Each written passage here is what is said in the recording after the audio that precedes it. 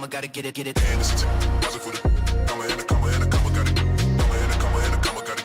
Get it, get it. Comma and the comma, gotta get it, get it. And this is pause it for the comma and the comma and the comma, got it. Comma and the comma and the comma, got it. Get it, get it. Comma and the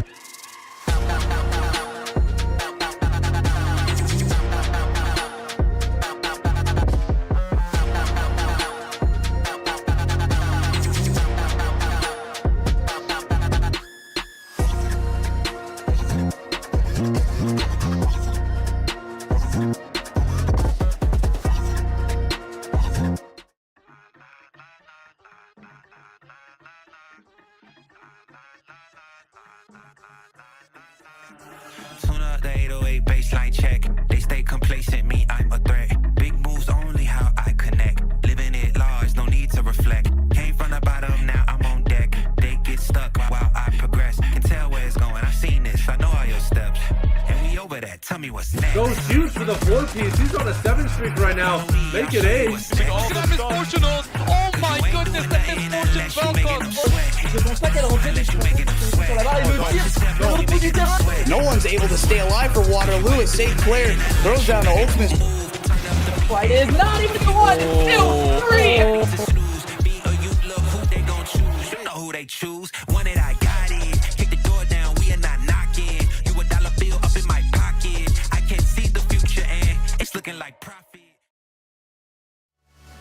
It's another weekend, which means more action. We do not stop day after day after day here at Conestoga College, and we got the Canadian Nationals continuing on. It's playoffs time, baby. I'm Leaf hanging out with Cove. We're going to be watching a ton of different esports today. That's what we've been waiting for all week. All of the teams have been working hard to make it to this point, and I mean, last night, Valorant GC, they won their game. They made it to the playoffs themselves. So what do we have first? Well, today we're going to be watching absolutely everything, it feels like. Yes. We got Rocket League, we got Call of That's Duty, first. Rocket League we first. got Valorant as well. So across the board, it's good. Before we talk about that, though, I quickly wanted to just get caught up on what the week was. I don't know if you watched any of the games this week. I was in on all of well, I wasn't in on You all were of not it. here on all of them. I was here here and you were not here on some of them. No, I was here for some of them. You were not here for some of them. It started off great. We had some wins at the beginning of the week. A little bit of trouble once we hit Overwatch.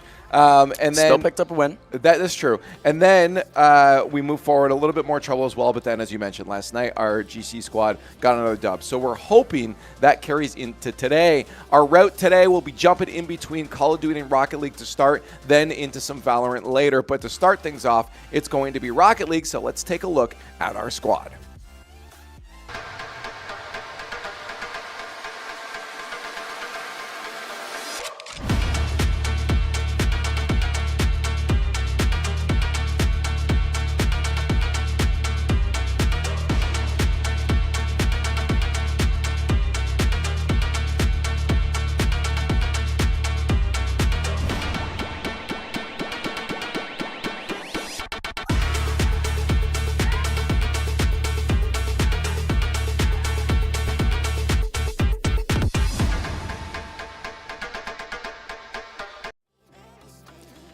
Same old squad here, but I'll mention that Rashiel is going to be leaving us very soon. This is his last semester here, and I'm not sure if that means that these matches in the Canadian National Playoffs will be the last. I think there might be a LAN coming up for them soon.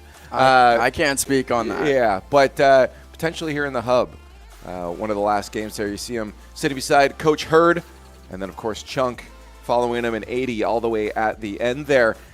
You know, the squad's always having fun, and you see it immediately. Out of all the squads, they are the least likely to take things seriously. Oh, they're laid back. I like to use two L words here. Well, I guess it's 3, but I like to use 2 L words: laid back and locked in. And this is team laid back. Whereas they can lock in, but like not to the same degree as some of our like our Val varsity. Or we're about to see Call of Duty as well. They lock in too. Yeah, no. So it definitely sometimes comes back to bite them. Coach Hurd has to get involved sometimes and say, "Hey guys, we got to focus here. You're better than that." Yeah, and a lot of it comes from 80 down to the end. We've seen interviews with him. He's a jokester. He's a troublemaker, and the rest of the squad gets caught in that. But hey, you're here to have fun. But yeah, it's into the quarterfinals here, top 8.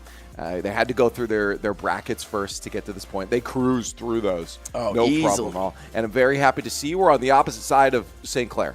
Yes, we will not have to see them until the finals if we do make it there. So that is nice. All the more chances for them to, maybe take a little upset loss before then. But we have, of course, the University of British Columbia on our side. And if we do get past this, University of Waterloo and Durham College are on the other half of the bracket. Yeah, it'd be cool to get Waterloo right across the street from us. That would be. It'd be nice to face them down.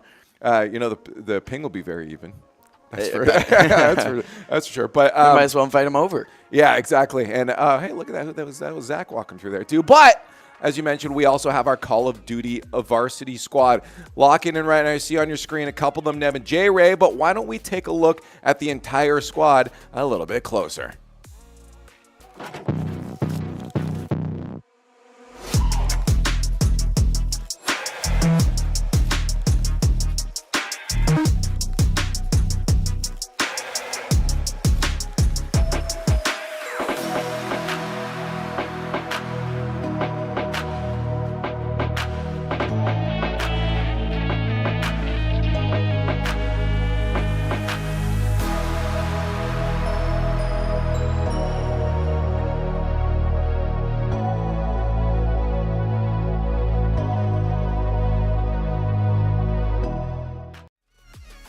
See him at the end there with the final shot, Neb, the newest addition of the squad. Savvy, of course, joining in from time to time. We had that 5-man roster that we saw some rotations there, but then J. Ray, Frizzy, and Dremo. And then, of course, Coach Potseat, second from the middle there. And now Zach's firing them all. They're all done. He's giving them coaching. Oh, maybe that's it, because they look happy. They're not. I don't think they're fired. It's a man with a lot of experience. He was giving them insider information before their game. Oh, wow. Okay, saying, yeah, install this. You'll turn on the spectator hacks, and you'll win. He threw his hands up in the air. I think he said, "I actually don't know what I'm talking about."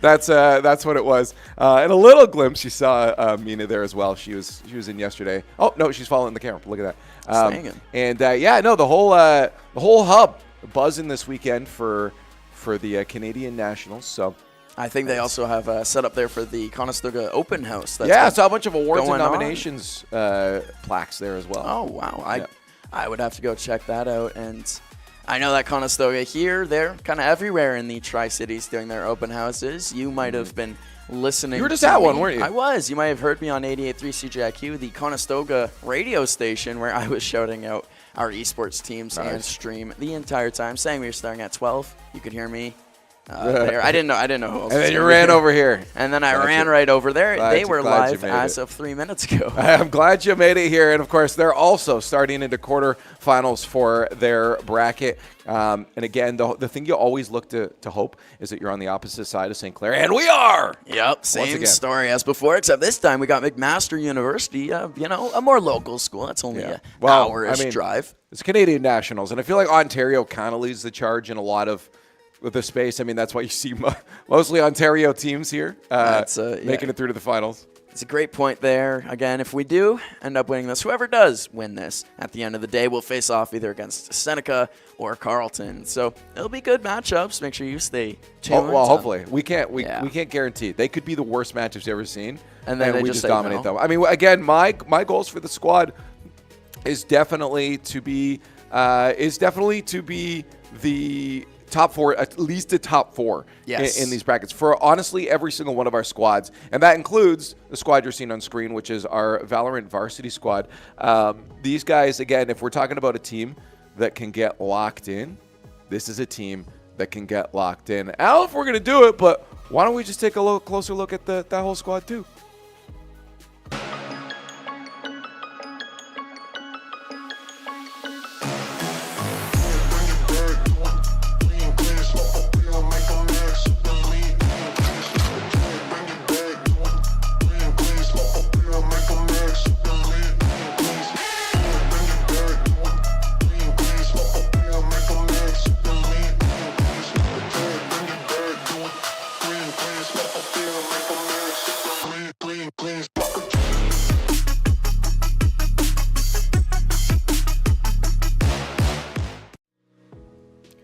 Talk to me about this squad because, again, I just mentioned they're mental, and I want you to continue on that. This is a team that, while we see them smile, it's not as much as the Rocket League squad. I feel like these guys lock in a lot more. Well, of course, we do have team laid back, team locked in, and this is a locked-in team. Non especially there in the middle. Him, Kip as well. They're those guys that you rely on to be locked in. Of course, sometimes at the end of the desk there, Willie's one of those guys, always has a huge smile, always. He loves what he does, and he could get a little laid back, but when push comes to shove, he's the guy you kind of want to count on. Well, we're not saying they can't have fun. No. I mean, you literally see Silly Shadow smiling right now, and Kip, by God, is he'll meme on you. That's for sure. He will meme. He's focused. He's got the trash talk I love game on that squad. And that's the reason he's your IGL. It's the reason that he takes charge. He's got a loud voice to him too. You see him sitting there beside Silly Shadow. They're a team though that take it seriously because they are good. They are so good. We again hope to see this squad cruising on through as much of the bracket as possible. And a much bigger bracket this time, Leaf. Yeah, unfortunately, we did not dodge St. Clair this time around. But it will be a couple rounds we have to go through before we get to them. Yeah, right now we're facing off against the University of Montreal. I'm not going to say it in French because I don't want to offend any French listeners. Oh, very good. Very good. I was not going to. I wasn't going to do that. But then if we do win this one, of course, another matchup of down the road University of Waterloo. Of course, we have to win this one first. And, we were just talking about how good this Valorant team is when they do lock in. And all 5 of them. That's the thing is Valorant, you got that big team size. You got 5 players that you got. Every single one of them has to be firing on all cylinders. I'm fairly confident on a top 4 in that bracket as well. Yes. I mean, we've seen them. Obviously, it didn't go well when we faced off like against the T2 team. But we still were getting rounds, and I think the squad probably learned a lot from that. And they've just continued to hone their craft. So as long as the shooting's on point, we've definitely seen days where sometimes it's a little off. But and that goes for our other Valorant squad too, our GC squad. Sometimes we've seen it where the shooting's just not quite landing it. But yesterday was like, again, not one of those. The big reason they stepped away was their shooting. Also, our opponents were just not in a position to be able to understand what the Condors were doing. So I see. I'm hoping that this squad this time around ends up locking a little bit more in. And I think we have time to take a look at them. You see Mina setting up. I don't know if the rest of the squad's in. So since we won't be able to see their faces in the hub, we got a nice little video we put together with some more hero shots of our Val GC squad that why don't we take a look at?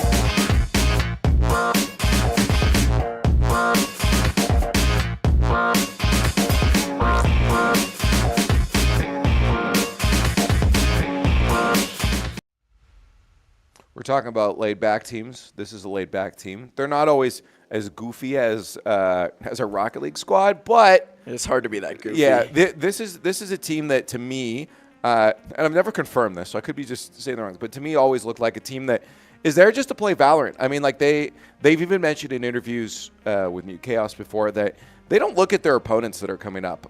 They're just going to go in and play the game they want because they just have fun playing Valorant. And I think that's an important aspect to keep in mind that I do think gives them a bit of an edge a lot of times that they can't be tilted.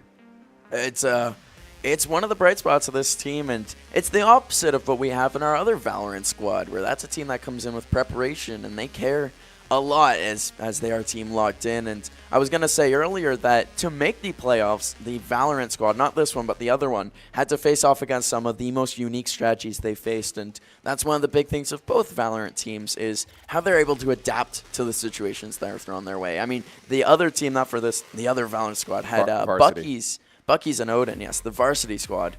They faced off against Bucky's and Odin, shotguns and LMGs, and they then persevered, but it did them losing a map. The Valorant GC squad, they're not so bad for that. When they go in, they play their game, they are ready, but not because of who they're facing, but because of who they are. So we'll be tuning into all these different games that you saw today. You see it every single one of these esports teams, these Condor squads, locking in today, and a smaller bracket for the GC bracket. We only have potentially 2 teams to go through.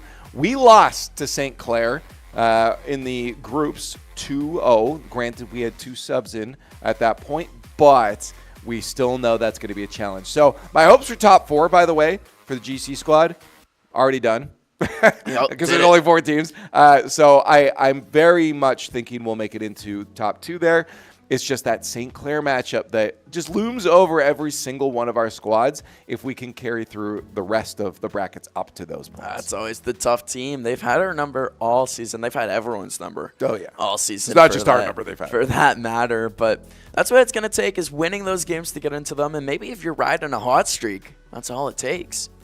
Yeah, as I said, we'll be dipping and diving through all of these. We'll be starting off with Rocket League in a bit. Bit of a delay here, so we're just spending some time talking about the squads. But once they get in, we'll be watching that. We might jump over to some Call of Duty as well. And then eventually I think the Valorant games start a little bit just after that. So we'll get a lot of everything today. Watch party stuff, so make sure you guys have gotten your popcorn ready, your snacks are ready, because the action's going to be cruising on through this entire afternoon with no real stops in sight.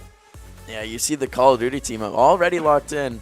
I don't think they're playing quite yet, but they are definitely getting prepared. And that's one of those teams that loves their preparation. Unlike the Valorant Game Changers team, this is a squad that is ready to face off against McMaster University, it looks like, at the bottom there.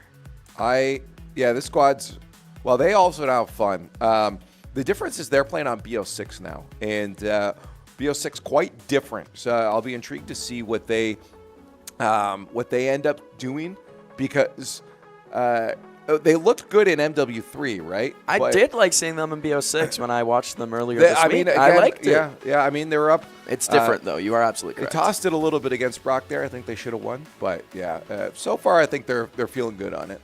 And we are just waiting right now for British Columbia. We are only 4 minutes away from a potential FF win. I don't want that. I want Rocket League action. I want to see them join up and play against us, but if push comes to shove, that's what it's going to be. I mean, free win's free win in Exactly. playoffs. We always take it. That'll be our top 4 right there if we get it. Yeah, already. But I do think the rest of the bracket finishes tomorrow. I'm not sure if they'll do some of their semis today or if they'll do their semis and grand finals tomorrow. But it might just be quarters today based off the timeline I've seen. So that would just be it for the RL squad. Look, they're all dressed up and they got the main desk too. They are on varsity desk in the Esports Hub. They were ready to put on a show for everyone, really. To be fair, I feel like some of the other squads, sometimes it is nice to sit like the COD squad, how they sit facing each other. Yes, I think that really helps as a squad. In my opinion, I like to see, like if I'm sitting there, I want J-Ray opposite me so that I can see him popping off. Yes, right? get that energy from him. Yeah. So I honestly can get it if the teams don't want to sit on the main desk here. And then the Rocket League squad's like, we'll take it. Well, we only got 3. Yeah, Rocket League team, even when they are on those the desks off to the side, they sit on the same side, and then they have Coach Hurd on the other side, and they look to him for inspiration. Interestingly enough, when they sit over at the other desks, Rashiel and 80 are actually on opposite sides of Chunk. They did. But this is I don't think they actually have an actual setup. No, I just think I always just think that 80 is as far away from 80 is as far away from Coach Hurd as he can be, always. 80 always sits in the corner while Hurd is on the edge. Oh, okay. Yeah, that's they know because Chunk sometimes sits on the end too. They actually just don't have a setup here, which is cool. They're versatile. They like to have fun, and confirmation that the bracket will be played full on through here for the Rocket League squad, which is why they got the main desk today. Yeah, so we will have Rocket League action today. Thank goodness, because I would have been sad missing out on watching these boys play one of Rashiel's final. Well, not final, but one of close his to last the end opportunities. of it. Close to the end of the journey. We're sending him off. His life is over. He's dying. He's dying? Yeah. We're just over. Done. I'm sorry. When you're I'm not sorry a you had to Condor. find out this way, Rashiel. We can find out if he's going to be able to fly away from the nest or if that's just going to be a failing Condor. Yeah, no, that's good. They're going to try to play there. Okay, good. It's tech issues, which, of course, that's what I was hoping for at the end of the day. They're not just dodging this game against us. They're having tech issues. We're giving them more time to play this game. We are not taking that free win. I guess because COD was supposed to start at the same time. I'm betting you they have tech issues as well. That's how Call of Duty goes. Yeah, that's just. Okay. Confirmed. There is at least wait, that is a tech issue. They're still loading shaders. Oh my goodness! So the game's not even ready yet. That is a classic, tech issue by classic technicality. Call of Duty. Yeah. No, that's the way she goes. Rocket League is usually the tech issues are usually something else here. Yeah, I may as well talk about these right away. So for me, I've watched a little bit over the weekend. Of course, the only map that I really got some familiarity with was Protocol out of BO6. I haven't played it as well. Thankfully, it's still the same setup when it comes to game modes: hardpoint, S&D, control, hardpoint, S&D. But the maps, the movement, everything. If you're familiar with what the team's been doing before and you haven't played Call of Duty recently, they're all moved over to BO6. Black Ops 6 is the name of the game now, and it's all about that movement, that omnidirection. And map control. Map control comes from movement. It comes from being able to put yourself in the right position at the right time. And control, we're not playing Protocol, which Mute Chaos is very happy to hear about because Protocol control has been a nightmare. So we'll see how Vault pans out for the guys. I do like Skyline. I don't like Skyline not being on Search and Destroy. That's where you want Skyline to be. Well, we got it at least at the end, but we're just hoping that we don't end up at that point. I think early in bracket, we should be clean now. Granted, again, it's BO6. You never know. This is new. Some teams suddenly could just find, click, and connect with it that didn't before and rise up a little higher than maybe their team ranking would have indicated there. But, yeah, anything can happen. But I do think our squad has a good amount of fundamentals that coming into BO6. They should be able to cruise through the bracket at least into a top 4, hopefully into a top 2. Again, we'll see what happens once those St. Clair matchups come our way. But, yeah, it'll be a long journey for them at the Canadian Nationals. But the Condors, hopefully, again, ready to lock in. COD game is actually ready first. Very surprised, to be honest. And again, I was expecting Rocket League, but this is a welcome surprise. We'll be jumping across the board, so we'll be dipping and diving in and out, a little watch party style with you guys just to see how things go. So, as I said, lock in, sit tight, and thanks for joining us here with the Condors. We're going to have a fun time here as the Call of Duty team already hopping into this hardpoint game, losing the first point to McMaster right now. There's that positioning. We're talking about this Skyline map, and that upper position got flanked on, unfortunately. Yeah, I always like to see it. If J Ray is going to continue that same, I guess, role on the team as being a bit of that lurker. I mean, you saw him looking for that position too up top to try to be able to lock in that hard point for them. But it does feel like this movement's definitely catching him off guard a little bit. I've watched some top players play this game, and it's definitely a little more fluid than what we're seeing here, but it just takes some of that time. It's not the worst, though, that I've seen. I've definitely seen people not handle this Omni movement as well as this even. No, the Call of Duty team's been good so far for it. This game, though, has not been a representation of what I was seeing earlier this week. They're just getting it taken to them right now. Fiend, right, for the McMaster team has really been putting on a show. Yeah, the problem there you even saw is the movement, the aggression was there, but they're sometimes forgetting that McMaster also has Omni movement. They can also get up behind you quick and get back to position quick. And it just seems, yeah, look, a lot of the shots are just a little bit off right now. There's definitely maybe some warm-up time, I guess, needed here for the squad. I don't think Hardpoint is a map or a game mode that they're too familiar with on this map. This is not something that I've seen so far from the boys. This is not how we start games off typically, and going this slowly in the start of the game, not how we like it, but they have gotten the first little bit of Hardpoint right now. Getting points, getting kills, finally on the board. That's what I like to see from these boys, and maybe that's what it needed. Just a little bit of a warm-up period before them to really start clicking. Yeah, to me, it had nothing to do with Hardpoint. In all honesty, it just had to do with their shooting. Looked pretty bad.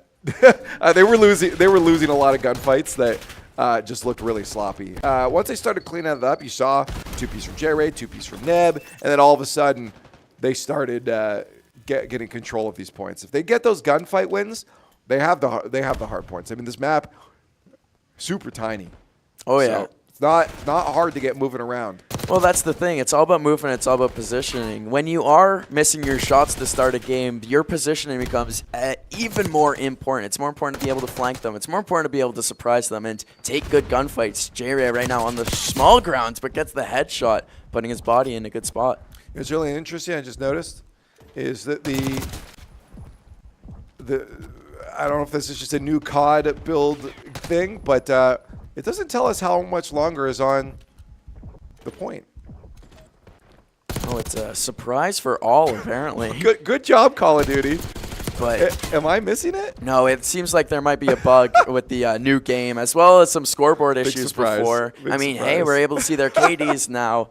Yeah, this game before, it looks better now. The scoreboard used to be broken for the first about week of play, 2 weeks even, according to Mute Progress. Chaos. Progress, I guess. Well, that's how you know it's a ready-to-ship game. Yeah, that's wonderful. But it is a very fun game, and the boys seem to be taking to it pretty well, and they are really taking it to McMaster right now. They've almost doubled their score. I told you, it's just got to win your gunfights. You win your gunfights, you got these hard points. I mean, because just being alive is such an important thing. It's also, like, it seems like the TTK is so much higher as well in this. It is quick. Yeah, you just win those gunfights, you buy yourself so much time because those respawns. You have a lot less time that your opponents are going to be able to regroup if you're getting a kill like this. Oh, almost missing out on it, though, Neb. The few shots did pick it up, and having the high ground is so important, and Speedy comes through and clears our Conestoga from it. Oh, especially on this site, being able to be on that second floor and shoot down on anyone who's trying to take that site is so important. You can see it there. Frizzy was up, but then goes down himself. Speedy's on a killing spree. Good positioning, too. I like the I like what they're going for. You got the trophies out. Just watch your corners. No, they're starting to lock in now because they're getting the kills.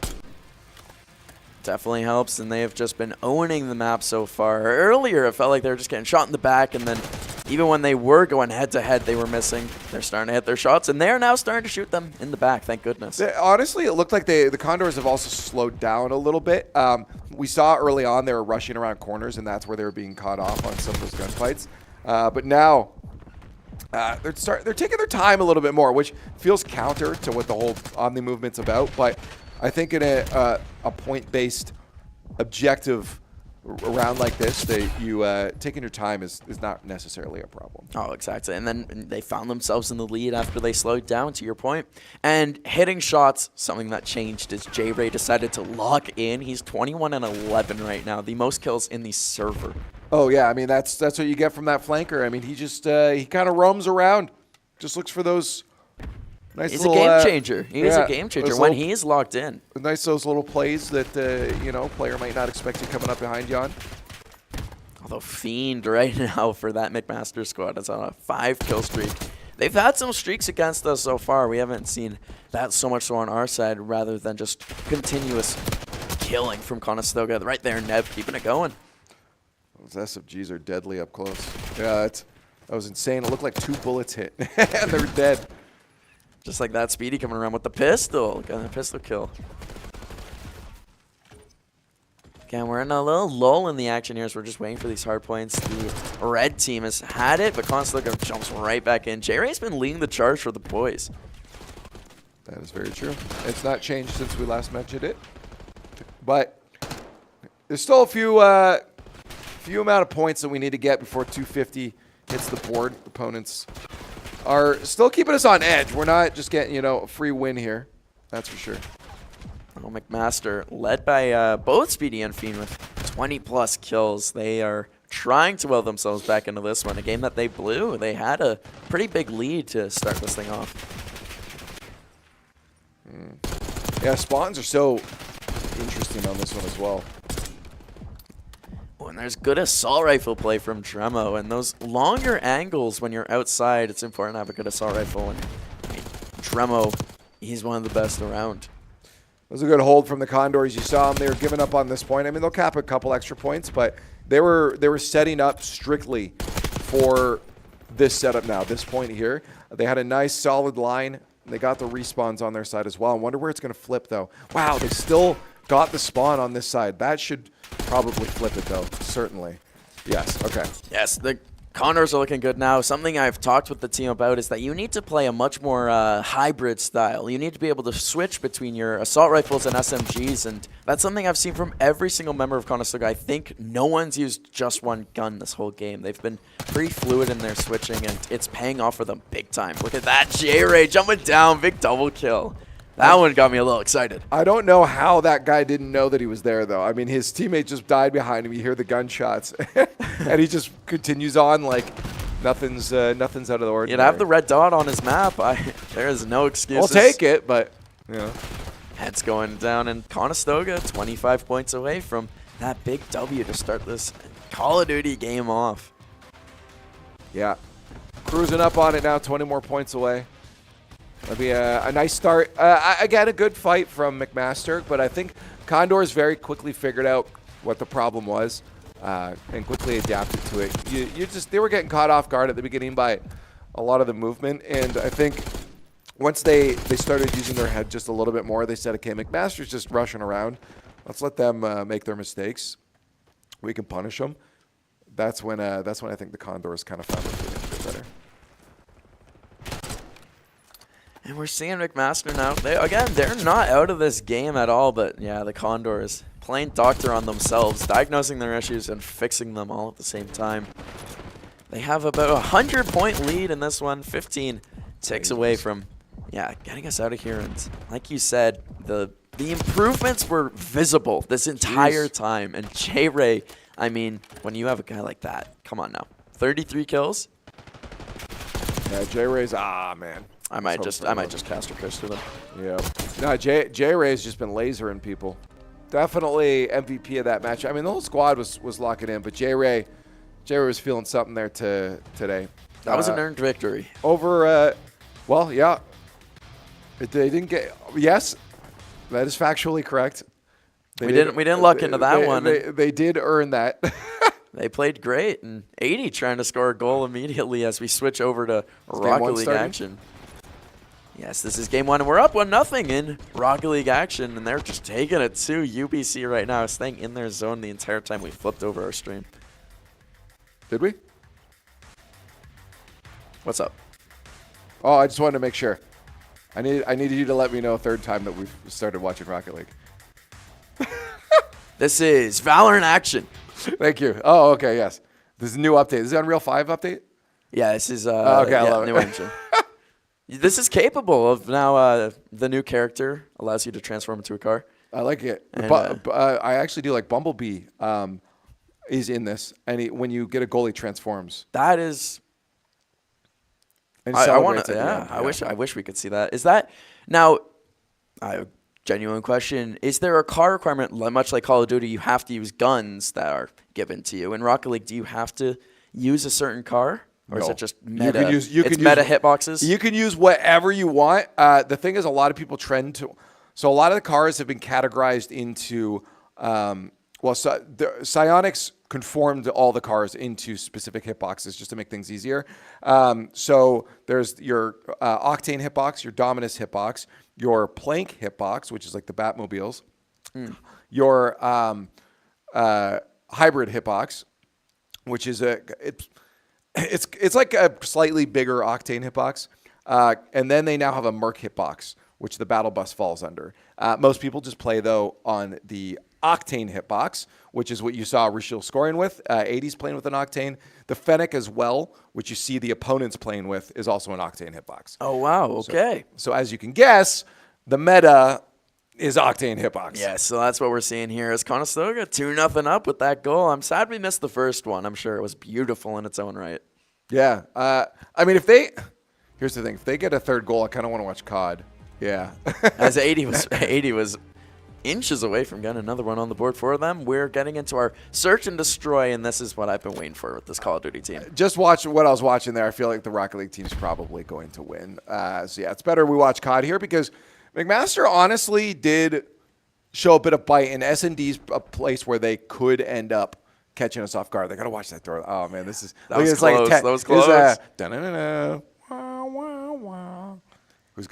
Who's gonna open first? Go through. Speedy for McMaster on the other side. Dremo or Neb holding it. Dremo. Conestoga trying to hold these points. Of course, starting this off. Yeah, look at the surround. They should be able to win this gunfight. Ooh, they do lose one though. That was an interesting setup. Yeah, that bomb's trying to run. Okay, they got bombed. Yeah. Yep. Even if they lost that other gunfight, they had bomb dropped. Condors should have. That was a good setup from the Condors. Now watching that I'm a little concerned for McMaster. They're definitely going to have to come in with a bit more solid of a setup because it looked like the Condors were just ready to pounce at. I mean, they had a plan. They executed it, and everyone did it at the exact same time. Yeah. Their comms are on for Conestoga, and that's scary for any other team.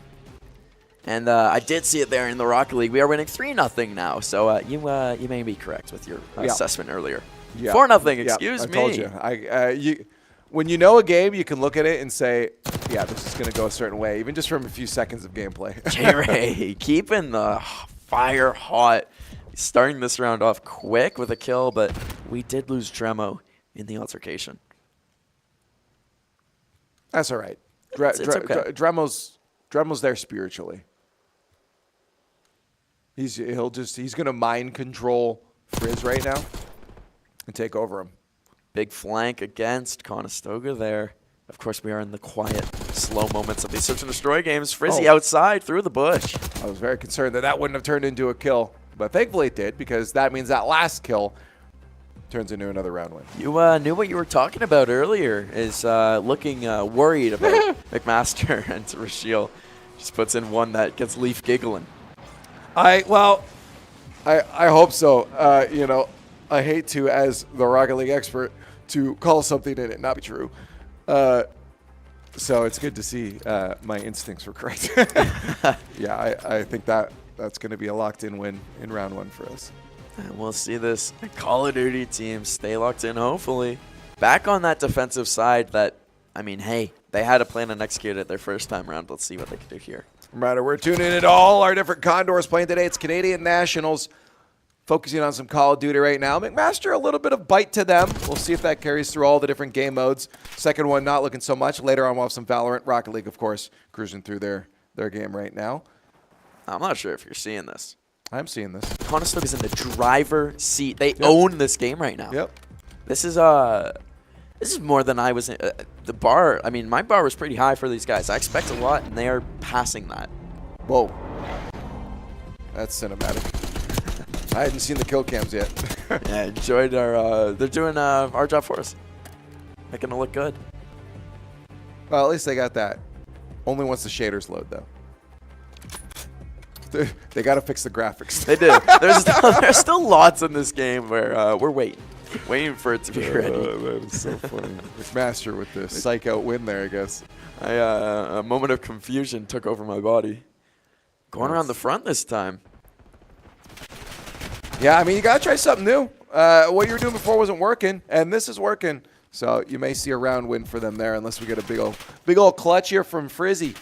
I mean, he was the man of the tournament last weekend. Apparently, Saturdays and Sundays. Oh, yeah. His nominations were, or like his KDAs were massive. He was top three in like everything. First in kills, second in KD, I think. Yeah. Just an unreal tournament. And, I mean, of all guys you want in a 1v4, because he did get the kill on Big Head George there, this is the guy. Yeah, we'll see, though, because remember, they're also watching the fact that that bomb is down. It's a disadvantage for sure. And so it's not really in a good position to be able to clutch this out, especially with that timer about to hit 30. Ooh, okay. He's just so good when it comes to shooting the other team. At the end of the day, put him in a disadvantage, and he still finds a way. Let's see what he does here. There's no way. Frizz. Pulls out the pistol. I actually love this. I love this. You maniac, Frizz. He just needs a kill. He just needs one kill. No, but he doesn't have the time. That's the problem. He just does not have the time. And if he tries to rush in here, he's just going to get lasered. There's no way he gets away with a plant on this because, yeah, he's got to watch behind him. No, he's too much in the open.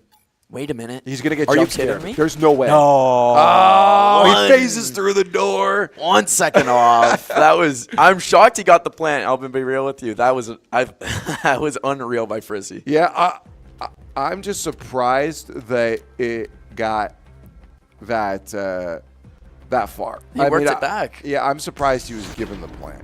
And I got an update. Rocket League, 7-0 win in their first game. Wonder what they're going to do in their second. You have a score prediction? I'm upset they didn't get the Brazil. They'll probably keep it closer. 5-1.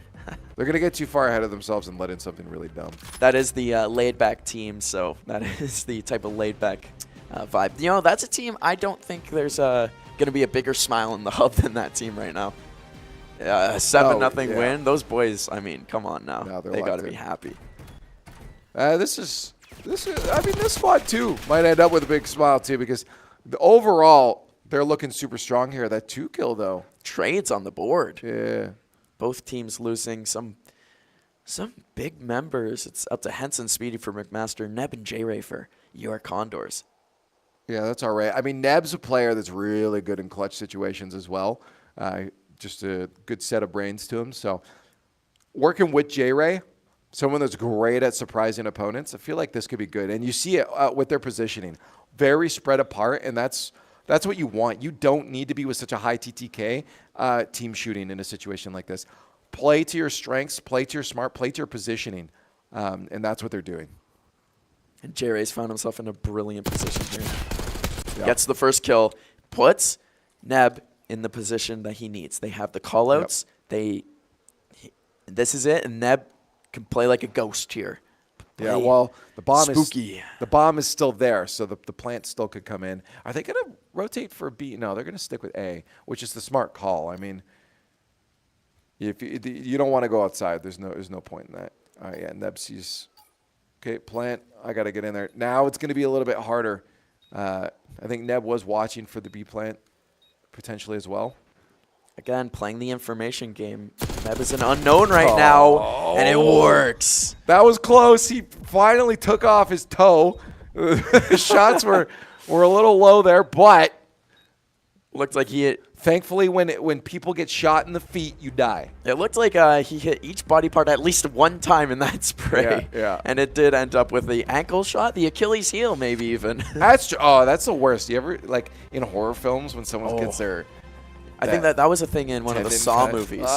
Someone had him hooked up to all their different tendons. Oh, that's just one. So yeah, I don't actually blame the McMaster player for going down. Yeah, I would go down. Yeah, no, I'd pull a straight up Family Guy. I would be. I'd say some noises that I cannot repeat here on stream. Yeah. As a car kill, Frizzy with the car kill. I love to see any environmental kills, and Frizzy gets it going. Those are fun. Not on the receiving end. No. Fun for us though. We did lose more of our team in that fight, although we are on this B site. Dremel actually bringing us right back into it. Going for this outside site. We haven't seen too many battles take place here, really. And that one goes up early. There's so many spots you could be seen from out there. So many unique angles, and we saw this one through the door. I'm upset. I expect every time we come back to the Rocket League game to have another goal on the board, and we didn't. Actually coming back in our zone here. No, I lied. Stop doing that to me, man. I mean, Rocket League's so dynamic. This game, I mean, it looks like look at it. It looks like they're having the time of their lives. Unlike this Call of Duty team, where it seems like they're more locked in. It seems like they need to be more locked in. Well, they've given up 2 rounds now, so they definitely don't want to get it any closer. Again, S&D is a game mode that can turn into things you don't expect very quickly by a team that you should expect to win. You only got 1 life. Yeah, this is the little slice of Valorant / CSGO that we get here. Yeah, Valve squad crushing. I told you, top 4. I mean, that's what I'm expecting. A 13-3, I'm not entirely surprised. So we are not worried going into the next game for Valorant there? Our teams across the board are at minimum top 4 teams. Although, God, guys, you got to pick it up here. Yeah, we're trying to sing your praises here, and they drop another round in a row. Although they do have a 1-round lead still. This is first to 6. Yeah. I'm sorry, but that final kill cam, I praised it before, but it was so cinematic of a guy standing at a wall, and when we went to his perspective, he was staring at a wall. It was so overly cinematic for a guy looking at a wall. I love it. That is my new favorite thing. That's the dichotomy of the COD kill cams. Sometimes they're great. Sometimes, well, I'm actually having a blast with these kill cams. Now, That is so BO6 in its entirety, I'm loving so far. I think regardless of all the bugs and the glitches, it's a good game. It's a good time. And Call of Duty, I mean, if they win this, you know for a fact that they're taking to it well. Yeah, they got to win this, though. They're losing some players here. Down to a 2v, now 1v2. Putting Frizzy in another awkward spot. I mean, he got close before. But again, the problem is that it keeps happening while they need the bomb. Exactly. That's what I was exactly going to say is that we don't have possession of it. I'm not sure anyone's fully watching it. They should just start giving the bomb to Frizzy. Can you drop it? Yeah, someone has to pick it up at the start of every round. Okay, yeah. He picks up an SMG for the interior fights here. And that's that dynamic nature that Black Ops 6 has to it, where you have to be able to switch weapons, you have to be able to switch roles, starting off with a AR and now the SMG. Uh-oh. Yeah, I got cornered. He went back for the fight. The thing is, the player stopped. Kept trying, hey, I told you we'd get scored on at least once. Maybe twice. No, that's goal. You're right. I told you it would happen. The team, I mean, only one goal in this one after scoring 7 in the game before. A far cry from that 5-1 prediction you had. They got to score 4 in 20 seconds. Well, sometimes the opponents smarten up. Sometimes you get complacent. Maybe both. I mean, both is the worst mixture you can have there. Yep. It's the enemy team. Look at them. They're really going for this over, not going to overtime. And then they did. Yep. And in Black Ops 6, we see shooting outside in this alleyway. Neb's got that grenade cooked. No kill with it, though. We got close. Taking out the Amazon driver. That's why my package is delayed. Yep. Well, we're trying to delay their package. Unfortunately, they've delivered it. Now we got to send it in for a refund. And they are doing it quite quick. Speedy picking up some huge kills in this round. He's on a 6 kill streak in our Search and Destroy game. A little Christmas present there. Ooh, Neb might get another one. Oh, yeah. He doesn't know you're rotating. Bringing the gifts like Santa Claus. Clean. Oh, Neb. Trying to come out with the clutch. Almost had the 1v3. Yeah, that's match point for McMaster now. They gotta smarten up. Yeah, dare I say, Conestoga could choke this. They're getting ever so closer to that 6th round, and not the way I thought it was going to be. And Conestoga dropped the game in overtime. What the heck are they doing, guys? What the heck are they up to? What the heck are you doing, Condors? Just trying to play more. Well, at least they're synced up.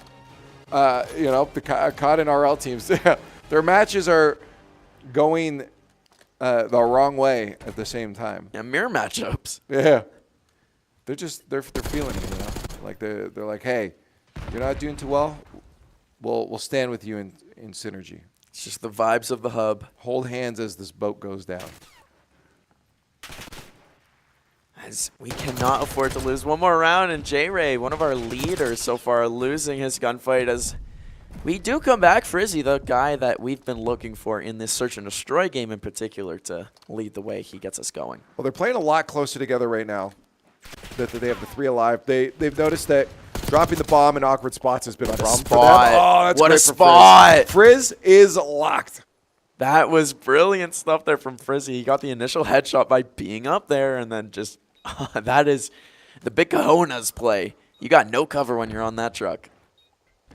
Well, now they know where he is. Yeah, there's no way that player was getting in there with two left alive. Where was that? Where was that those last 3 rounds, Leaf? Well, they just need to take a bit of break, you know? They liked making us nervous for them. There you go, picking up that final kill. Love it. Yeah, Neb shooting is good. Frizz on lock, though. Frizz is on lock. That's a double match point. Winner of this gets map 2. Yeah, map 2. Yes, yes. Had a stroke for a second there. Map 2, as they did pick up that hardline win before, and it was blink and you miss it type game. Yeah. Up after this, control. If we can do that, that's locked in. That's our quarterfinals done for Condors COD varsity squad, but they have to win this one to be in that position. Yeah, Dremo and Hens both going down, so it's going to be a 3v3 instead. Map's going to be a lot more opened up. How many of those diamonds do you think are real? You think the COD guys are cheaping out with their fakes? Yeah, I do. I'm not bringing a diamond-studded gun into war.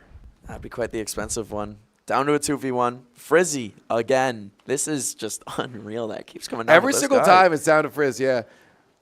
And again, now the good thing is that he's got the defuse. He doesn't have to plant. So if he just get the kills.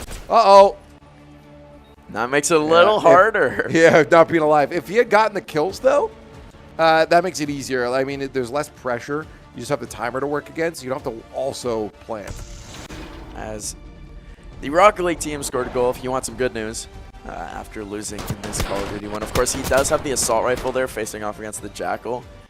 You're going to lose that gunfight. It's the rock, paper, scissors game. This is positioning, too. I mean, it was also, it's that Omni movement, right? Of course. That was a great play. Holy heck.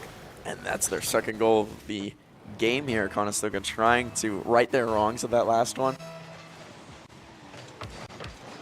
As we get to look at this a little bit, it is a best of 5, so you got to win 3 games to advance. Oh, yeah, I think they'll clean up. I told you they were going to get complacent in the second match. I didn't think they'd still lose it, but it's a lot more complacent than you were anticipating. I'm not entirely shocked. They've done this before. They've definitely thrown matches. Just being full honest about it. Oh, my God. Oh. What a save. Oh. Because that was the shot opportunity of a lifetime. Rashiel was looking to have one of the greatest plays we've seen on his last few games here with the Condors. I'm so mad that didn't go in. How dare he make such a good save? How dare? As that he's just paused in midair, floating. Oh no. That's fast. Nice pass, nice goal, Rashiel. Chunk very easily just could have taken that. I think Rashiel might have goal stolen this. Yeah, not as cool as the other one would have been. The makeup play. You're not happy about that one. No, do another cool one. You got the goal lead now. Do another cool one. We've got you on our stream for the limited amount of time that we do. We're still waiting for 80's Psycho too. We do have to take him out back and shoot him if he doesn't. Like, what the heck? Like old Yeller.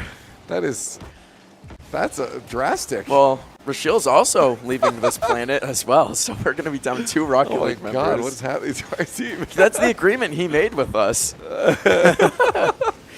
That is quite the contract to sign. He said, if I don't get a Psycho, then it's over. I might be taking it upon myself to old Yeller him. Jeez Louise.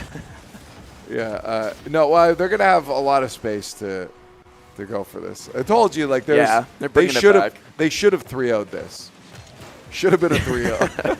They memed too hard in that second game. The only one goal in the full 5 minutes or plus overtime is just like, that's not very Conestoga of them. I'm sure. Well, I lied. I lie. That is. Sometimes it is. Also, tidbit, if you want. I'm sure the joke works anyways, but there was a player in Rocket League, Squishy Muffins, on Team Cloud9. He's from Toronto. They won a match, but it was 3-1. And after the match, he tweeted, "Should have been a 3-0." And it, oh no! And it just that became a meme. Should have been a 3-0. It was just so BM. That's wow. It'd be even funnier if he never threw out an enemy again after that one. Yeah, they definitely did that. No, I would hope. Yeah. It is Cloud9, one of the organizations really in the NA esports scene. It's also Squishy Muffin. He's a world champion. Legend. There is a move in this named after him called the Squishy Save. We might actually see one.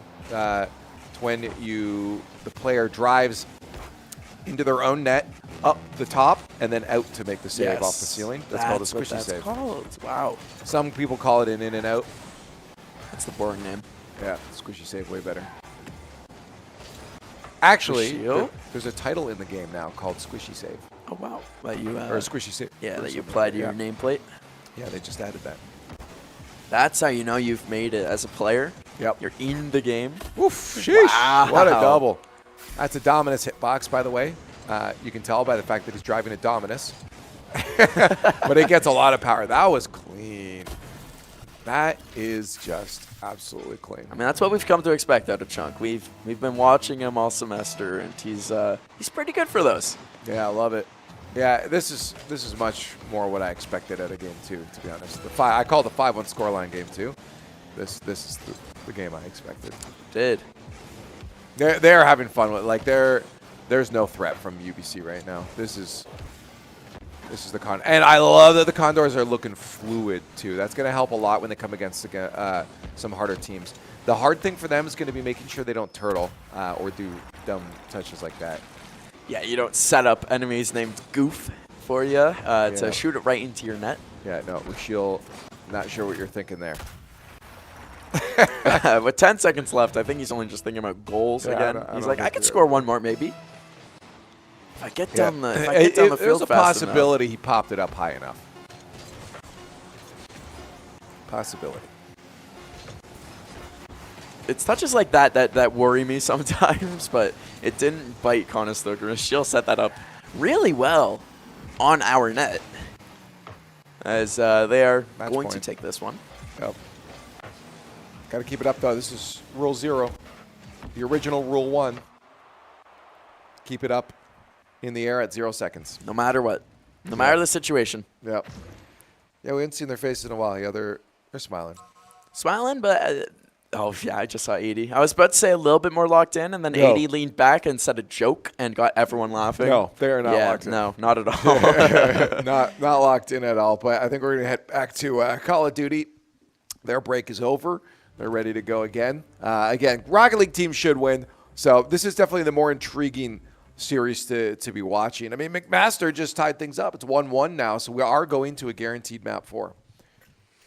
Which I'm not sure I've seen yet in these Call of Duty actions. I think I've only seen sweeps from Conestoga. They've been playing some good stuff, but in this one, it's getting taken to them so far. McMaster on the kill lead to start it off. Yeah, it's control.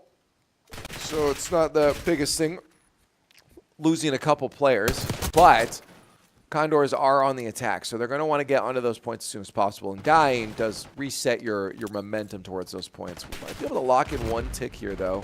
It's going to be tough. This is such an open space. That's what I was going to say. If you listen to Mute Chaos, our very own Mute Chaos, she talks about playing this map and how it's the bane of her existence sometimes, as she just seems to get shot from every angle all at once, and that's what's happening to the Conestoga guys. They did get that tick and a half. A site, much harder to get than B. That's right. Condor's probably going for it right now. We did lock in the first tick, which is good because that progress is not going to get cleared, but it's tough moving in there. Yeah, especially when you got the McMaster team starting to group up more. If you kill one, there's going to be another. We'll see if Neb can pick up the multi-kill here. Yeah, that's a good kill. It's still a good kill, though. You take away one of those flankers, you eliminate that topside threat. That is good. Although there are only 20 seconds left in the game, Frizzy with a double kill, and they do get back onto A site to stop that clock. 2 ticks. Yep, that'll be 3 actually. They're going to have enough time for that. That's straight to B. And you can see McMaster knowing that too. They start setting up immediately for that. Yeah, even if they try to dive into site there, they are getting shot. And speaking of getting shot, J-Ray going down. Following it up, though, is Frizzy. He's been having a good day so far. I like his hat. Love his hat. I was thinking about that the last time I watched him play. I couldn't keep my eye off it. Although the enemies also couldn't keep their eye off it, shooting him, sadly. Yeah, ooh, I want that hat. Let me take your head off so I can have the hat. There's a whole 50 seconds now on the board. They got to get that B site, and no ticks even off it. Finally, we might see one.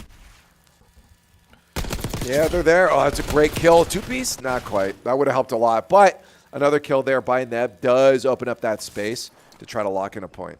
We might see that first stick come off, and that's what was needed here. They have a little bit more room to breathe, a little bit more flexibility, so to say. Wow, this has been lightning fast here for Conestoga. What a hold. Yeah, it's not over yet, though, but it's looking good. Yeah, there it is, finally on point. But that final kill, that locks him in. That was a That was fantastic stuff from Jimmo on the site. Yeah, I love it. I mean, we talk about him, what he brings to the squad. Last semester we talked about it more, but yeah, he's an objective player. I mean, if you want to let Frizz and J-Ray run around, you can do that because Dremo is so good at being able to lock in a point. And it won't be the flashiest numbers in the world on the score feed. That's for the J-Rays and the Frizzies of the world. But when it comes down to winning and losing, that's the guy you A player want. you can trust to hold a position, yeah. Exactly. And there's the first win we needed. We'll see what we could do on defense. Of course, that A site, making sure that it stays locked down for that 2 minutes that's imperative. Oh, it's a minute 30. Excuse me. Minute 30. I can't. I'll be honest. I can't remember what it was. I mean, these maps they feel a lot smaller as well. So if it is less, I'm not surprised.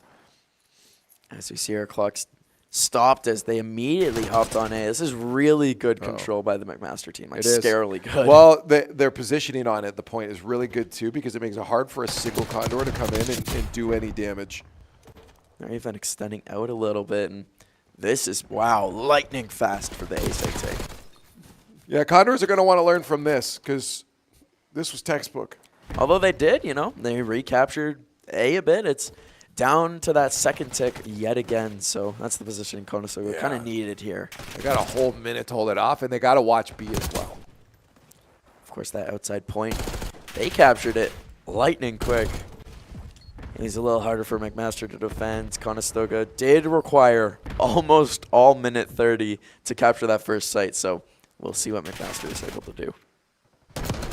Yeah, they're back on point. Good kill there. If we get the second one. Now, with 2 players on, they still have the ability to cross-shoot, and they just did exactly that. Yeah, it's terrific retakes from Conestoga here, and this looks like the end of last round a lot. If they're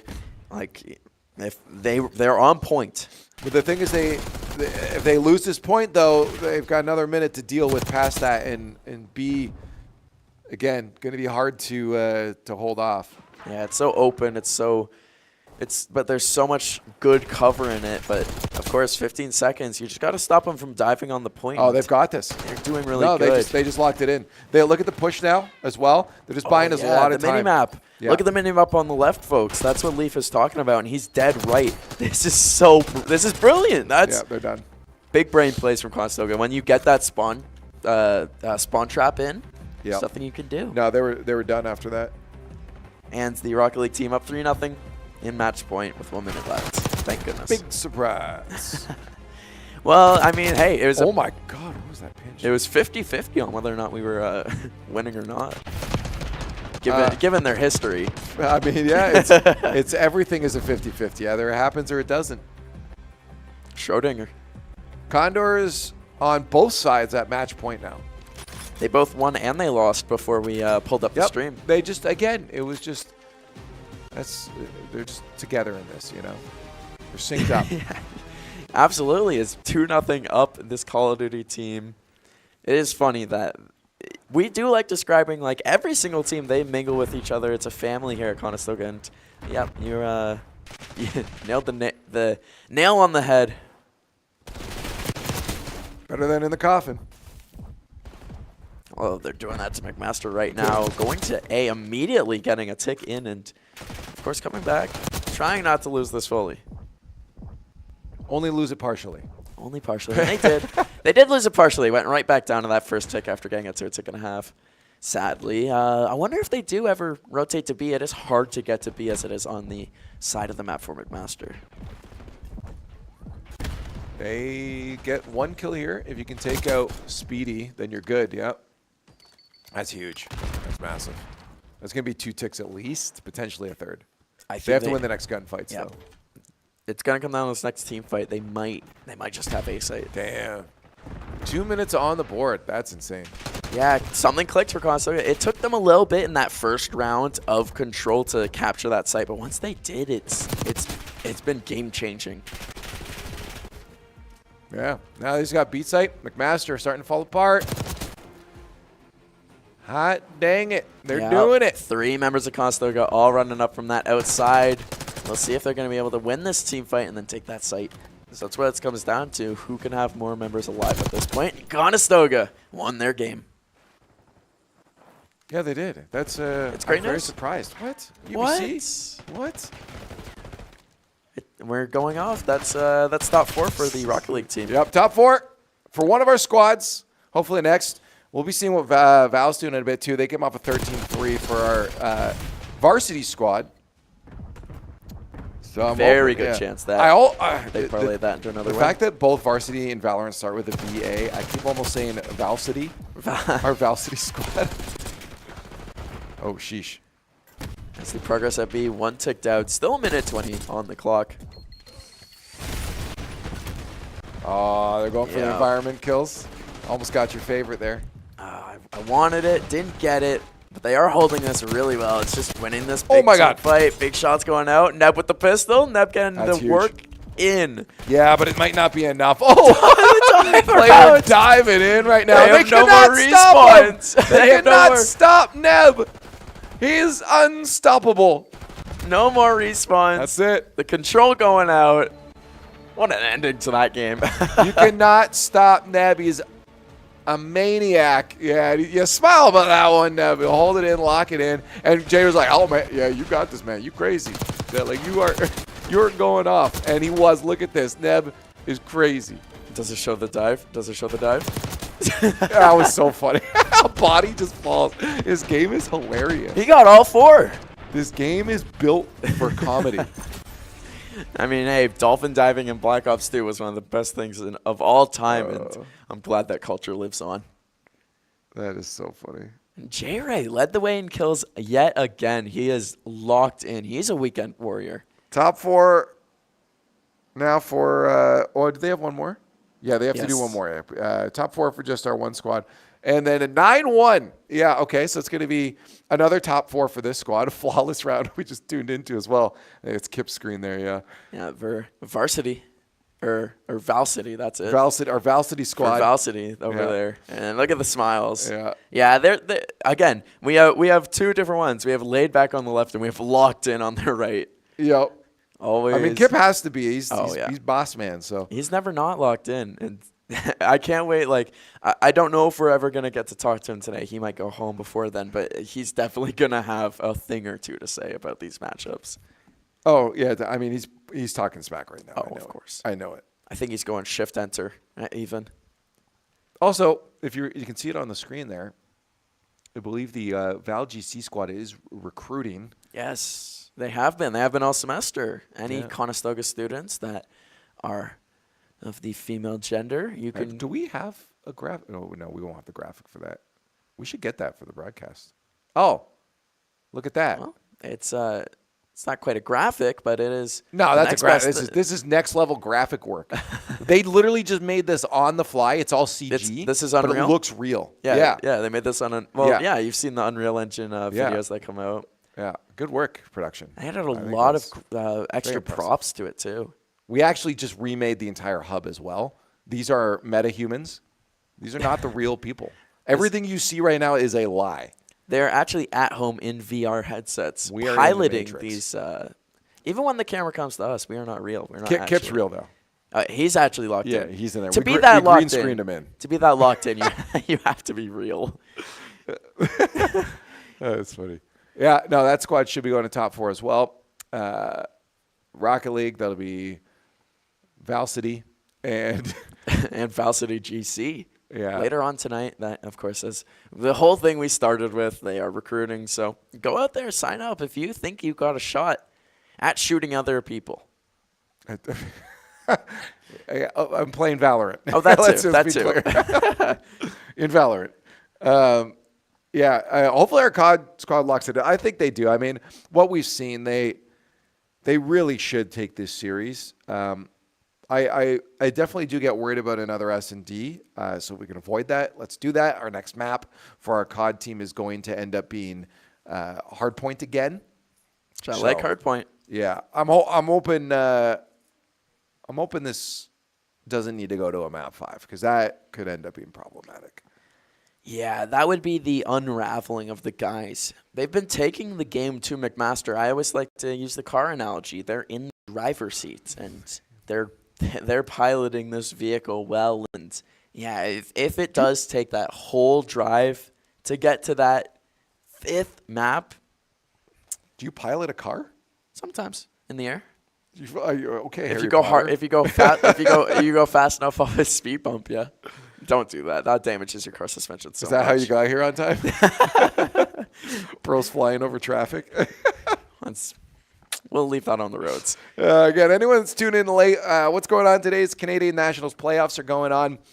We've got a bunch of Condor squads in it. We've got our Call of Duty squad in front of us right now. That's what we're watching. They're trying to make the top 4. Rocket League team already made it into top 4 in their bracket. And also sitting behind our squad here is the Valorant varsity squad, who is looking like in a round they'll be making it into top 4 as well. And then we'll get update on our GC squad later. But Condors, if they can win this, they're at match point. Okay. I think there was a bug there. Fully going into that not knowing there was a bug and maybe a little break as we see J-Ray heading up. No, it's good. Neb shot him, and then Jerry's like, I'm out. That's funny. Not knowing there was a bug there, just that killed me. Oh, it looks like he needs another cable. I thought that was what they were starting the game with, proving how laid back they really are. No, he's trying. Jerry's trying to find his revenge weapon. Right Oh my now goodness, just a box of cables coming out.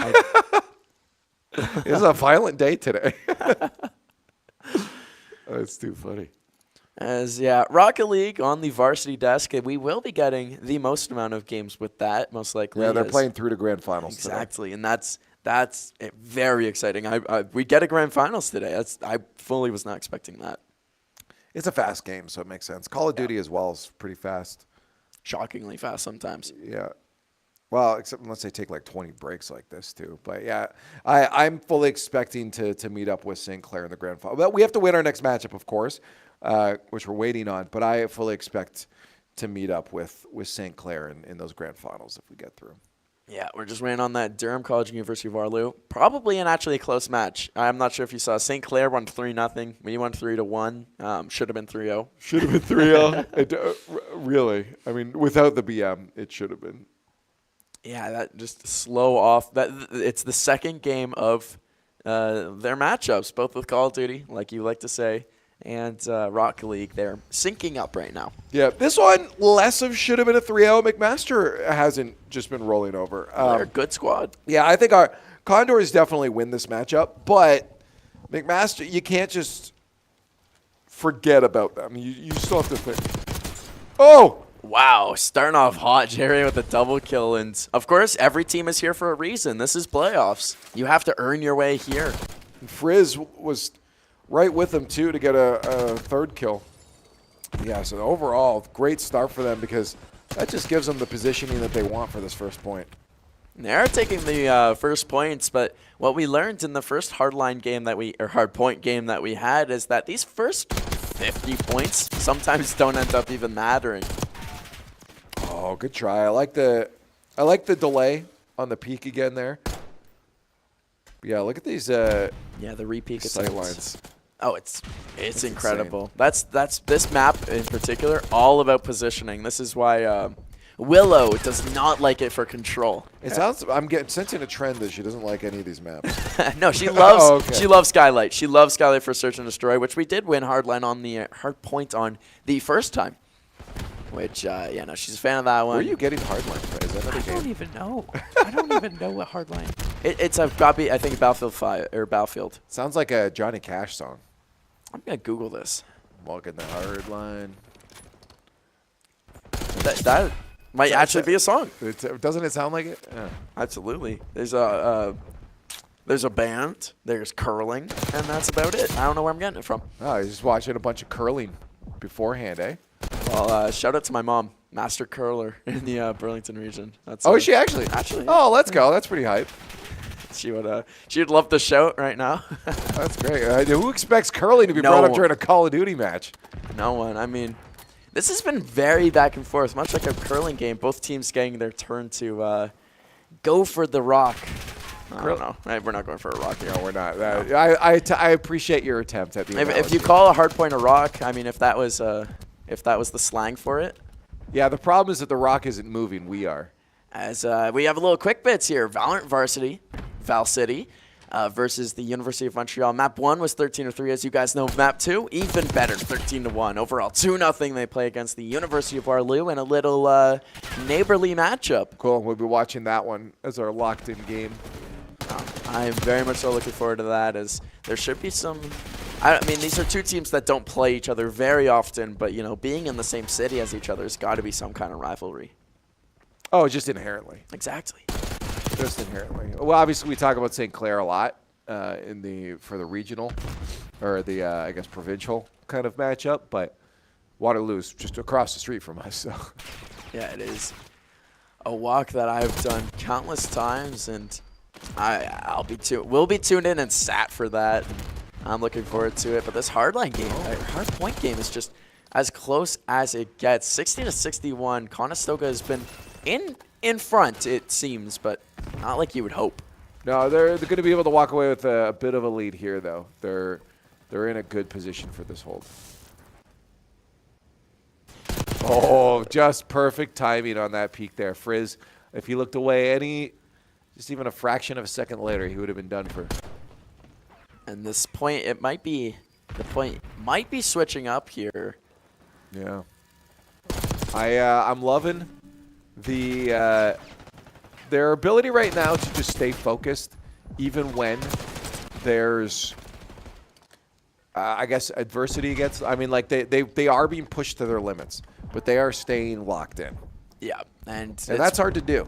It is incredibly, especially after losing a game. Like if they were up 2-0 in the game modes, in the maps, then I wouldn't be so worried, so to say. But they did drop a map, and if they lose this, it's a tie game, and that leads to unraveling. And right now, we're not seeing it. That's what you like to see. I don't know whether that's coaching, whether that's team communication, maybe a mixture of all of it. But it's working out for Conestoga. Starting to gain that lead. They're still not super far ahead. Only about 20 points up now at this moment in time. I was saying all that. McMaster has a great hold on this site. Yeah. Well, not for long. A little sloppy there for the shots. Neb, if you can get the second one, though, that'll be good. On point. Yep, I cursed them officially. Yep.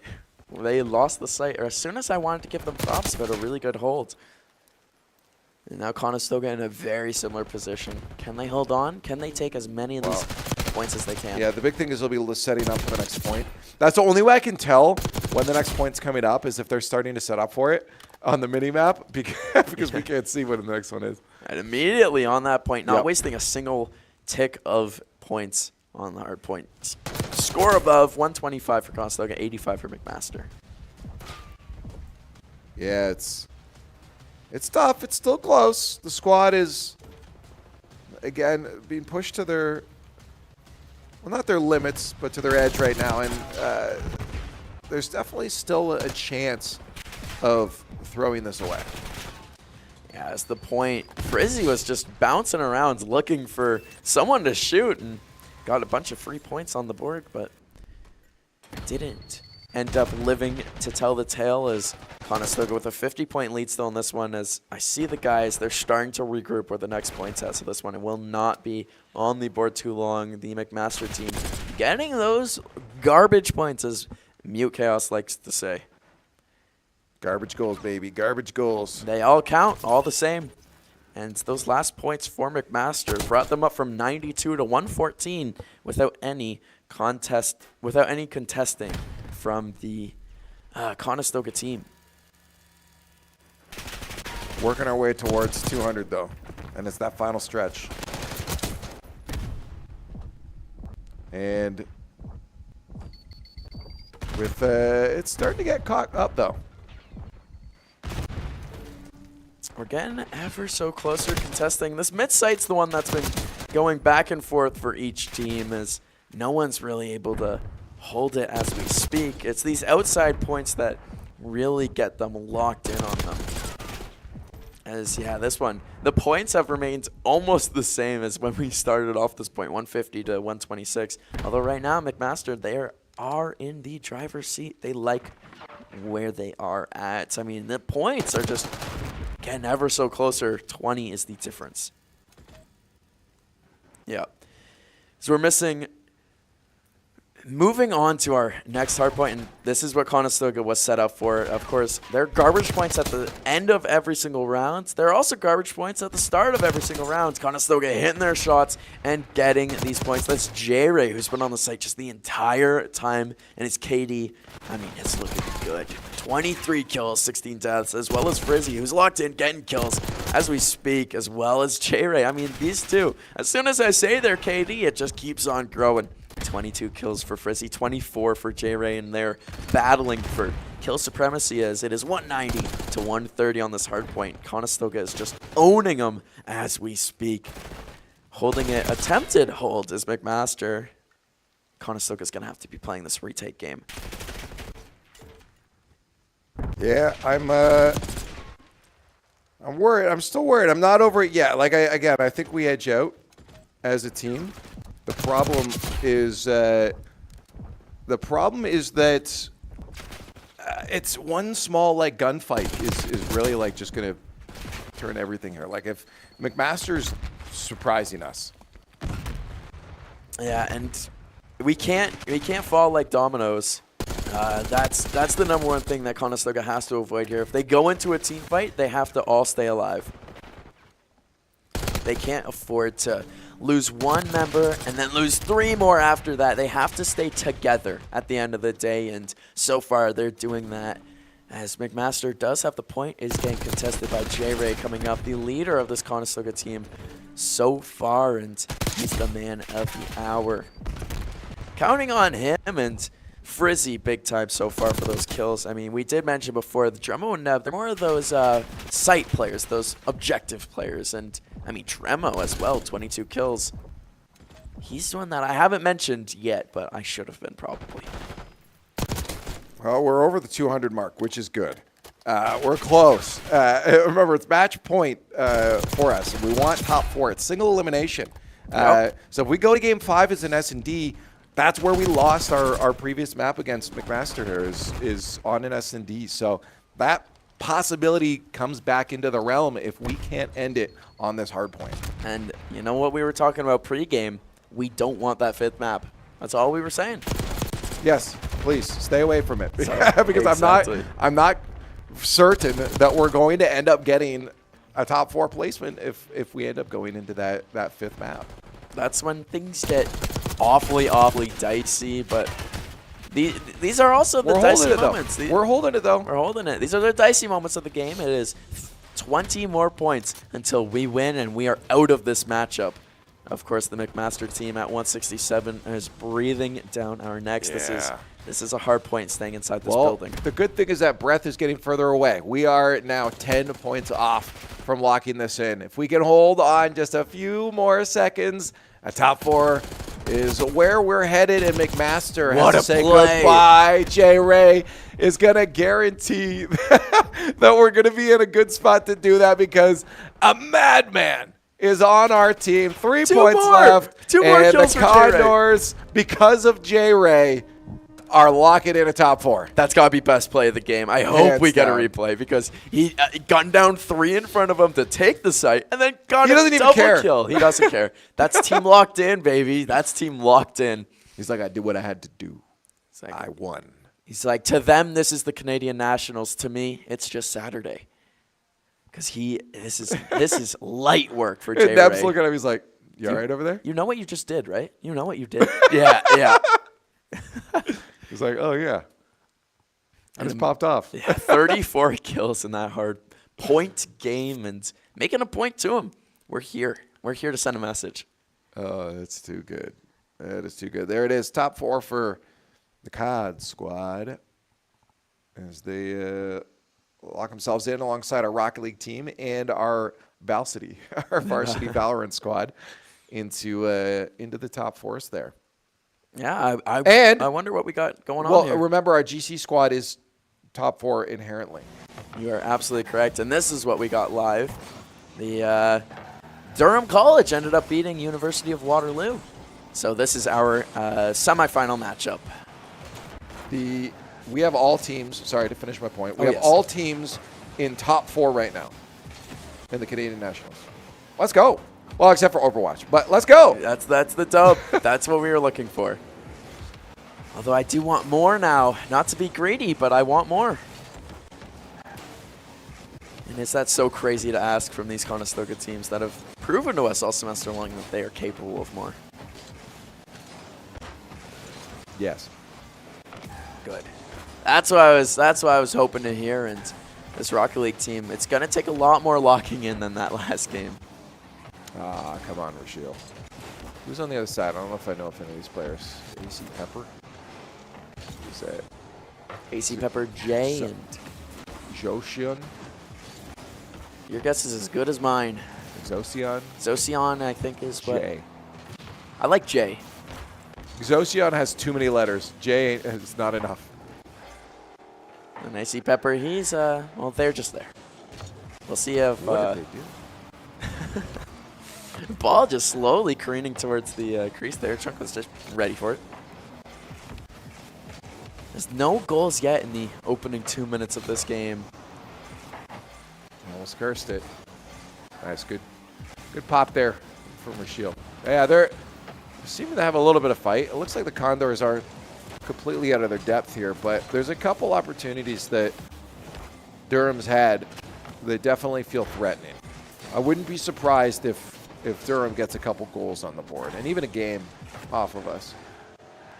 Yeah, Jay especially, since the stream has flipped over, he's been all over the ball, and everywhere we are, he is. And there's Chunk trying to get it out as well. 80 following it up. Oh, just good defense. It's Jay again. Everywhere you speak, everywhere you go. Every game you play, it's Jay. He'll be watching you. Whether it's a J Ray or JJ. It's the ball out front. Rashiel puts it home. That's a 3 minutes of no goals is rare in these Conestoga games. Yeah, well, that's what happens when you get teams that are a little more closely matched. As I said, from the looks of it, we're still a little more cohesive than what I've seen from Durham, but you got one or two players on Durham that could catch you off guard. So far, it looks like they've had a few plays, but nothing coming to fruition yet, as that's a bad leave. The Chunk trying to take advantage of it, unable to, is that ball has been a good spot for him to make something happen, but coming right back the other way, and this is the surprising aspect that we might see from Durham College. Yeah, Jay, I think, has been one of those players that we really need to watch out for, and he's showing it with some solo plays. Yeah, Wow, what a setup. Setting up AC Pepper. Yeah, Jay needs to be shut down. We had 3 players just watching the play happen. When you got someone that can control the ball air dribbling, you need to intercept. We'll see how they answer now, as we might actually have some good games here in Rocket League. 1-1 with 1:30 left. All right, well, Conestoga immediately back on the board. 2-1. I want to see this kickoff strat. Oh, no, okay, show it to me. Yeah, interesting. No one back. No That one was ready. it. Wow, that was just a really bad kickoff from Durham. Yeah. Not how they draw it up when they're in practice. And then an own goal right after. Just trying to get back in the offensive zone now. Conestoga, they're trying to ride this momentum. Good read. We'll pop it high. Here we go. Over to Rashiel. Yep. Yeah, kick it 50. That got read out, which makes sense. Yeah, You're not going to get those freebies from Durham. This is a good team that they're facing against, and we're seeing a little bit more of the Nationals action. These are the teams that have now won a game that truly deserve to be in the position that they are. I mean, if I'm being able to see those plays, you have to expect your opponents are seeing them. If I'm calling them out real time, these players are going to be locked in. They're watching the game. It's AC Pepper back-to-back big saves there for Durham, and gets the clear off. Uh-oh. A little bad. That actually worked out for some reason. Almost like a fake for AC Pepper, went way up. Yeah. Trying to meet it in the air there, Chunk able to. Conestoga, this is the spot. I like them in these spots a lot of the time. Good boost steal as well. They should be good. They need to not lose this 50. Yep. Once they get Nice, that. Rashiel. Great individual effort. Yeah, they're good. Solid. That had to be a hard push-up for Durham. You see it.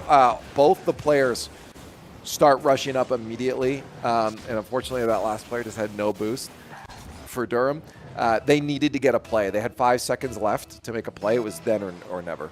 Yeah, and then the smart defense. Smart defense from Rashiel keeps them in this. And with 0 seconds on the clock, there's no way they can blow it. I'm pretty sure, at least. Because when there's 0 seconds and you win by 2, What's that? if you're winning by 2 goals or more and 0 seconds left, there's no like kickoff with 0 seconds left. As soon as okay, just want to make sure. I mean, Well, if you're 2 up with 0, you win. exactly. Yeah, no, Good. you're 2 up. You win there. So with another win on the board in this best of here, they got a couple more to go here, and I believe we're going to be setting up for our Valorant game in just a little moment. So we're going to take a quick stretch because, again, it's a long day here for a lot of games, and hopefully our Rocket League squad makes it into the grand finals. Likely if they do, it'll be against St. Clair, but rest of our squads are not going all the way to the grand finals today, so we need to focus in on some of those matches, and tomorrow will be some of those. So let's go stretch our legs and see you guys on the other side of a break.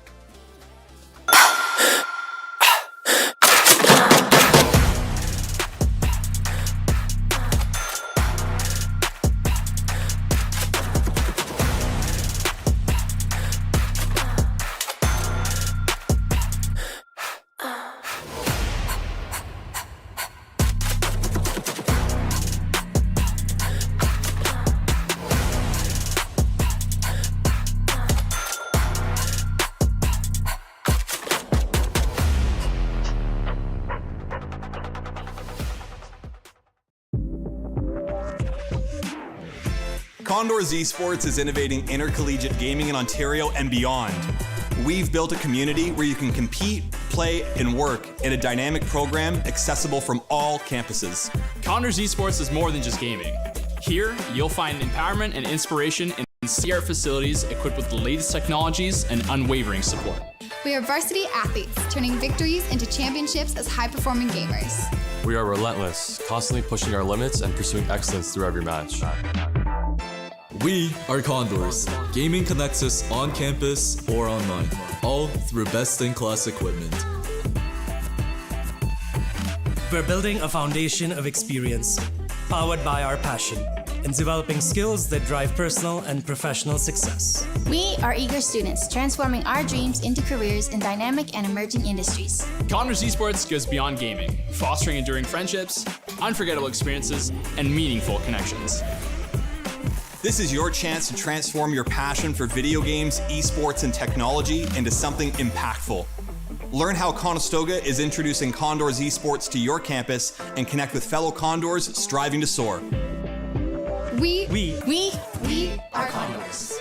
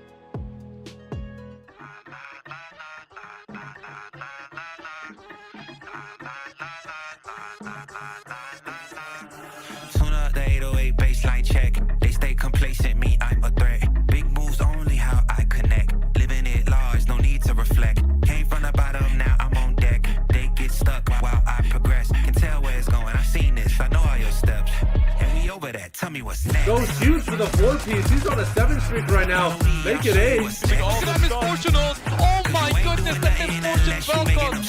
Je constate qu'elle refait des sur la barre et le tir sur le bout du terrain. No one's able to stay alive for Waterloo as St. Clair throws down the ultimate. Fight is not even the 1, 2, 3. Who they choose, want it, I got it. Kick the door down, we are not knocking. You a dollar bill up in my pocket. I can see the future and it's looking like profit.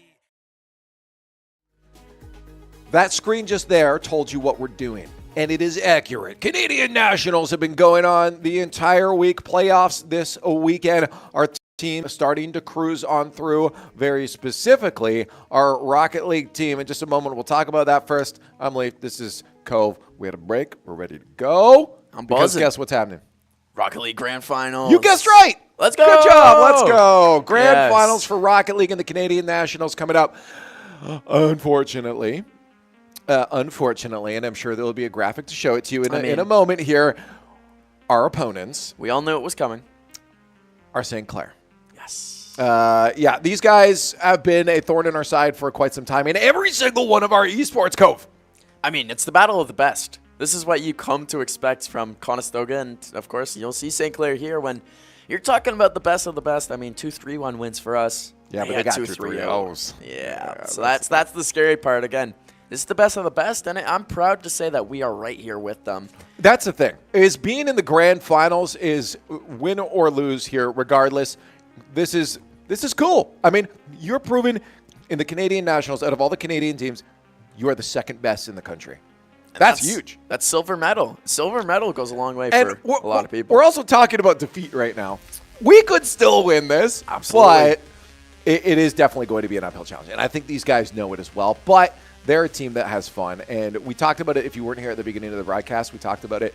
These guys are all about fun. They'll put fun in front of seriousness, sometimes to their detriment, but it's always fun. That's what I was gonna say. Is this one of those times we have to see the laid-back team lock in a little bit and take this one as seriously, or do you think just staying with their strategy? I feel like for them it's going to be a little bit better if they don't. Yeah, they stay laid back. Yeah, because if they just say, you know what, we're probably not going to win it, let's have fun, they might actually play a little bit better than they usually do. I do want to remind people as well, Valorant, our varsity squad, will be kicking off around the same time as well. And we'll be tuning in between games to go see and keep updated with that. They've got a first win, 2-0 for themselves, which is very, very nice. I was mistaken before. That was round of 16. They're now in top 8. If they win another one, they'll be in top 4. That's what we're looking for. That was not the start of the game. That was a lie. Is that a lie? Yep. No, they all left. That was a lie. We lied to you with that one. The start of the game. Probably want a new server. Start of the game is going to look different than that one. That happens. Yes. Thanks. Like, what happened? We messed something up. Yeah, no, sometimes just the server.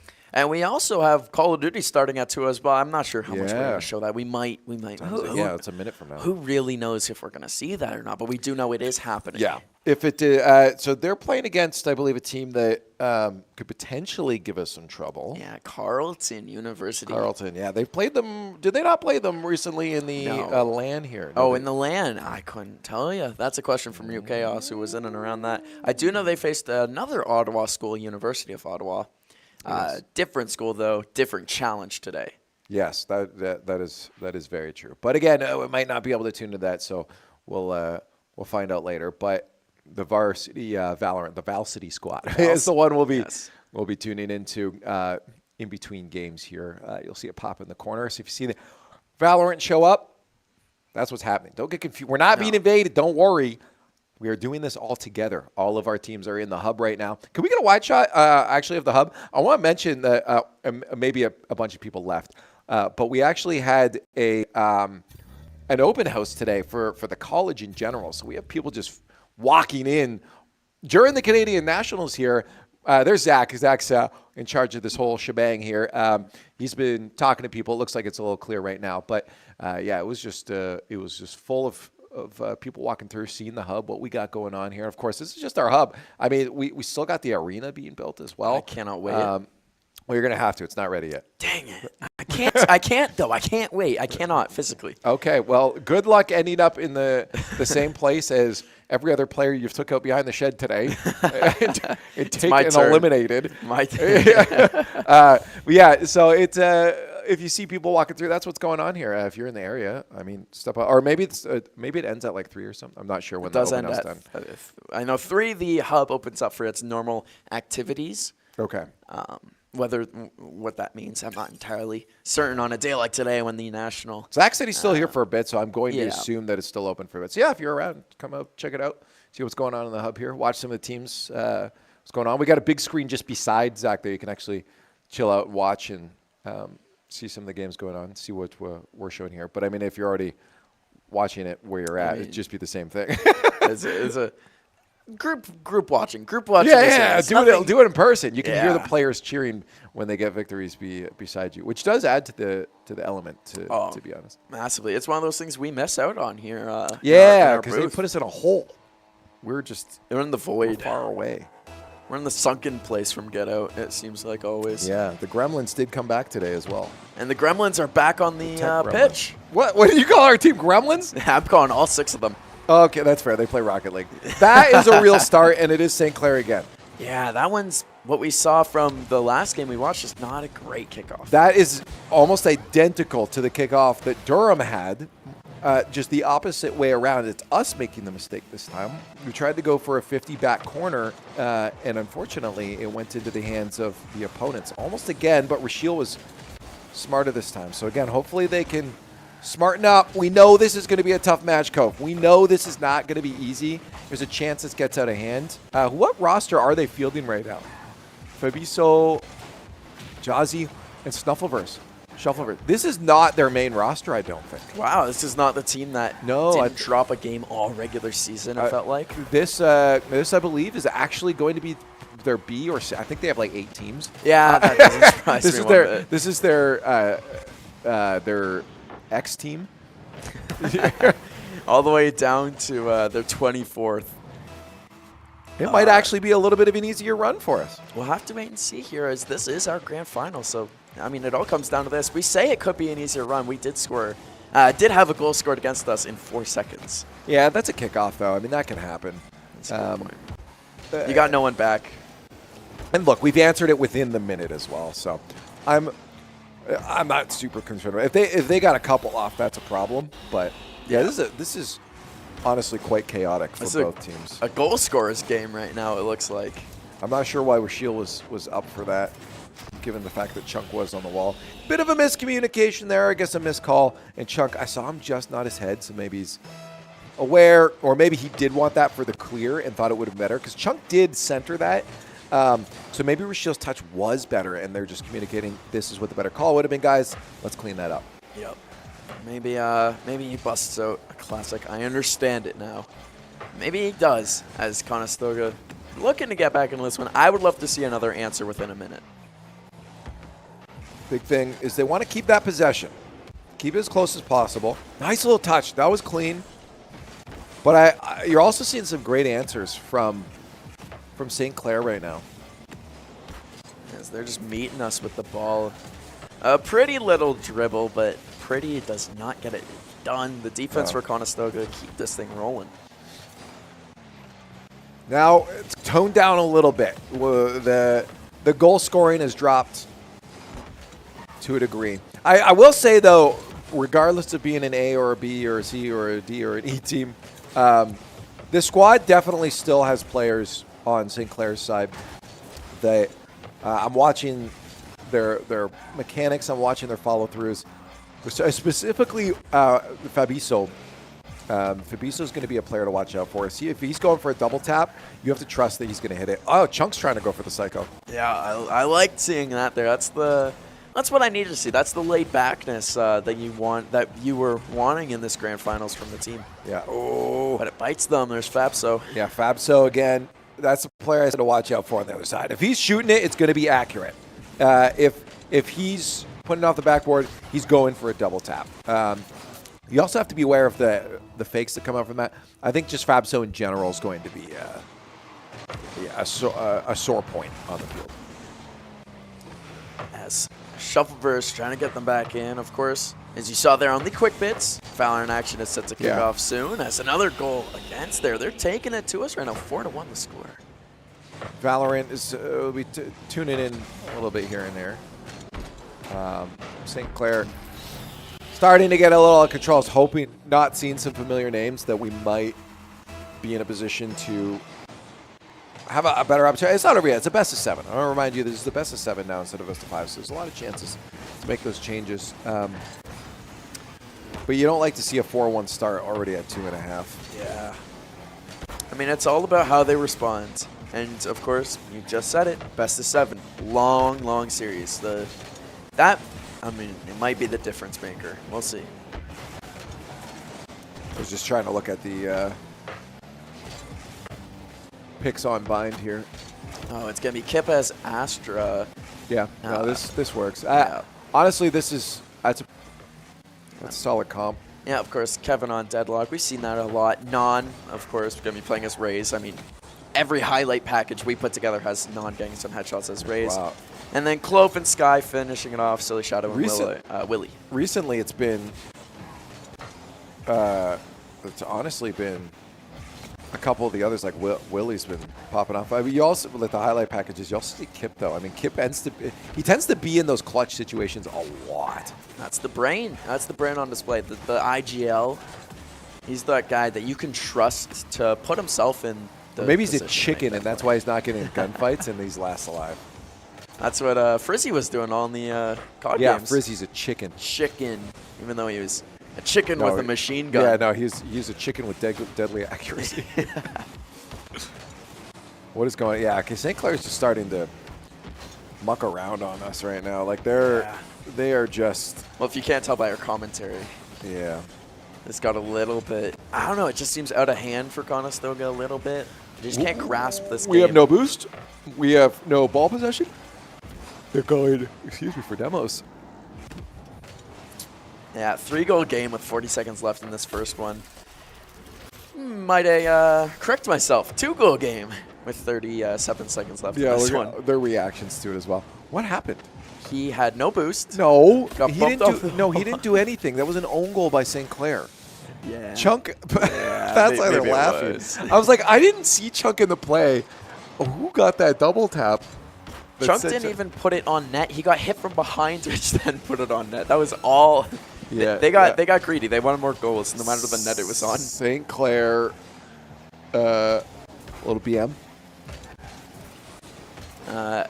We do have a score up E8. Oh, they just fixed it. Update. Valorant GC up E8 versus University of Waterloo. Map 1, 13-8 loss. Map 2, though, came back and won it 13-8 ourselves. Nice, that's good. Yeah, right now it is 1-1. I think that's the first game of theirs. It is, yeah. Thank you. That's their, I believe, their first rounds. So they'll semi-final, technically. Technically semifinals, yes. They're in top 4 by default. So if they win this, they'll be going into our GC squad will be going into the grand finals of their own. But the Rocket League grand finals, starting off a little rough for us. Nice second touch there. Okay, if they can keep that up going forward, hopefully they'll be a little bit better. It is troublesome to know that one of our 2 goals, 50% of our goals scored, were our opponents scoring on themselves. Yeah, and that's not good news. Also not good news is dropping our first round against the University. Yeah, I actually blinked and this was, I genuinely didn't see the transition. I just blinked and there was Valorant on my screen all of a sudden. We were being shot to start off, losing the pistol round here. We are on bind for our first map here as we take you right back to the grand finals. Yeah, I like the start. Plays. What is this? Okay. Oh, it's okay. So you're asking about hitboxes before. Dominus, fantastic when it comes to flicks. Just because, again, you'll see the musty sometimes with the underside flick, a little backhand on the ball. But right there, you had the 45-degree flick, it's called. Just a straight flick at an angle, get that backside to flick it towards the net. And off kickoff, it's good for speed. Because it's a longer hitbox, it gets so much power on it. We saw it on display. He just held up on that left stick, and he did it effectively. That's the difference between me and these players here. Is he's going to effectively get that flick. Yeah. Where the regular player will not. Yeah, again, you could do it with Octane and that. Is you just get a lot more power, unpredictable power. For as a defender, it's really hard to read sometimes. That's going in. Wow, see, I great told shot. You, it's the Dominus, man. This thing just gets that unpredictable power. While you could do this with the Octane, look how it just bang. That's just a rocket towards the net. You're not stopping that. And this is an opposite situation. Conestoga found themselves in last game, 2-0 to start. I said it. I said coming into this, if the way they played in the last 20 seconds of that last game, if that carries over, they should be fine. It looked like they went back in a flow state. They just were genuinely stuck on defense the entire time in the last one with no boost. If they could stay away from that, they're good. What a fantastic read from Rashiel. That was actually an insane read. That was off a tip, too. Like, that's not an easy play to make by any means. And it even lets Conestoga threaten a little bit in the offensive zone. But, of course, Rocket League, such a fast game, right back in our own zone, going for the fleet reset. Fabso, and like you said, he's the guy to look out for, and he scares me personally. Yep, he's staying in the play a lot, too. But now that he committed a little bit longer than he probably should have, it's a chance for the Condors to move out. But they just give that space to Jazzy. Yeah, another flip reset. You got to be up for this. Look at that. Disgusting work. It's disgusting work. A moment of silence for the boys we just had here. I do want to see 80 a little more involved. Right now we're seeing and it's not a problem to see Chunk and Rashiel leading the charge a lot, but we know 80 has that offensive capability as well. He's got that dog in him. It's just about having something trigger it, you know? Sometimes it takes some BM and it sets him off, you know? He's got to... Ooh, he's there now. He's got to get going. That's what I like seeing. Yeah, problem is there is they just didn't trust that that play would be in their favor, and you didn't have anyone for a follow-up. It's a great touch by Rashiel to put that center of the field. Just didn't pay off. What's going on? Chunk's having a bit of a time on the sidewall there. We'll let him have his time. What a bump. The boost steal by Jazzy there. Yep. All right, back it up. Oh, that should be in. Oh, awesome. Good play by Jazzy again. That boost comes in handy. Let's see if Chunk can redeem himself. Ooh. Yep. As this has been back and forth, Conestoga's been holding on to this 2-1 game with a lot less fireworks. They have the lead, and they're okay, cool. They catch them off guard. St. Clair a little ambitious, commit too much. Another piece of good news, while we did lose the second round after gun round in Valorant, we've managed to grab ourselves back a win there. So it's just an update. Is down now at 2-1 for our opponents.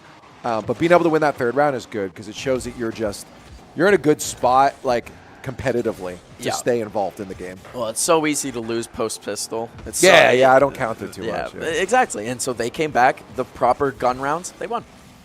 And Conestoga here, 3-1 up. Again, Val City squad not with these same capabilities. They can't sync up their scores. I'm hoping, though, that that this is a big game changer right now for the squad. Yeah, because they're ahead now, but again, I've seen it where they fall apart. I mean, we just saw it earlier in this stream. They won 7-0, and then they came back and lost in overtime, and that was nothing near the opponent St. Clair is. But that was beautiful. The little give and go from Chunk to Rashiel, back to Chunk. Ooh. And that's what's been working really well for them. So while I did say I want to see 80 get more involved, I guess what I meant was I want to see 80 touch the ball a little bit more on defense. There are a couple times where he missed a save, and then off the back wall was a little bit laid out to it. So if he's involved defensively, it's going to allow Chunk and Rashiel to do what they're doing on offense a lot more. Whoa. So, well, trying to see it, getting a little bump off on Rashiel, but the ball ends up where he wanted it to go at the end of the day. Yeah, missed there. That's tough there. That's a tough ball. Is that that's the hitbox coming into effect? Yeah, well, he doinked it off at the wrong angle, and it went flying. Good thing Rashiel saw that, backed it off, but with no boost, they can't stop this. Shuffleverse, clean little double. And well, we do have bad news in the Rocket League game, giving up a big goal there. We did win our next round in Valorant. We're keeping it rolling there, tied it up. That pistol round and post-pistol round, it might just be a fluke. Yeah. Anytime we lose, it's a fluke. I like the sound. Anytime we get scored on, it's a fluke. Anytime we lose a round. This Rocket League team, they just got to hold on. 1 minute. 1 minute. 2 goals up. It's very. You can give that up. You can absolutely give that up. But that's better. This better. helps you not give that up. Yeah, and there it is, the man that you were calling on. 80. He gets a good one there. Well, I say good one. He gets a slow. Yeah. He just had to wait. He gets one. He just had to hang out. Wait it up. And that's it. It's a whole new series now. Both teams winning a game. Chunk's trying to put it even further. Chunk's feeling good today, and I like it. Yeah, Chunk's been one of those guys for Conestoga. J-Ray for the Call of Duty team's been feeling it. Those are the two, oh, I'm noticing both those guys so far today. Yeah. Hey, sometimes you got those stand-up plays. As we said, it was Frizzy the other day for Call of Duty. And that's one of the nice parts about these Conestoga teams is anyone and everyone can step up. You just hope they all step up at the same time, because then you got a powerhouse. That's why I said it's easy to give up. 15 seconds left. If this was still 4 goals for us, it'd be a 4-3. And that's nerve-wracking. And and now you're on kickoff. That could change immediately. We've seen a lot of kickoff goals just today. I mean, one in this matchup to start it off. And then we see them immediately in our zone off this kickoff, start setting up a goal. If this was 5-4. If we didn't have that extra goal. Oh, my goodness. I told you. What was I just heckin' saying, dude? You may know a thing or two about a thing or two. Yeah. Maybe 3. Yeah. No guarantee, though. I don't have a diploma for that yet. Just the 1 and 2. Just a thing or two. Just a thing or two. Yeah, it's a diploma on the wall says may know a thing or two. It's Conestoga. They just got to keep this on the other side. Keep this away from here. Drop it. They just need to drop it. Screw Rule 0. Screw it. No, at this point, in the grand finals of the Canadian Nationals, you put the ball on the ground. You put the ball on the ground. Ball, if not for the ground, would have went in the net and popping out that double box. Yeah. Conestoga 3-2 up. I do want to mention in particular, Kip had a triple kill while holding B sites. Cooking. What did we just talk about? How Kip is a clutch player. Spell clutch with a K because it's Kip's word now. He is. You get him in a situation where he needs to lock in for the team, he'll do it.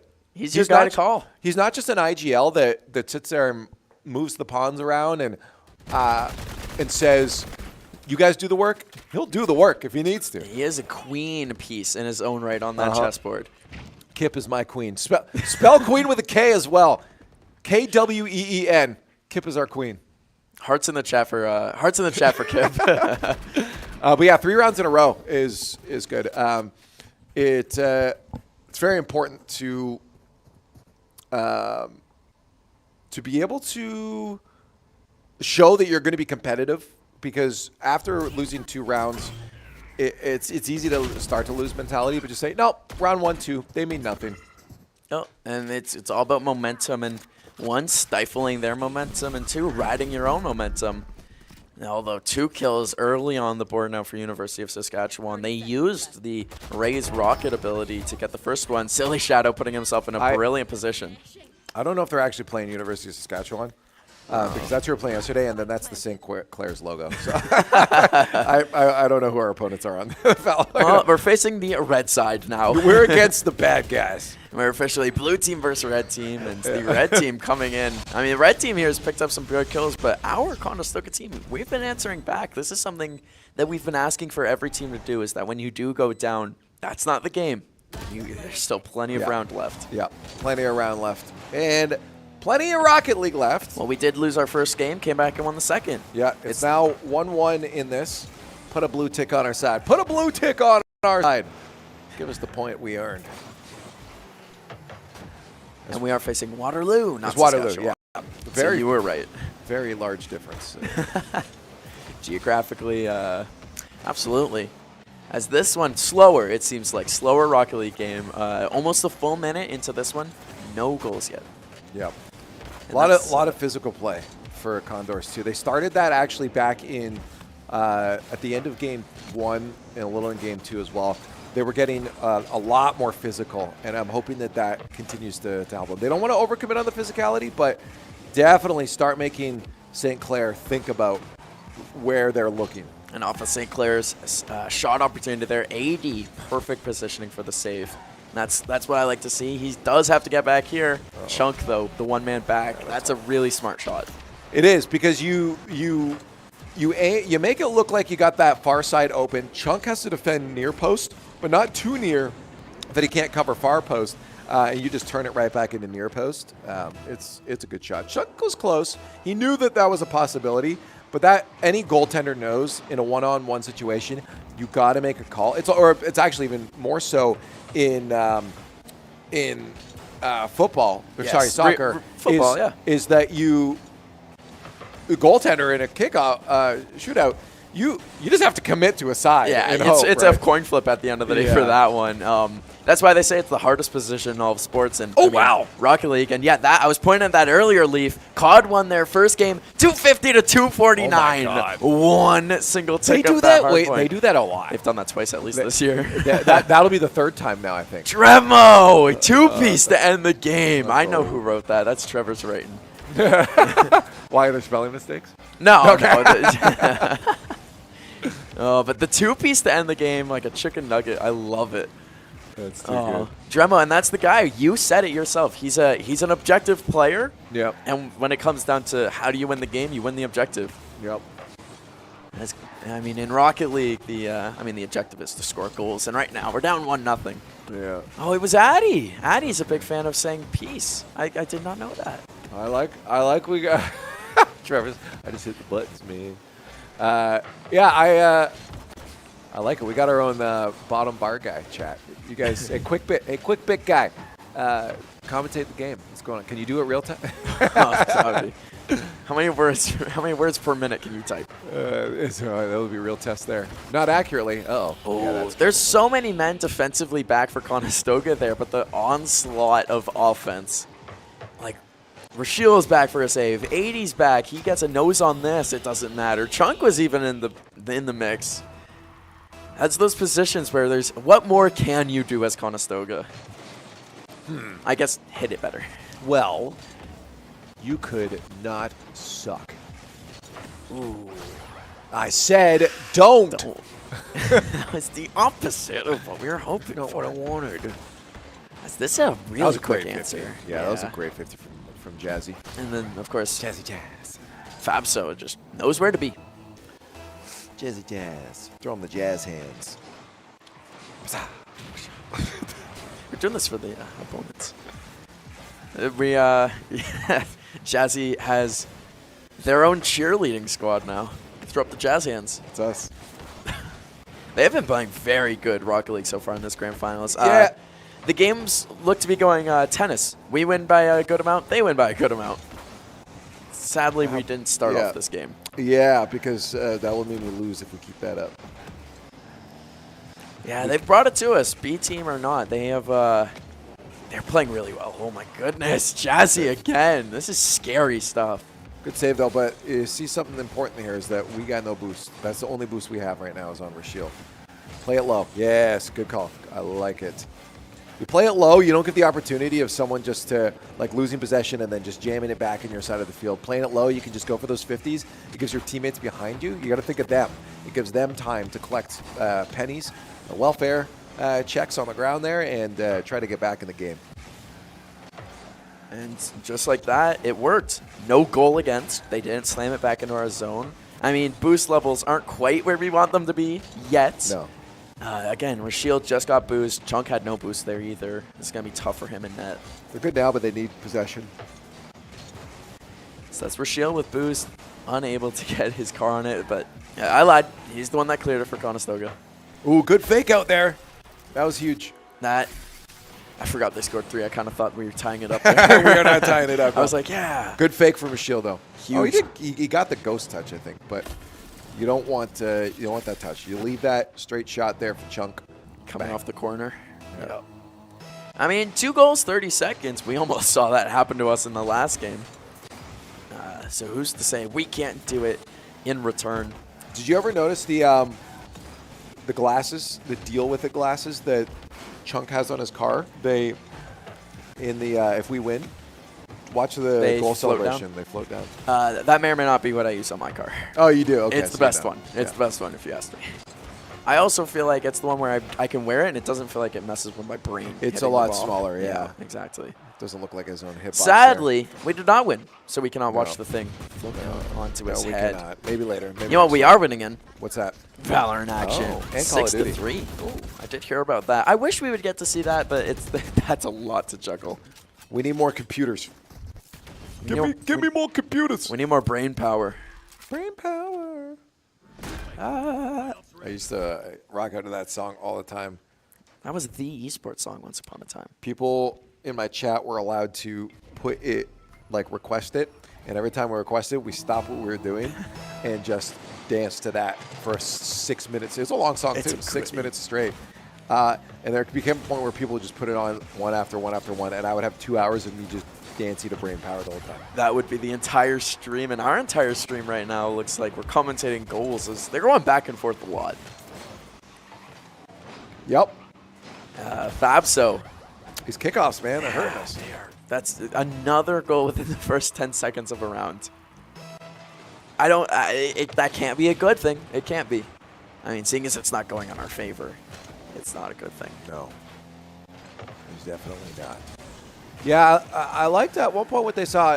You see 80 really's like, we need their boost. We need something. And it's the right idea because they really do. They've had a lot of trouble in terms of being able to control a lot of that midfield because they've been stuck on defensive half with no boost. If you can get boost, you can get goals. Things like this, I mean, you could see, I think coming in from that mid boost was Chunk able to make the play, and we need to see more of what we saw in that second game, which you said they got more physical and they still more boost. It's kind of, they got to play more like a rat at the end of the day. They got to get the BM out. Steal boost, get bumps. And get nice touches off the ceiling. That was so close for Rashiel. It was, oh, I could taste it. What did it taste like? It tasted sweet, with a little bit of spice, and then it missed the net. Spicy. And it tasted horrible. Well, I already say sweet and spicy would taste horrible myself. Oh, yeah. Sweet and spicy is amazing. What There's things do you have that are sweet and spicy? Beef jerky, sweet chili heat. Sweet chili heat. You got me on. Yeah, I did. Thank you. Thank you. It sounds weird until you backed it. You didn't even have to. You backed it up real quick. I concede. I had the Carfax ready. I concede. 1-1. We'll see if Conestoga's got the Carfax to answer back to this one. Not like that, you won't. Fabso again. He's a rocket, a missile. Yeah. A projectile. This is his last season match. Wow. So we were talking about that earlier. Yeah, well, so for me, I was curious if they were doing a LAN coming up. I thought maybe they were doing a LAN together as the Condors, but I guess in terms of season match, season stuff, this is it. Rashiel has been with us for quite some time now, and he's been a great addition to the squad. Honestly, genuinely, truthfully, it's going to be very odd and sad. We'll celebrate whatever Condor comes on and fills his spot, but we got to be real. Rashiel, definitely going to miss you, buddy. Yeah, good guy to boot. Always helps, you know. A guy that, hey, I have never casted a Rocket League game without Rashiel in it. Right. He's been a staple of this team, one of the better members too. Him and Chunk really formed a dynamic duo. I have cast a game, so I can't join you. Yes. But you can join me in saying they're a fantastic duo. Yes, fantastic. Yes. Oh, yes. I can join you in saying that. Yeah, but if you're in chat right now, give a bunch of love, give some hearts out here for Rashiel. Hopefully they can turn it into a win. Hopefully the last one's a win, and against St. Clair to boot. Wouldn't that be something? Go out on a high note, and look who just made a huge save on the goal line. It's Rashiel, and he still boosts. He's trying to keep this ball going. They want to answer back. They want this thing tied more than anything else. You could say you can sense the desperation they're playing with. Well, I know they want to have fun. I do think for certain when they know it's possible, they'll want to win. I would be giving my all to to try to make the last one a real banger. They got a sliver of it. They won that second matchup in this best of 7, so they know what it takes. And the good thing is he individually has been looking pretty good today. Nice clear. Wow. Again, these long clears for him. There was one off the ceiling that was almost on net, and that one too. Great positioning, great defense from both Chunk and 80 in the air. Yeah, they're starting to lose boost though. I'm worried that'll be Oh, 80's got a clear. 50 down, Rashiel up. Weak shot. Yeah, not what you're looking for. At this level of Rocket League, those do not go in very often. No. Oh, he had his flip still too. Chunk is Chunky crazy, man. He's been having a good day so far. Him and Rashiel both. Yeah, they were connecting on a lot of plays, but we've not seen a lot of those things connecting for the latter half of the series. Especially in this game here. Of course, if they lose this, they go down 3-1 in the series. And that's a big hole to come back from. Yeah. Not very many teams are capable of it. Rashiel's just been he's been in a good relationship with the wall today. The amount of pinches I've seen from him, you saw, of course, that backboard touch for the clear. Yeah, he's get that ball to the wall and make sure Rashiel's there. And there's 80 making a defensive stop. That's, again, what you were looking for earlier. We'll see how they react to this. Chunk was the one bringing it up. Rashiel, of course, he's been good for following the ball up so far. We'll see what they could do here. The defensive zone clear from Jazzy and meeting them in mid-court. They got to get it going now. There's only 15 seconds left. Ooh, there's that must you were talking about earlier. It actually almost follows through. 10 seconds left. They got to get one. This will be the last play they'll have here with 5 seconds left off the back wall. It's got to be a nice carry for Chunk. He can't get the flip. He has to go under. Rashiel, Rashiel made the smart play to try to meet him. Unfortunate. They're not at match point yet. Still got a ways to go. It is a best of 7, and it's close. I mean, it's only a 2-1 there for St. Clair. It's close, but they got to just make sure that they're working together when they have those opportunities. A few times their shots on net have been a little too slow. Yeah, the power that we saw from Chunk's goal in the game we won when he just hit it hard. Bang, bang. Have not had any bang plays. Bang, bang, bang. And the passing as well. It's something that we saw earlier on today, even in their former games. And there's been no setting each other up and being there. You said Rashiel's been good off the wall. They're not specifically playing it to him on the wall. Yeah. I'm waiting for those as we're seeing Kip get a huge kill here in our Valorant action and Willie following it up. These two make a dynamic duo on their own right. As you can see, Valorant's still going on, and they've turned it around. I mean, those first early rounds really didn't mean nothing. So our squad looking pretty solid in their series. Hopefully they keep going on towards their grand finals. They have a few games to go to get there. But it will start getting tougher and tougher. I said most of our squads here, top 4 teams in the Canadian collegiate scene. I fully expect our varsity squad to make it into a top 4 situation as well. And round wins like that help out your cause. And here we are, a different look. We are already 40 seconds in, 0 goals. And that's what I've gotten used to, seeing goals on the board in this first minute. Yeah, those early kickoffs have exactly. Especially, obviously, the kickoff went a lot better this time. Did you get that? He did. He did. Get the other one? Yep. Good. That's actually huge. The boost steals is what Leaf is talking about here. Which, I mean, in that last game we noticed came back to bite Conestoga. What a play off all the way down the field there. Yeah. This is a bit of a problem, though. Are they going to get the boost? Yeah, okay. So at least they got boosted up. The problem is that, they're starting to feel a suffocation. And then they, again, give away possession. They're trying to catch that defense off guard. But I really want to see that control. When you're moving from defense to offense, I want to see that control. I like that touchdown from Chunk to Rashiel, though. This is what I asked for. I wanted them to start looking for each other. Try to get those slots toward, into the slot, top of box, and look for each other. Because I think that's something that will help them break through. We're seeing St. Clair come back on our own zone. Chunk with the first save. And a lot of these times when we make one save, we were required to make a bunch of other saves. And quick bits, coming at you. Call of Duty semifinals versus Carleton. Scores 1-1 as map 2 went to Carleton 6-2. That's in... Next time a quick bits come up, you have to sing a 2-second jingle. So start thinking about what it's going to be. The only jingle I have in my head right now is the JG Wentworth one, but they do not partner with us, so I'm not singing that. Quick bits. For all your information hits, quick bits. You can't get enough of it. And quick hits back into our own net by the St. Clair squad. Not what we wanted, but the quick bits. Patent pending. Never get enough of it. Ask your doctor before using quick bits.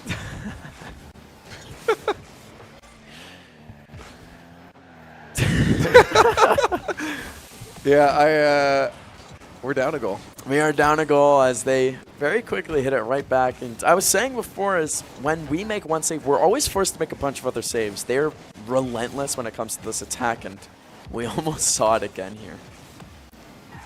Close. Yeah. It's close, and there's an answer here. Like the Condors are on the verge of the solution, the eureka moment, and I want to see them keep pushing. Like that victory's there. I'm looking at this as not just a Condors biased caster. I am looking at this as a Rocket League analyst. I'm saying a victory in this best of 7 is there for the Condors. There is that chance, and it's not low. It's not they have a 2% chance. This is they've got a 45-50% chance of winning this series. I think St. Clair's due to choke this 3-1 lead they have right now. They only have to win 1, and Conestoga needs 3. Really? I mean, if you look down to it, it's all about just the Condors taking control. I don't think it will come down to the St. Clair squad choking. I think it will come down to the Condors taking control. Oh, like stuff like that. If that goes, and again, Chunk too, if those shots are on, they are so close. Like it's right there. Good fake. You also faked out Rashiel, though. It's 1 minute left. They have to score, though. They have to score. Again, those chances to come back, you have to put yourself in those positions to come back. Solo play? Yeah, if they don't score. They don't score. There's no more Rocket League. The ground pinch. Good bump. The attempt. They've got answers, but yeah, it's St. Clair is good. That's what I'm saying. I don't think it's going to be St. Clair choking. They've got great answers. It's the Condors have to work around this. And they have to score. They have to score. There is no comeback if they don't score in these next 30 seconds. Yeah, no, it's going to be done after that. Match point, St. Clair. It's do or die. Anything you've ever wanted to do before, Rashiel, you do it now. Unless what you wanted to do was not win. Then don't do that, please. Give us something. What a shot. What a save. That was I don't creative. like it, though. St. Clair showing that, yeah, they're feeling comfortable to be able to get creative like that. Is the final push, and it's not looking good. 80 has no boost. Rashiel has to get that one up in the air, and that's not going to be it. 80 can pop that one. It's in the air. We're looking at a just-in moment, but it turns around immediately the other way. The ball needs to touch the ground. St. Clair probably okay to keep it alive, too, for the hex and giggles here. Fabso wants another goal. Chunk. Pops high it. pop, but look at our boost. It's not in a great position right now. 80's the only one with it. It's just still going. That rule 0 down the other way. That's the shot. It was almost there. Chunk almost had it, and the save came out. GG's. Oh, it was so close here, but St. Clair walk away the victors. They take the finals, and Willie takes a headshot at the same time. Oh, I was hoping to see their reactions, too. Do we have their reactions on cue? I wanted to see what if they were laughing it off or if they did feel it here, yeah. Pizza for the boys, yeah. Eat it up. Yeah. Pizza is how we react to the losses. They definitely look like it's a mixture. For some reason in my head, I thought we still had another game to play with them. But it did show match point on the graphics. So. Yeah, it was 3-1 for that whole thing. For some reason in my head, we saw 2 chances. I don't know why. That's why you thought it was 45. Because I was like, 50% chances. We are down 3-1 right now. I'm a caster. I can't do math. Pizza correct. for the boys. Shout out. And again, if that was it for Rashiel, if that was the last one, enjoy that. Condors with your squad one last time here. Score update, 12-4 for Conestoga. It's what we're looking for. Those early rounds, it was 8-4 at one point. Conestoga's, they're putting on for the city. Varsity. The Val City. The Val City. Yeah, no, they're looking good. One more round here. They got this. I think they're in a good spot. Ooh. Although this is Justin in person in the teleporter and on site here. It's an awkward spot. Is it's Aquavius Pork. No. Silly knows someone's there, but do you think anyone from Conestoga hops through? No, they do not. I was gonna say, do you think anyone hops through the teleporter to try to shoot that man? No. That makes no sense. Oh, well. They're trying to find out where they want to go, but the problem is A is not the way to go right now. Yeah. But they're landing on it. They don't have the numbers game, so they're playing super, super carefully. 30 seconds. Yeah. But that's smart. They got the smoke down from Silly Shadow. Opens up the site for him to get a plant off. And then opens up a kill for Silly. And another one for Kip. And now it's a 1v1. And I'm confident. Let's just say that. Look at him run. Uh-oh. Kip's got you. Kip's got you. You said look at him run. They ran right into their doom. And he's still locked in. The game's over, Kip. Wait, we won? Okay. Okay. Simple. That's what Kip is thinking right now. He's like, huh? Well, we go off one loss into a win. 12-4 right there against the University of Waterloo. We will have another one in this one, and there's an update. Valorant GC, our game changer squad, facing off against University of Waterloo. They're up 8-3 right now. That's good. I love that, and if they win this one, they advance. In the grand finals. Our Val GC squad will be in the grand finals if they win that after their first game. Hey, take them how they come. That's the way she goes. That's the way she goes. Hey, even if there were two teams, I would still be calling it the grand finals. It is the grand finals. Exactly. The title says. That's what it comes down to. So map 1 there for our Val squad. Again, we got Condors action across the board. For anyone joining in and confused, we're jumping around. We just saw Rocket League, unfortunately, and the Canadian Nationals lose their grand finals against St. Clair, the bane of our existence as a collegiate esports program. But it was still fun, and unfortunately, again, Rashiel's last one. So again, if you got a chance to go to the Discord or whatever, give him some love. Shout him out and say thanks for everything you did for us, Rashiel, for keeping our team competitive. But it's not our only team that is competitive. Of course, we're looking right now on screen, our Valorant varsity squad, definitely one of the best in Canada. I said it, top 4. So we had a grand finals for Rocket League, potential of a grand finals for our Val GC squad, and then a potential top 4 here for our Valorant varsity squad. And our varsity COD team, which you now see on screen here, is also, I think they're top 4.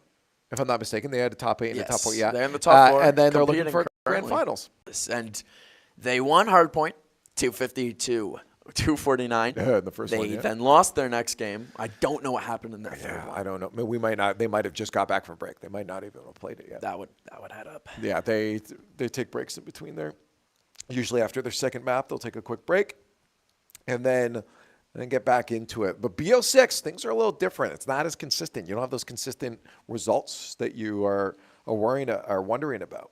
We did get to the very end of the Modern Warfare 3 life cycle, so things were pretty much set in stone. And the biggest thing is we kept our spot in the Super Conference in NACE with this roster here, which is good. They locked it in. Awesome. And then they immediately said, we're moving on to BO6 because they needed to get that practice in for stuff like this, for the Canadian Nationals, right? They want to be able to perform. Also, the LAN that we had here in this hub last weekend. And you say immediately moved over to BO6. Like, it was, the game came out, and I don't know if anyone's touched on W3 since. Like, it was. Oh, no, yeah. The only reason they played it was to keep their spot in Super Conference. Yep. That was it. So, Super Conference next year, is that going to be on W3 again? No. They'll move on to BO6. Good. They just don't switch it in the middle of a semester because that would just be absurd. I mean, yeah, no, that wouldn't make any sense. Yeah, no, that'd be absurd. Yeah, no, they'll be on BO6, which is why they wanted. They really needed to start getting back practice. Because, you think about it, oh, look, 2 months, that's a lot of time. No, it's not a lot of time, right? It's not a lot of time for them to be in that. So is this our COD bracket? Oh, that's our Val bracket. Okay, cool. Our large bracket, yes. Yeah. Where we won that first game against the University of Montreal. We're facing off against the University of Waterloo. And if we do win this, looking like Looking good so far. It does but then we look got Durham and St. scary. Clair. It looks scary. Durham could always get an upset. You never know. Anything is possible. And then on the bottom side of that bracket, of course, the University of Alberta waiting for their opponent, and Ontario Tech University, University of Guelph. Those would be who we would see, but of course, we have to get past the University of Waterloo first, then St. Clair. Yeah. You see people filtering into the hub right now, too, just checking it out. Being like, what's up? What's happening in here? Games. Video games is happening. Call of Duty bracket. I mean, playoffs are happening, really. We saw our first matchups here. We did beat McMaster University. If you were not tuned in for that one, it was 3-1, facing off against Carleton now, and it's been back and forth from what we understand. And, of course, it's another bracket where if we win this, St. Clair in the finals. Oh, it looks like Carleton came off a forfeit. Oh, yeah. Yeah, it's true. I was wondering what they did in that game. If they, really beat Seneca. Nope. No. Based off that, nope. They did not. But no, it has been, of course, it is the open houses here at Conestoga. So that is a big reason why we're seeing tons and tons of people. Look at Mina, the only one from our GC squad. You see her right over there on the. Oh, now she's gone. Now she's behind the bracket. But yeah, they'll be in the grand finals if they can finish off this map. We just saw it before. Our last update was 18-3. It's probably hopefully gone up for us there, closer to a win. And as I mentioned just a moment ago, Rocket League squad, you see Rachel standing up in the corner there. They could not do it. St. Clair. Our first Heck finish, off, dudes. Yeah. Heck off. God, they're good. They're annoyingly good. Annoyingly good. But it's our first completed bracket of the day. And of course, that one finished with our Rocket League team silver medal. Yeah. Do we have an update on the score count or the round count for the GC squad? Yeah. At this point, because I'd be curious. Yeah, because the last we saw 8-3. I wonder if it's close or if it's gone up. Now will be St. Clair we meet in the finals for that, of course, for this GC one. Oh, look at Addy's walking over for us right now. He's getting this update. We got There's live. quick This bits. is what it is. We're doing a watch party of all our Canadian national squads today. A little less casting, more of just hanging out, red zone kind of thing. And it is, I missed it. 10-5 us. 10-5 us. Cool. So their opponents did get a couple rounds too. It's remaining competitive. Thank you for running over there, Addy. I appreciate that. I love it. That's Mr. Quick Bits to you. Yeah. Oh, look at this. We got the live cam. Is it usually that red? Oh wait, is that Panko? It looks like Panko's hair. I think we have. I thought it was just Mina that was in today. Mina's the only one that's been on camera today. Yes. Okay. I guess maybe. So maybe someone else is at. Oh yeah. No. Yeah, it's definitely. Yeah. Panko. Holding that angle. Yeah. No, it is Mina. They just have hair that looks the same from behind. Okay. They decided to twin today. Yeah. I wish. Well, my hair is actually that curly. It's actually annoying when it's short. Should I grow my hair out? That would be quite the sight. Make it look like mine, a little longer. Yeah, long. Yeah, like shoulder length. Ooh. I do it in a ponytail with the pirate mustache. Oh, the full-on Jack Sparrow look. Yeah, let's do that. Okay, let's not. That'll take forever. But yeah, the map one already done. Bind, we've taken victory on that one, and it looked pretty convincing as well. So we're hoping that when we go on to Ascent, which is our pick, and a map we're quite familiar with, we end that off. Yeah. So even if we do get to Sunset, sure, it's not split. I can see that's why that ban came in for our opponents here. But we should be able to. The biggest thing is no Pearl.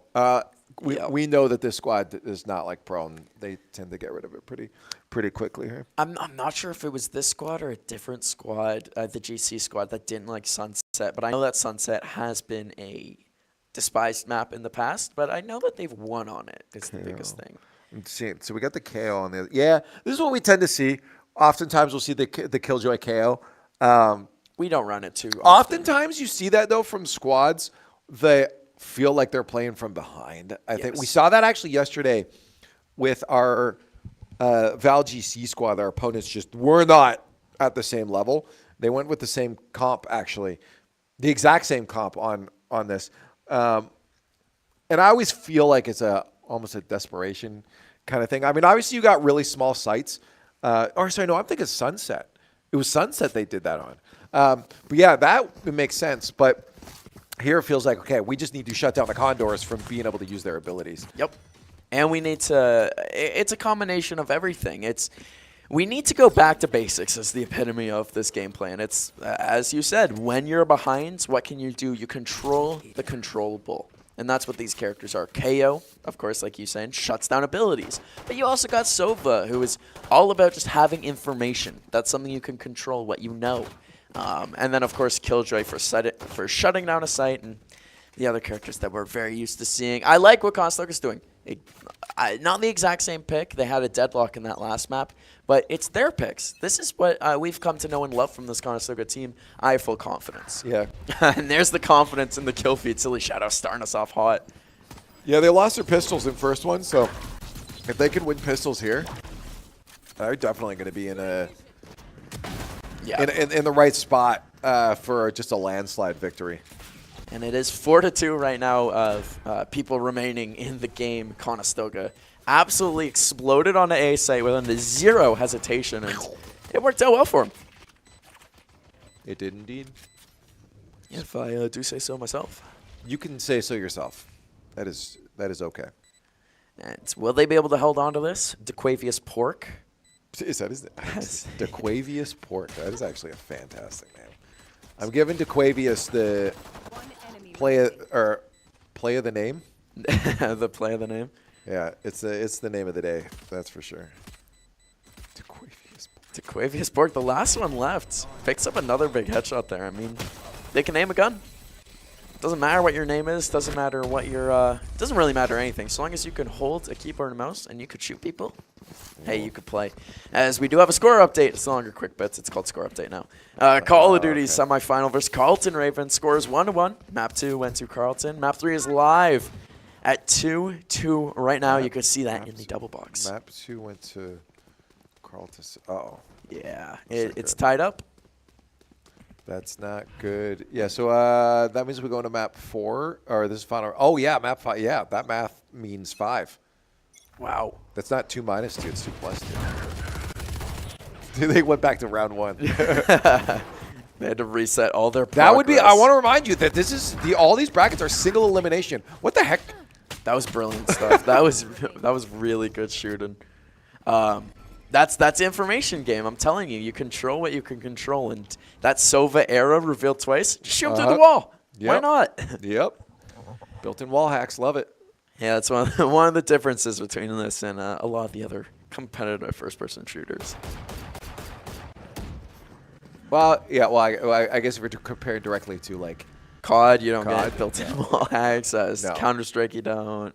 Overwatch, I don't even think there's built-in wall hacks. Overwatch. Someone's got to be able to see through a wall. Let us know in the chat, because Widow. Yeah, Widow. Widow. Yeah.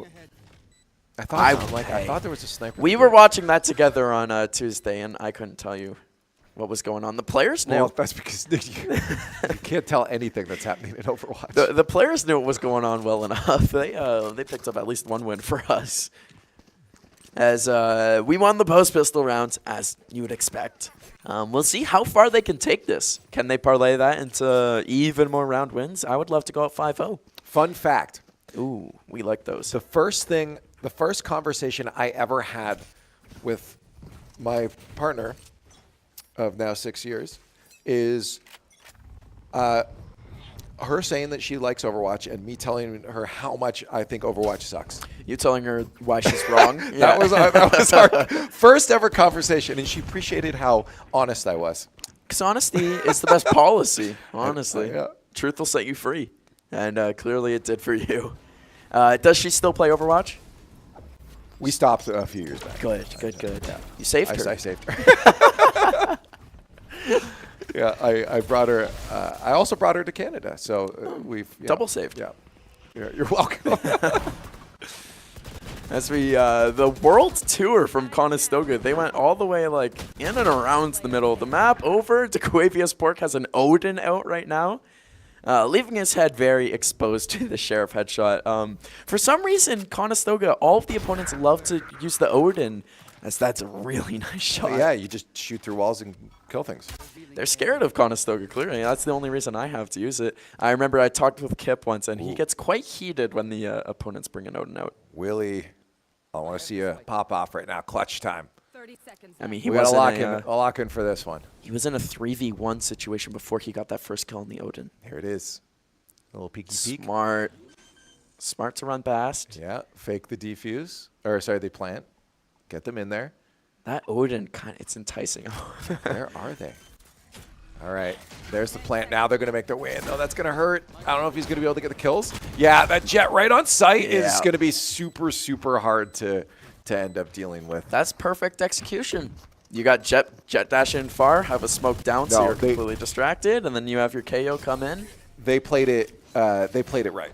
They definitely played it right there. To dive in with 2 people at once is what you do. And then the Ravens take map 3. They're up 2-1 against Conestoga in that one. Oh, is that Hardpoint's next? So that was map 3. So. Wait, I'm confused. I thought we were on map 5. No, that was map 3, round 5. For control. Okay, They went all the way to the last it's 2-1 control. in control. No, 2-1. Control's now over. Control just ended. The Ravens got it. That was our 3rd map. Conestoga won Hardpoint. Then they came back, won Control. We then lost Search and Destroy. And now we're going to be seeing Hardpoint again. Oh, now we're on Hardpoint. Okay. Yes. Whew, we got there. Yeah, I thought we were already there, so I didn't know what. No, so they are on their last legs. If they lose this next game of Hardpoint, then no more Call of Duty for the day, I want to say. Yeah, just in. It's single elimination. You lose, you're done. That's it. That's what you've been saying. They made top 4, I said. We got top 4 teams. Carlton's a good team. Oh, but Willie, here in our Valorant game for Val City, huge shot there. And we love planting here on this site. Can we hold on this time? Yes. I like the confidence. We got 3 people. Sure, 2 are hurting, but holding those angles, it's just being a threat. Even if you lose 1, you still got a 2v2. You're still even. You got that information. You can just turn on them. And time keeps ticking, but Trill able to make a really nice shot. Decided to make me a liar. And P giving some respect in the chats there. In this Call of Duty game, a very important Call of Duty game, Conestoga's on top to start it. That matters. It does to a degree. It's still early though. I mean, like, you're right. It's once you get to like that 100, 200 mark, if you don't have like a 40-50 gap, it's definitely a close game. I mean, even that's still relatively we even close. saw for our Conestoga team, they went down 55-0 and then won 250-150. Yeah. So you're right. These early points, while they do matter at the end of the game, right now, it really is anyone's. You can't call the game yet. Nope, you can, but you only have a 50-50 chance of being right. Especially going into map 5 with those guys. It's oh my god! You gotta hit that shot. You feel like that hit. I thought I saw a blood splatter. I thought it went like around both of his ears. Yeah, just cut off the lobes. Free piercings. Yeah, that's less a piercing and more of a you don't have an ear anymore. Get Mick Foleyed. Remove your ear midway through competition. Keep fighting. Apparently, Tequavius Park is fine. Those were body shots, apparently, according to his health bar. This is unreal. Willie finally picking up a kill there. I was losing it a bit, watching us all just fall one after another. That was rough. Yep. Oh, they got the info though. No, shoot the shots. 1-1 again. It's down to Willie again, but he doesn't have to deal with 2 players. There's no jet to be a problem this time. It's just the KO. It's just Justin times 4. Yeah, J4. 30 seconds left. What can he do this time? Of course. Do you ever get that feeling of deja vu back on what's this Justin site? doing? Is Justin even playing? Justin was waiting for the A site. He thought Willie was going to start doing the like toot toot toot thing on A, and then was going to explode out kill him. Sadly, Willie, bigger brain. Yeah, but he's got to know that Willie's going to be with that plant is there. I mean, you could also hold on the inside a bit there. Yeah, that's. Willie's going very defensive. I mean, I guess what's the thing you got to realize? Can the KO deal with you back there? Right? And the answer is A little bit. After throwing this ability, not anymore. It's going to be a straight up peek. Oh no! And the straight up peek does not go in our favor. Yeah, that hurts. Yeah, that was bad. And this is why I said the lead doesn't matter too much until you get to that 100, 200 mark. We've lost the lead in COD. Oh my, wow. Yeah, it is. Even then, it is 100 to 50. It's going to take one good hard point from the boys. And again, we're right back into it. Yeah. We'll be keeping our eye on that as it moves forward. They have to win. Have to. And then there's nothing else. There's no more maps unless we win. Then we get that last overtime search and destroy. I usually don't want to see it, but now it's the only thing I do want to see. Is the 5th map in COD. This is the 5th map, I thought. This is 4. This is hardpoint for 4. Hardpoint, control, search and destroy, hardpoint, and then we'll get search and destroy. I was literally just told that we're going to map 5. Is that our? That's why I was confused before. Yeah, okay. That would be why. We are in our map 4. Lots of misinformation being spread on this stream. This is chaos. But you know what is true? We got action for you all day. We had Rocket League earlier, Valorant right now, as well as Call of Duty. So, I mean, keep watching and you'll get whatever you want, really. Hopefully, you'll get some Call of Duty wins. I want to win against Sinclair in Rocket League. So I can't get what I want. Not anymore. You lost your chance. I want to see this Valorant game go our favor. We lost these last 3 rounds. I want to see another one. I want to see that big win title card. You got to take out DeQuavius Pork. He's got the big gun. 30 seconds left. Is he going to do anything with it? Oh, Non now has it. Non has the Odin. Big gun. Big gun. He better just immediately start shooting through the wall. Just start spraying. Use every bullet. Oh, they know where one is. Do it, Non. Do it. We're waiting. Yep. I mean, they have themselves in a pretty good spot here. No, they should be able to take this, but we also said that before with Willie. So. And that's GC right there. Uh-oh. Our other Valorant squad. Yeah, that's a lot of rounds back for our opponents. That was not a close game the last time we checked in on it. Nope. That's not good. Again, if they lose that, it's 1-1. So if they lose that, it's GG's. No grand finals. That would be so tough to in a tournament of that size, a bracket that size, to be out that early. It hurts. I mean, they got the top 4. They got top 4. Objectively. They got top 4. But I think if they win that game, our Valorant GC team, I think if they win that game, they will be going on. I'm pretty confident in that they took their first game. Well, I guess we'll check it in a moment. Wow, Kip just Valoranted very hard. The moment KO peeked around the corner, he flicked away, and there it is. Hey, let's go. End it off. GC squad into the grand finals of their Canadian Nationals bracket. It's lovely to see. So we've had Rocket League in there, GC squad in there. This varsity squad, our varsity squad, is looking to get there as well. They're being given a little bit of trouble, though, by University of Waterloo. We took map 1, but having trouble on map 2. And it's our map pick. Of course, I'm pretty sure it would have been the University of Waterloo that would have elected to defend first. They're playing a very defensive team coordination that you were calling out before the game started. It's not what I was expecting. I thought we would take it to them a little bit harder, but it's not surprising, so to say. We're facing a team that puts themselves in good positions, and we put ourselves in better ones. What's the COD update? This is what I was looking for right now. Okay. Ooh, we're right a little back bit closer. Yeah, a little bit closer here, but it's definitely come down to the wire. That is definitely. And right there, finals tomorrow against St. Clair GC, 3 p.m. Make sure you tune right back in to watch that. 3 p.m. You didn't do the score update song. Well, there's a score update song. Yeah. We had a quick bit song. There's a score update. Let's check it out. The score update. It never comes in late. It's not bad. I was thinking of.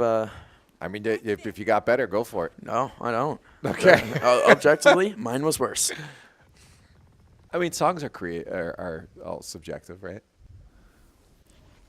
I guess. Watch out, Trill. Watch out, Trill. You might die here. Trill could go for it. Oh, yeah. Good duck. Great duck there from Non. Like a magician with the throwing knives. Yeah. Paint a picture. Yeah. Get the apple off the head. We've seen that twice now. I think Non did. Yeah, it was the other way around last time. And there's P. Really good spray through that smoke.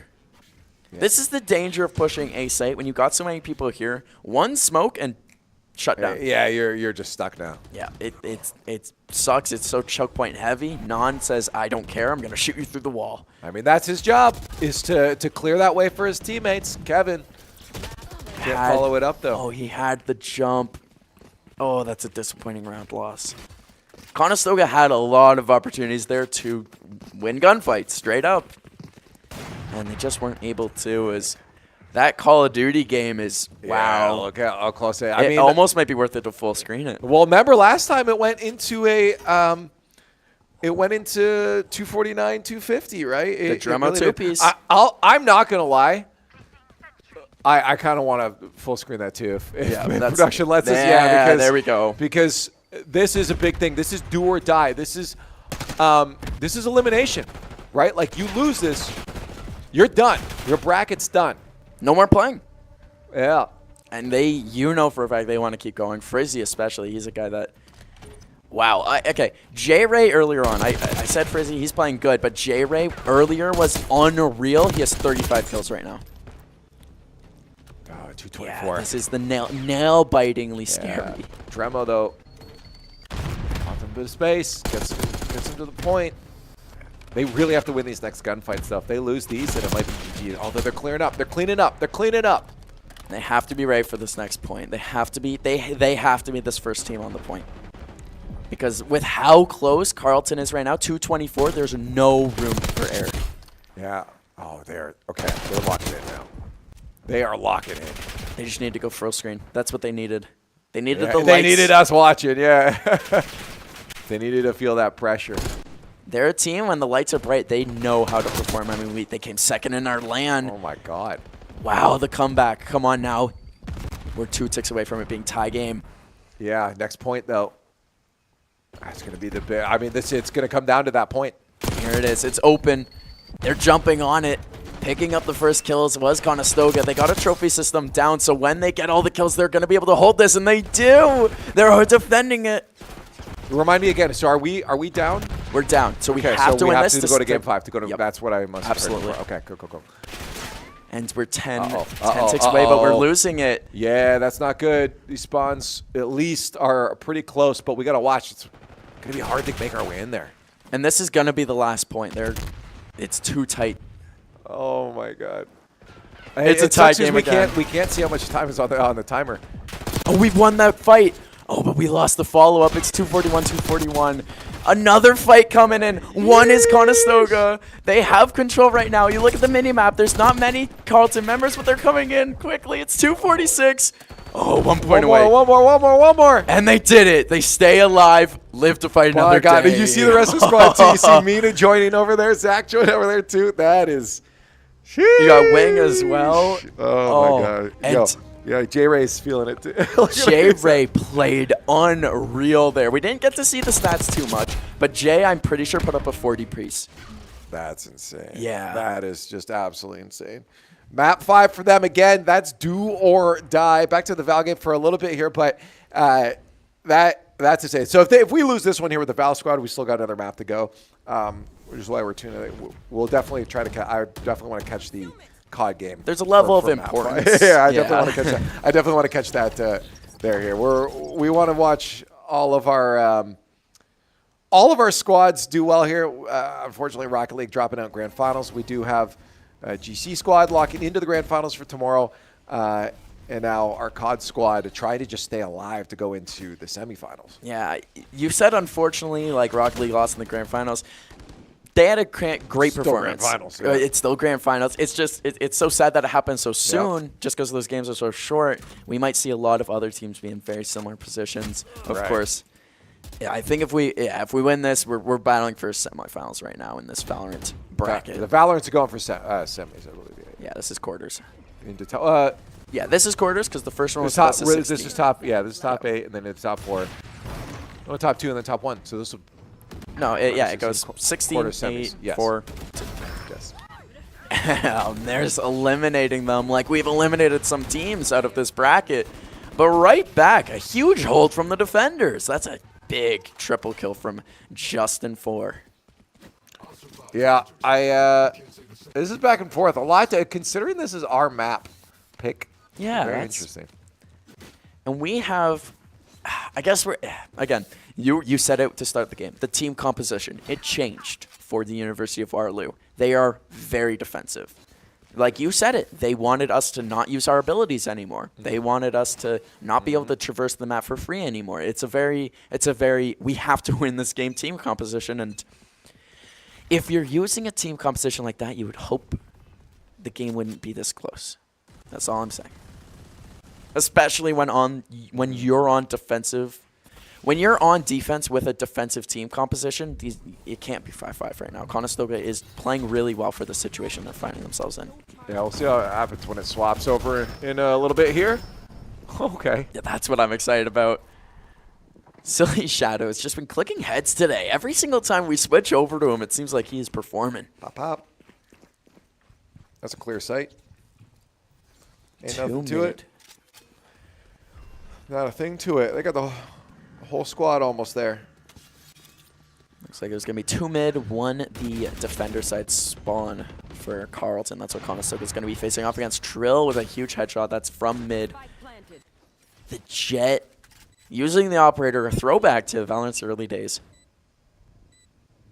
This is good. Now he's got to wait it. Hope the retake does not go in the favor of the Waterloo. Ooh, you did.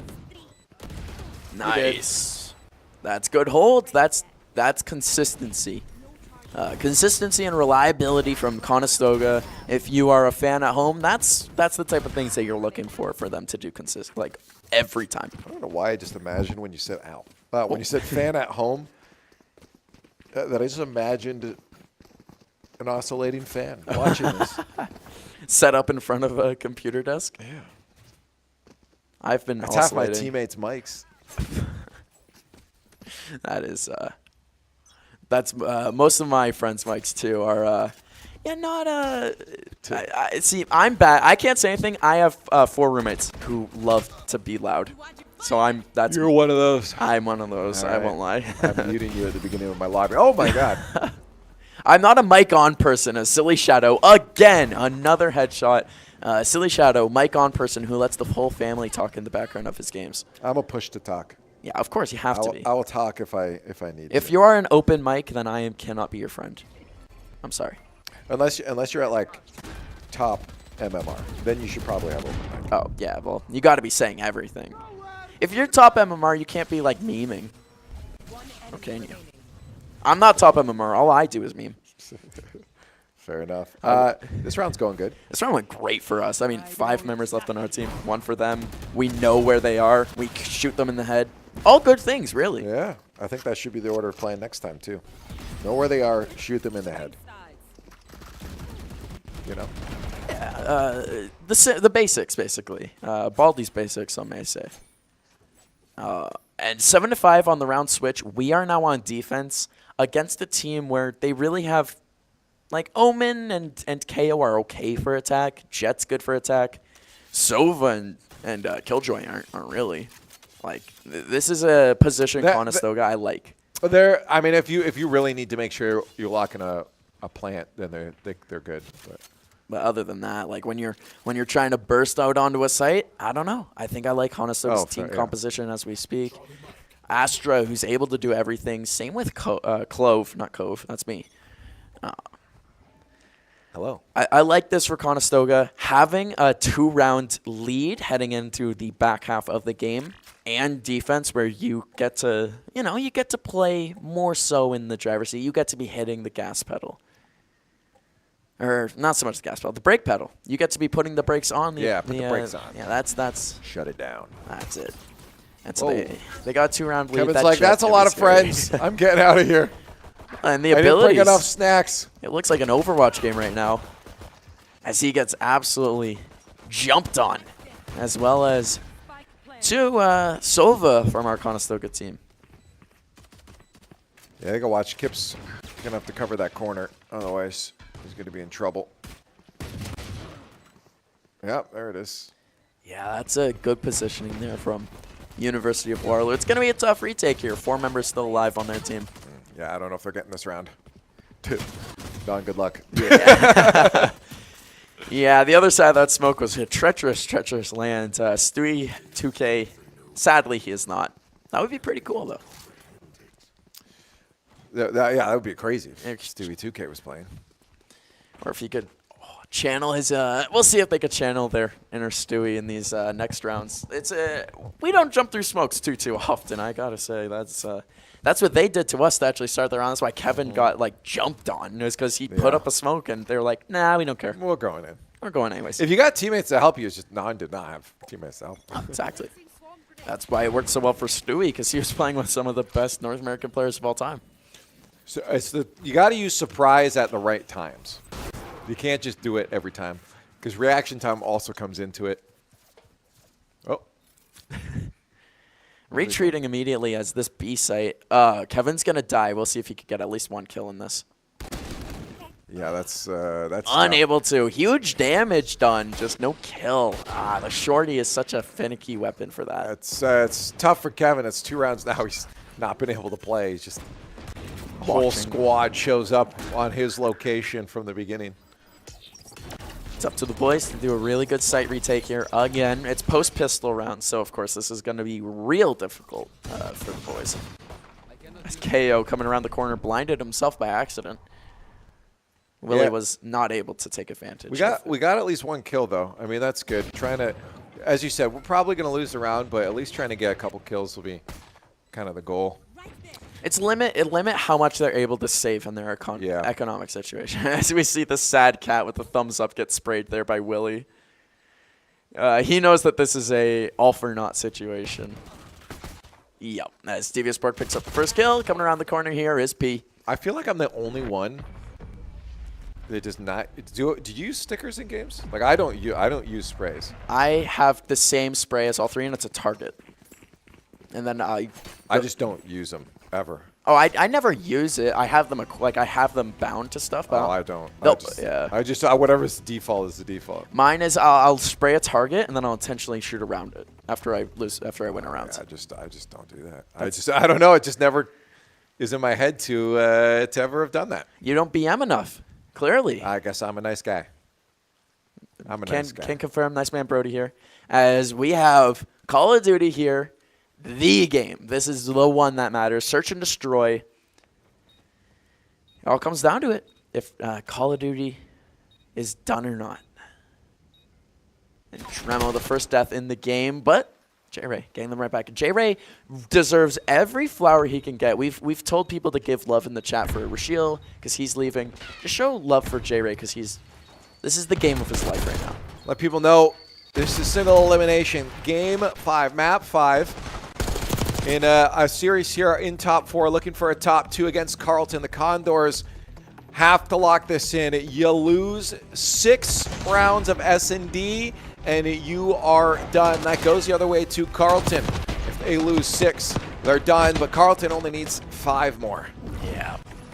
As they did take the first one, and they took it against us, and in Valorant, in your bottom right-hand corner there, it's just Willie left alive if you're not able to read that text. He's attempting to make a comeback here. Hey, the Rocket League squad is there. Yeah, I thought they were playing for a minute. Yeah, the Rocket League squad is now actually playing Call of Duty. That's why it went all 5 maps. That's why we lost. Yeah.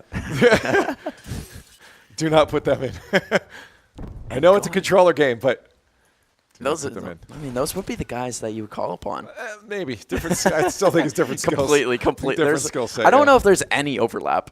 I mean, I guess besides being familiar with the controller, but yeah, there's a jump button.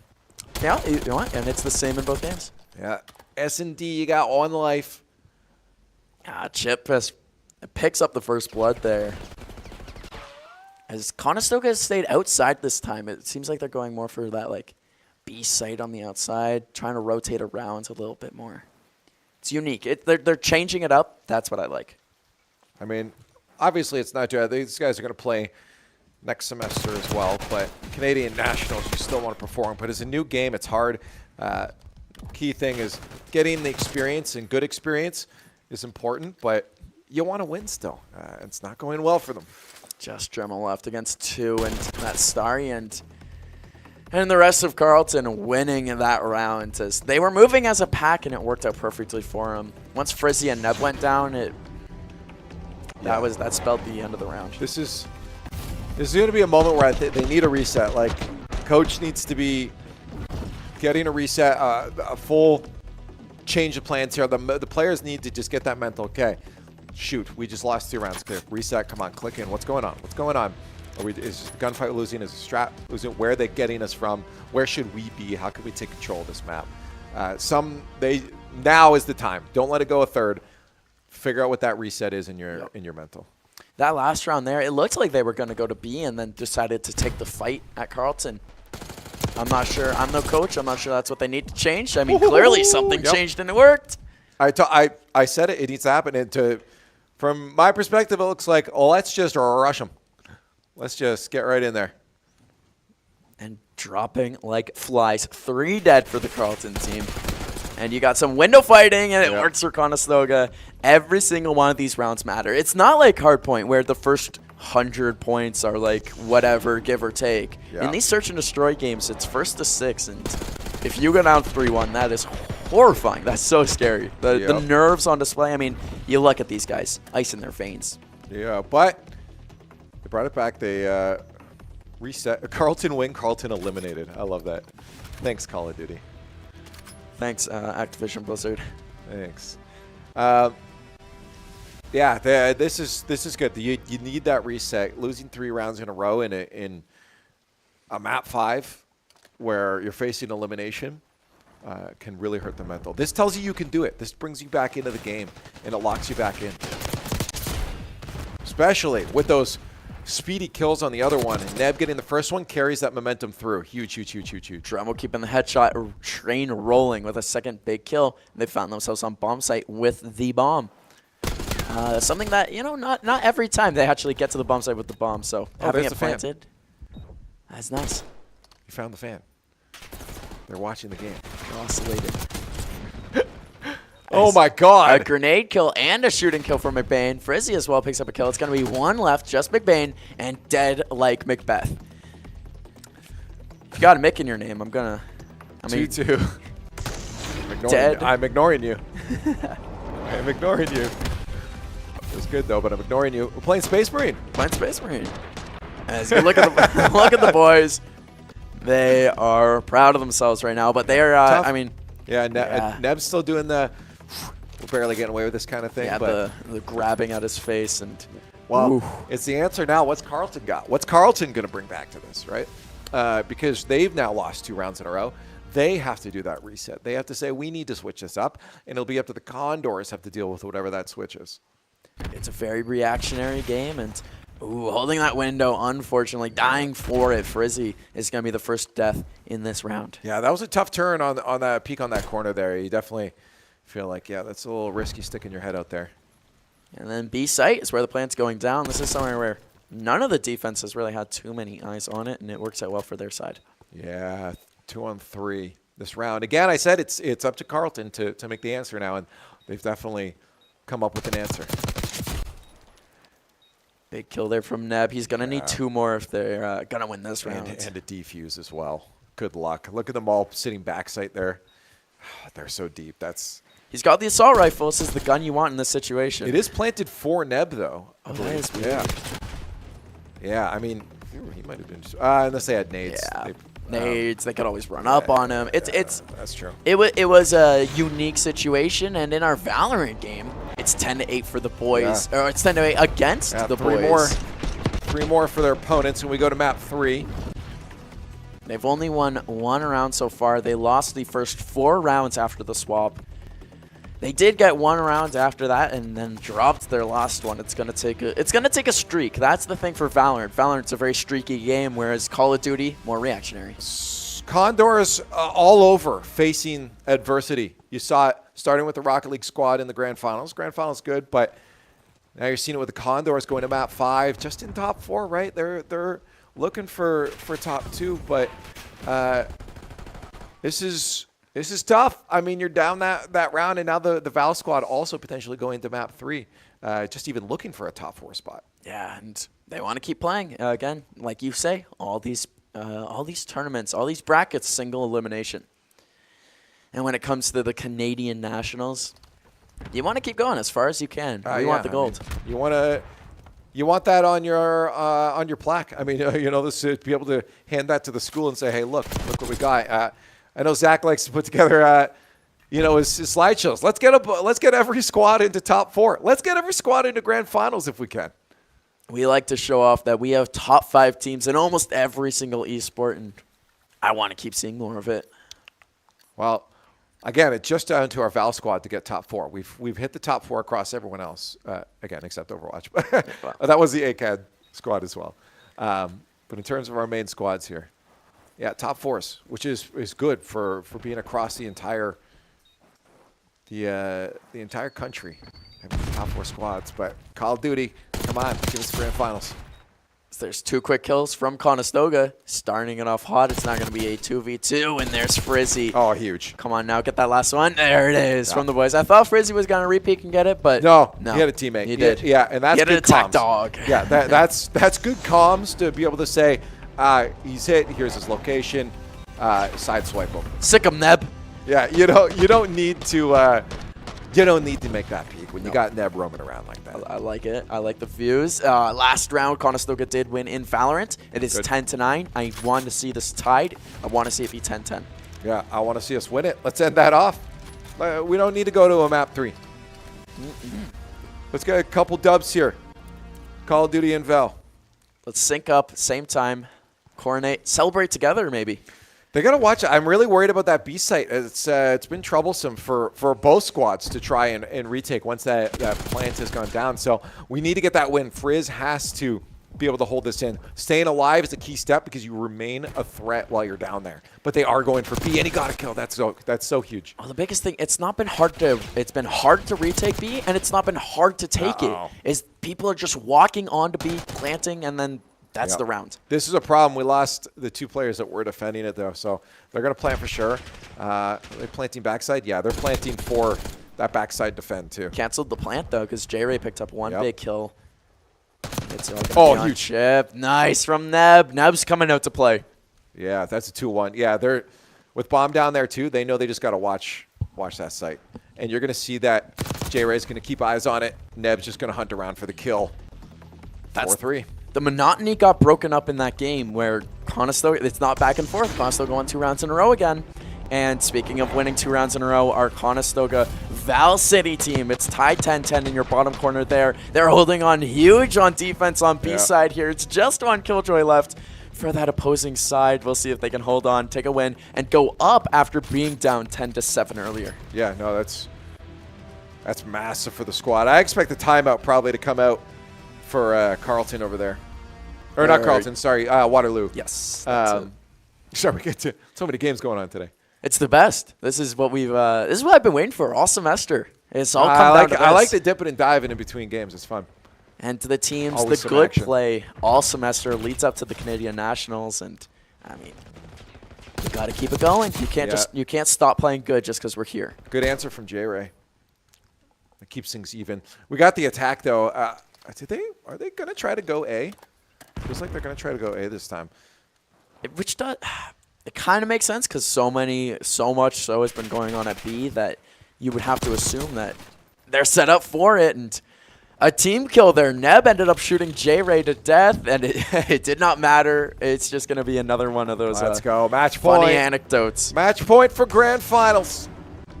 I hope this shows him killing J-Ray.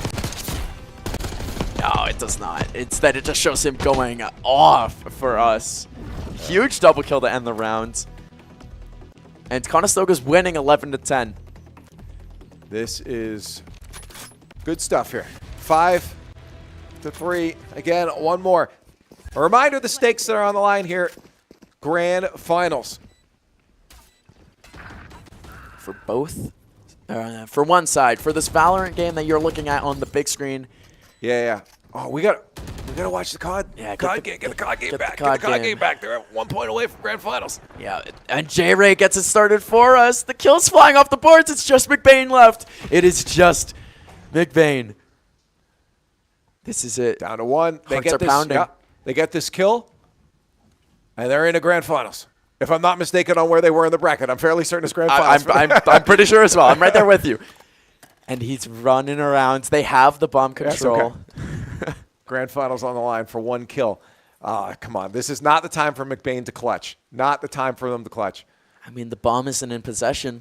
That makes it 10 times harder. No, they're in such a good position for this. Oh, this is wonderful. Oh, Frizzy just missed McBain by like a second. Oh, there he is. And there it Lock him is. in. There it is. Yes, Neb. Break the table in half.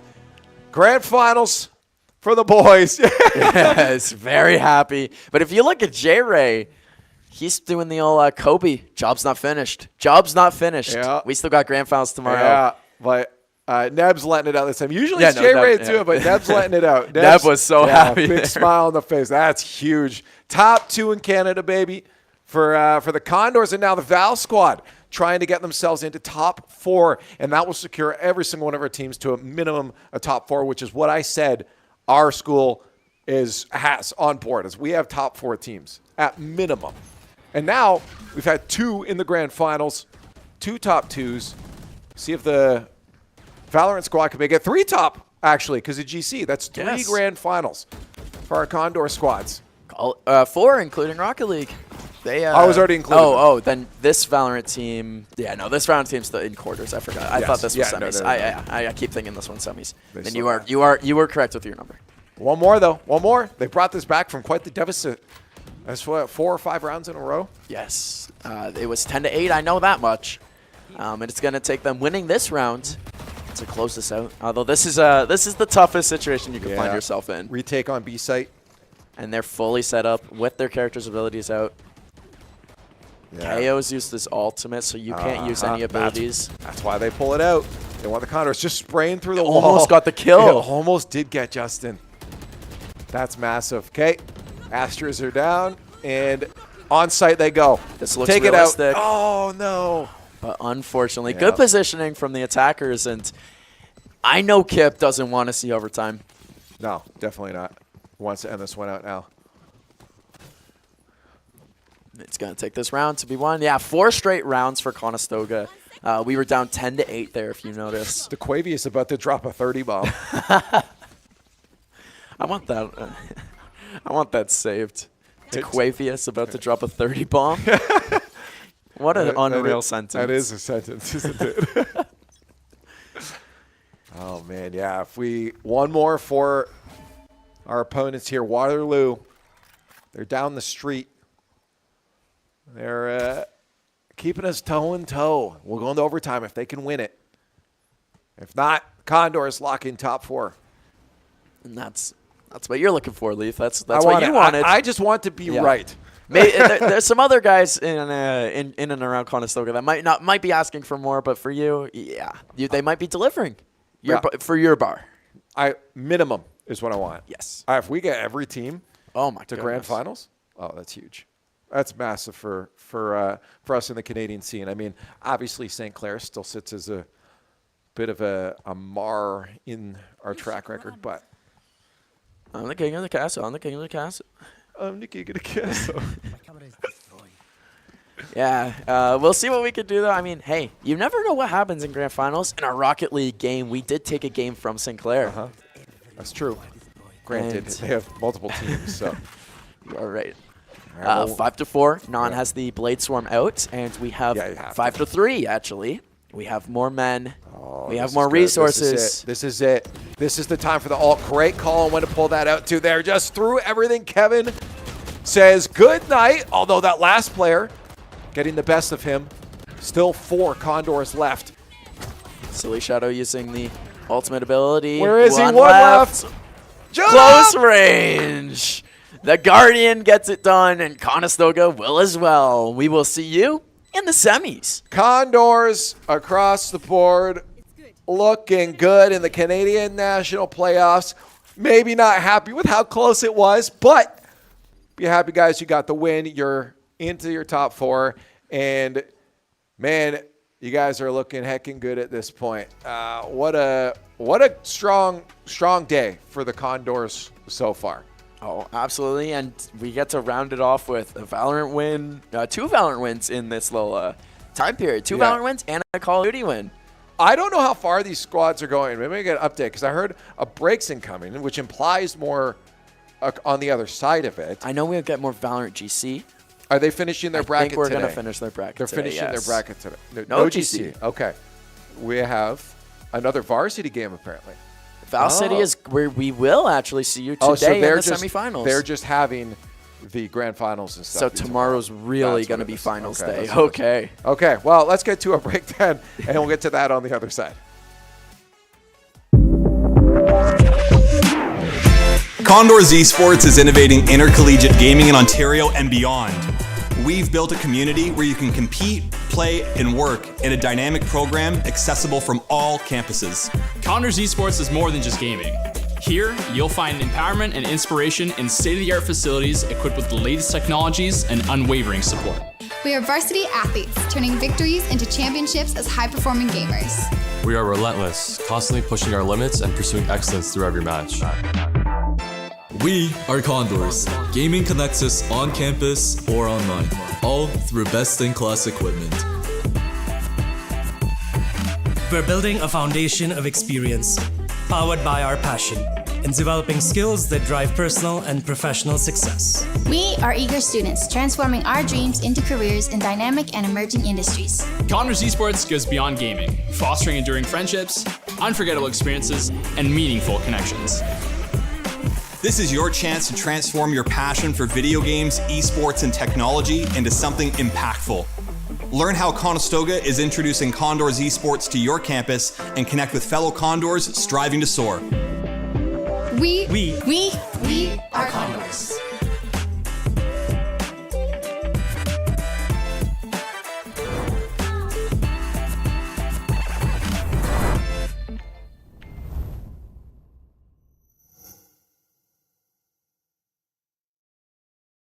Esports is for everybody. That's what makes this so special, where there's not a lot of barrier to entry. It's, do you have a passion for gaming? That's all it really takes. There's so many different things involved in this. It really does take that full team to make a successful event run. And that's what this program does. You got the lighting going on, you got the video capture going on, you got the whole production crew that are packaging this all together, you have the shoutcasting that's happening. We want to be, that pinnacle for esports. We want students to come here, learn from industry best, and launch their careers in esports. You have that new arena that's being built. To have that investment through the college, it proves a lot. We're invested in this. This can lead to something really big and something really neat and something that you're really invested in. It's $1 billion industry, and we really can't wait to see where this goes.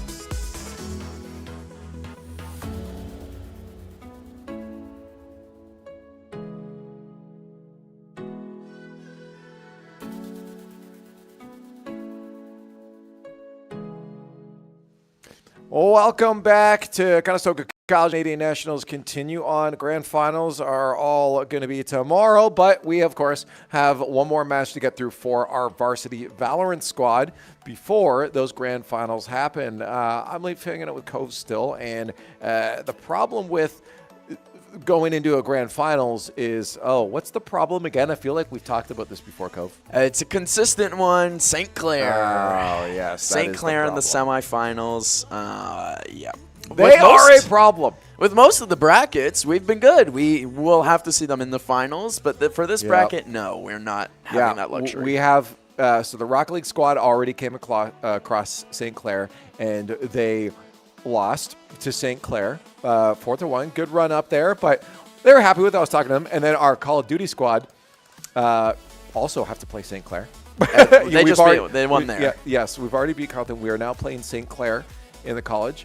In that, and then what's that? Oh, is that who? St. Clair again against Conestoga with our Val GC squad? It is St. Clair at Conestoga College. Now, what I like to say is that in the Canadian Nationals, it's now become the story of St. Clair and Condors. I was going to say, do you think the other schools are getting sick of seeing that at the end of their brackets? We're all getting sick of seeing St. Clair at the end. What I love, though, is that we're seeing the Condors at the end of it, too, because you think about it from the perspective of those schools now. They're all saying, like, Condors is the squad, is the team to watch out for. In every sport. Yeah. And I think that's phenomenal. I think that's so cool that all of these squads are now actually just competing to be that next best. St. Clair, however, still has our number in most situations. So we were walking in the hall, and I said, well, at least it's going to be, I guess it's going to be a quick 0-2. And Silly Shadow, you can see him laughing there, from down the hall yelled, hey, I can hear you. But yeah, in their heads, they're definitely knowing this is not going to be an easy one at all. No, but you could see them. I mean, we're going to be on Sunset here in... No, I'm lying. This is the start of the game. We have Bind first, then Ascent. Would you read right to left? Apparently I do now. I don't know when I started doing that. No, I was distracted by two things. One is that you can see Silly there. He's a little bit more joking, and that's because in the chat, both teams, they're chatting with each other. The St. Clair and the Valorant varsity team. They were saying we should have the observers face off against each other. That'd be fun. Yeah, and they said they were 1v1 the observers. I love that. Yeah. But Bind is going to be our pick, and then to Ascent for their pick. I think we're starting defense, if I wasn't mistaken there. That's what I'm pretty sure. Yeah, yes.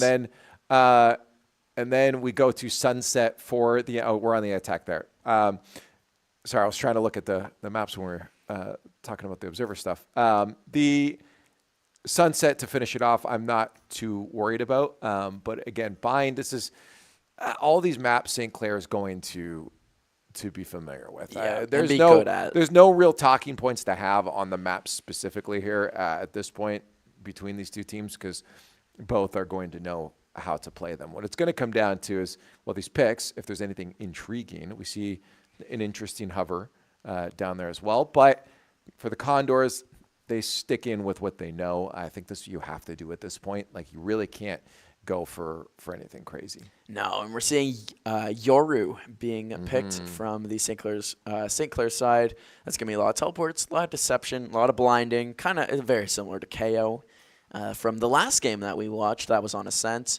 On our side, of course, we got Non on the Rays, as we come to know and love. Willie on Sky. Again, we know and love these roles. Silly Shadow on Clove, Kip as Astra.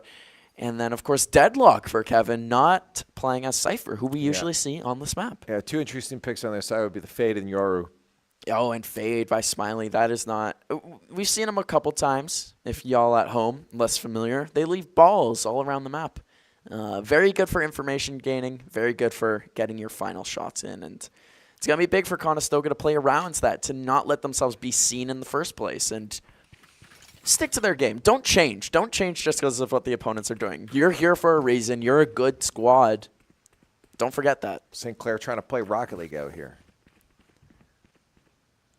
They've got cars on the map? You said balls. Oh, yes. Multiple balls. Yes. As we're getting closer and closer, Truth deciding to take a moment of silence. Yeah, this is a real hard one. So we're top four. We've done that at least. All of other squads have met St. Clair in the grand finals. Unfortunately, our varsity squad has met St. Clair in the semis. To move on into the top 4, they need to win this one, so it's a big match for them. Let's hope that my prediction of an 0-2 is a joke and not actually accurate, and they can shut down St. Clair. Good start for Don. Fantastic play. The explosion out onto the sand. I say explosion using both those bounce pads and picked up a free kill at the end of the day, but Truth says, I don't like the sound of that. And Kip right back-to-back double kills. Puts Conestoga in a good spot. The bomb is down. Chilling come around the corner, eating a bullet for his own right. The problem is that it doesn't guarantee anything going forward, especially after you watch what just happened there. Yeah, Conestoga not able to watch what happened. A very good blind and then finishes off the triple kill. That is a round that you pretty much have wrapped up maybe a little too early where it bit them because they put the foot off the gas. Really good blinds here by Fair, though. That's what got him back in that fight. Is that his teammate or is that us? I think that was us. Little BM there. Oh, yeah. I mean, when you get these two teams that face off a lot, St. Clair and Conestoga, I mean, every esport, apparently, the BM comes with it. Well, St. Clair up 1, stealing away a round that we thought we might have had, which means second round likely to go the same way. Yeah, unless, you can never count out these sheriffs. If you're able to pop some heads, then swing it the other way. You never know, but yeah, it's hard to get all excited when I know the doom and gloom reality of the situation. The other team has Phantoms out already. That's 2,900 credits for the second round. That's confidence from St. Clair. Yeah. Ray's crossing over there. You saw good play from Willie. He didn't want to get caught out in the open there in case there was more than one player that he had to deal with, and they might not have known he was there. So he tried to keep the element of surprise, backs off with his team, and they drop their way over to A site. See if they can at least get a plant here, trying to fill their coffers just a little bit, right? Silly Shadow did get a big kill there, but it won't matter. Again, getting that bomb down is extra money in your pocket. Getting more kills, more money in the pocket. 4 members left on the defending side. That doesn't do much for you on Conestoga. They're going to have to return the favor really big this round. That's a crazy kill by Truth to start the round through the wall. Yeah, that is a crazy kill. Yeah, Condors will now have to step it back. Again, you expect to lose that. That's what I say. It's about getting just as much wealth in your pocket as possible going into the round, but they'll have enough to at least try to be competitive in terms of their buys. But they also have to execute. And that's where we know St. Clair is definitely going to give us some trouble. They are good for that. They push up real aggressively on defense. This is something you do not see very often, and it does not pan out for them. Oh, that's huge. Look at this positioning from Kevin right now. Avoids any detection leading up to that and shuts down Truth. And the rest of the Condors, Non is going to be able to sneak up behind another there. Love it. Love the play. That's what they needed. 4v2 at this point now. No one is on A site. They get to go out, and this will be a free bomb plant if I've ever seen one. Yeah, no, that's good.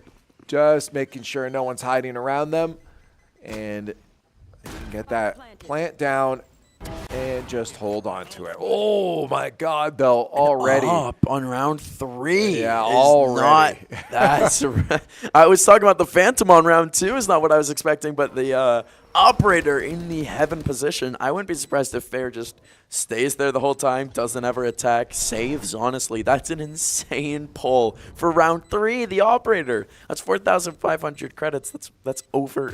It's exactly half your credits if you max it out. One. Yeah, Instinct shutting Non down. Just last 2 players here. Kevin holding on. I think they've got it long enough that they'll be able to back off. They got to watch the exit frags, though, but they're not going to be able to get the defuse. So that is going to be a round win. Kip backing off. Look at his health. Yeah, that was a little dicey. And, of course, saving the operator, Yoru never even went on to site a single time, which They'll take the round loss to save the big boomstick. Yeah, of course. Yeah. Save that in the next round, especially with buying that so early. But it does give Conestoga a 1-round win to get back into this one. And Conestoga doesn't really have an operator, a designated opper, too often. So if they do get fair dead, we'll see. Yeah. I don't even know if they pick it up. We'll see. Non. It's true. Use it. Oftentimes before a rollout, he'll wait, see if he can get an early pick on a cross, and then if he can or can't, then he'll move on from there. But it's definitely like it's a buy that's not as guaranteed for them. You're right, because oftentimes their game plan lays around a different strategy. Yeah. Of course, the calm before the storm here. Truth for the St. Clair side. And all of St. Clair for that same matter. They really like pushing up far. And speaking of that, Fair pushed all the way through the bathrooms to pick up the first kill of the round. Something Kip was not expecting one bit. Now you have to play without your IGL. And you have to play with the flanker behind you. I was just talking about how that's a guy you got to watch out for. Because now that you know the op's alive, you got to watch out for that. The spray, thankfully not working out entirely for Rose there. Gives the Condors a little bit of time to bite back. But it is down to a 2v2. And we do know St. Clair is never a threat that you can just like sit back on. Yeah, Kevin gets a big kill with the ultimate ability there. And of course it is Fair with the operator. Like you said, the guy to be scared of. We got very lucky that the truth was not correct on the flank, because that would have been super detrimental. Yeah, there's that op. You don't know where it is. Yeah. Because Yoru is just making his way around the map. Ripping time. But I like and finds his way into a position that kind of surprises you. Oh, and has the shorty as a secondary and actually used it right. Wow. I'm at a loss for words. That's a really good play. Fair is definitely the carry on this squad. Not that the other players are bad, but every team's got one. Fair is the carry. We'll call him the St. Clair Fairy because he's their fair carry. I was just gonna say Fairy. Yeah, he's bringing the St. Clair Fair. Oh wow, there's so many different things that rhyme with it. The St. Clary. Do you think it's fair that he could be St. Clair? Play for St. Clair? I think it's fair he could play for St. Clair as long as he has hair. Are you not allowed to play for St. Clair if you have no hair? No, don't you dare. Okay, Dr. Cease. Both in the booth. Well done. Yeah. If we were playing Smash Bros, I'd tell these guys to hit a nair. Well, we're not. No, we're not. And I'm just going to end it there. No neutral airs. Well, Kip up in the air, using that ultimate ability, neutralizing half the site. From in the air. Yeah, well, every player is firmly in their chair. And we'll see it right there. Kip with a two-piece. Oh, that was pretty cool. That's pretty And there it is. That's the end of Dr. Seuss. A pretty neat 2 kills there from Kip with the Stinger. As Conestoga, their economic situation, not where they had wanted to be. They're relying on some, let's just say, worse weapons. Yes. And it's working. Triple kill with the Stinger. The $1,000 SMG. Watch out, though. Don't peek. Fair's got the app again. Just hide your butts. That was the smart move. Save your guns. And live to fight another day. This is what I was hoping for Conestoga. Again, that operator. It's the only gun they kept, I think, 3 rounds in a row now. Yeah. Again, Fair is a madman out there. 7 kills to 1 death at this point. Is a player, and this is the problem, is that with that op alive the whole time, it remains a threat, and you do need to be aware that, especially with the Yoru, where is it coming from? Teleport in an instant as well. It's similar to like when Chamber has the operator where they can get out of dodge immediately. It opens up the field for the rest of your team as well to go adventure out, because every single sightline is a scary sightline now. Yeah, this is good though. Condors keeping it relatively competitive. They just have to be very aware of Fair and what they're bringing to the table, because it's certainly a threatening position, in my opinion, is what's being brought to the table. But they've been good for getting the bombs down. They've been going in with the confidence that it's going to work out for them. Silly Shadow taking that corner, not realizing that it was an operator. If that is a Vandal in that situation, a one-on-one. Yeah. Exactly. It's just going to be a good spot for Willie here. That shorty from Fair. Are you kidding me? It's really smart heads-up plays that you don't expect someone who uses an operator to make, and he puts the operator away to pull out a Vandal to finish the round. This guy, I'm scared. Yeah, Fair knows. Fair is giving me a scare. Hide your kits. Hide your knives. Fair is out there with the op. You better hide your kits, hide your knives. Fair's out there. Yeah. He ain't winning the rounds up on you. I thought it was pretty clever that I was able to rhyme kids and kits and that was perfect. wives and knives. It took me the hamster started really running in my brain. Yeah. Very good. Instead, not good.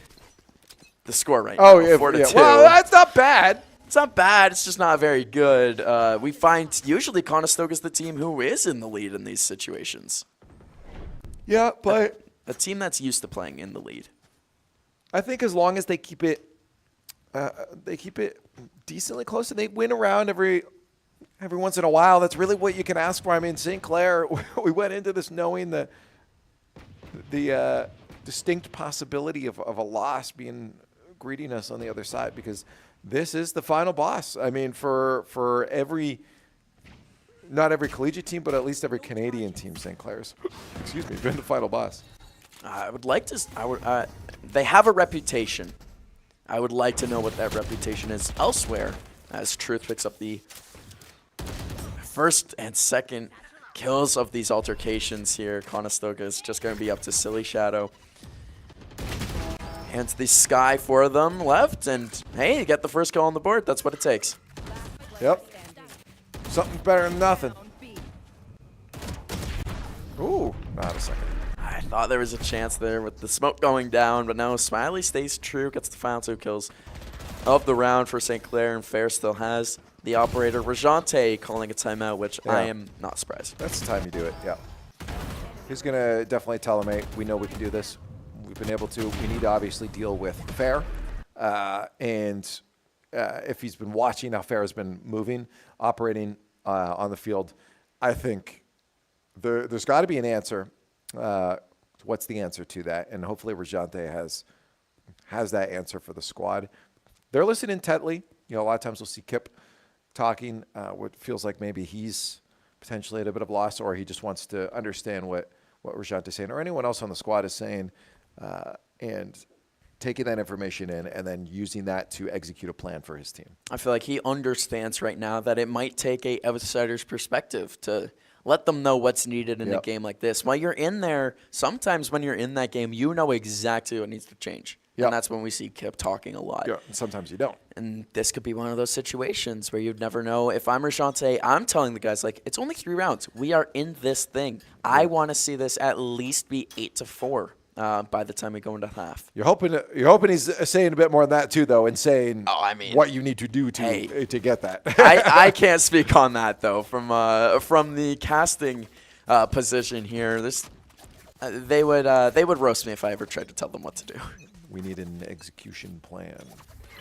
And I'm sure Rajante drew that up. He's one of the, I feel like, better coaches for it. And there we go. Truth is down. They might have had 2 operators on the board though, which means they're very confident. I don't like the sight of that, but I do like the sight of Non. Picking up a huge headshot here. Can he keep it going? He cannot. Instinct comes in. Fair out of the game, though. That's what they wanted.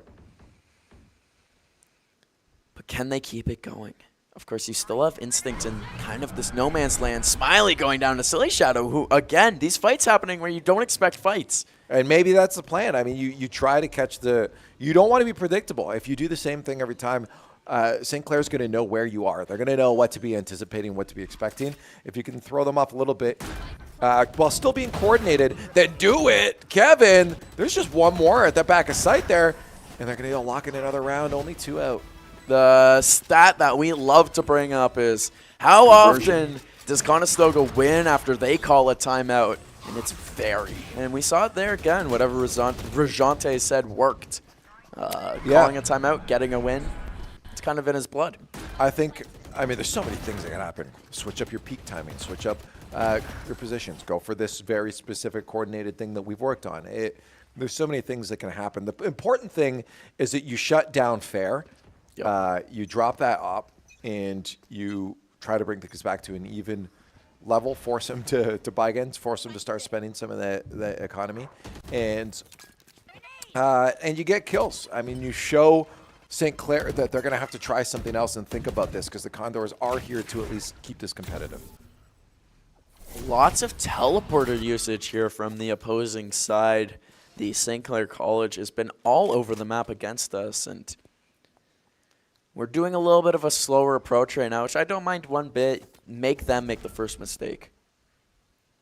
And it could be fair. He's pushed up real hard. No longer on that operator and almost picking up a kill on Non. Unable to. Teleports over to B site, as he does have the information that that's where Non was trying to run to.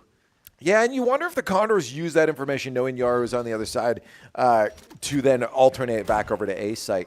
I mean, you have to make that call quick, and they didn't, so they will commit over to this, unless they get pushed back. Silly Shadow saving. Kill for Silly Shadow is going to allow them to move on to site. And it saves Kevin's life, as the blind one around the corner. Kevin was blind, but also fair, and so the only one remaining was Silly Shadow to pick up that kill, and was able to. Non coming right back over to A, though, with the bomb in their possession as well. You said they had to do it fast, and you didn't think it was fast enough, but that's what I like to see. They came right back over, still have 20 seconds left on the clock. Using the rockets right, gets a little peek there as well. They know where that player is. On the backside, plant down, and now they just got to lock in for a hold, but Smiley shuts down Silly.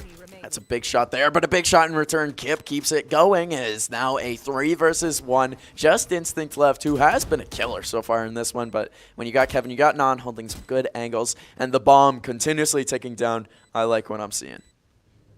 And they pulling out the save. I mean, they have to, I mean, for Instinct, there's no real benefit to trying to hold on to that. Give up the round. You're still feeling confident with the squad. There's plenty more to play. But it does bring the Condors into a 1-point difference. That's the part I like about it. What was 5-2 is now 5-4. And what I was saying, Rajante might have been saying, is that, guys, you're right in this. Don't fear. It's only a 3-round difference. And I was saying I wanted 8-4.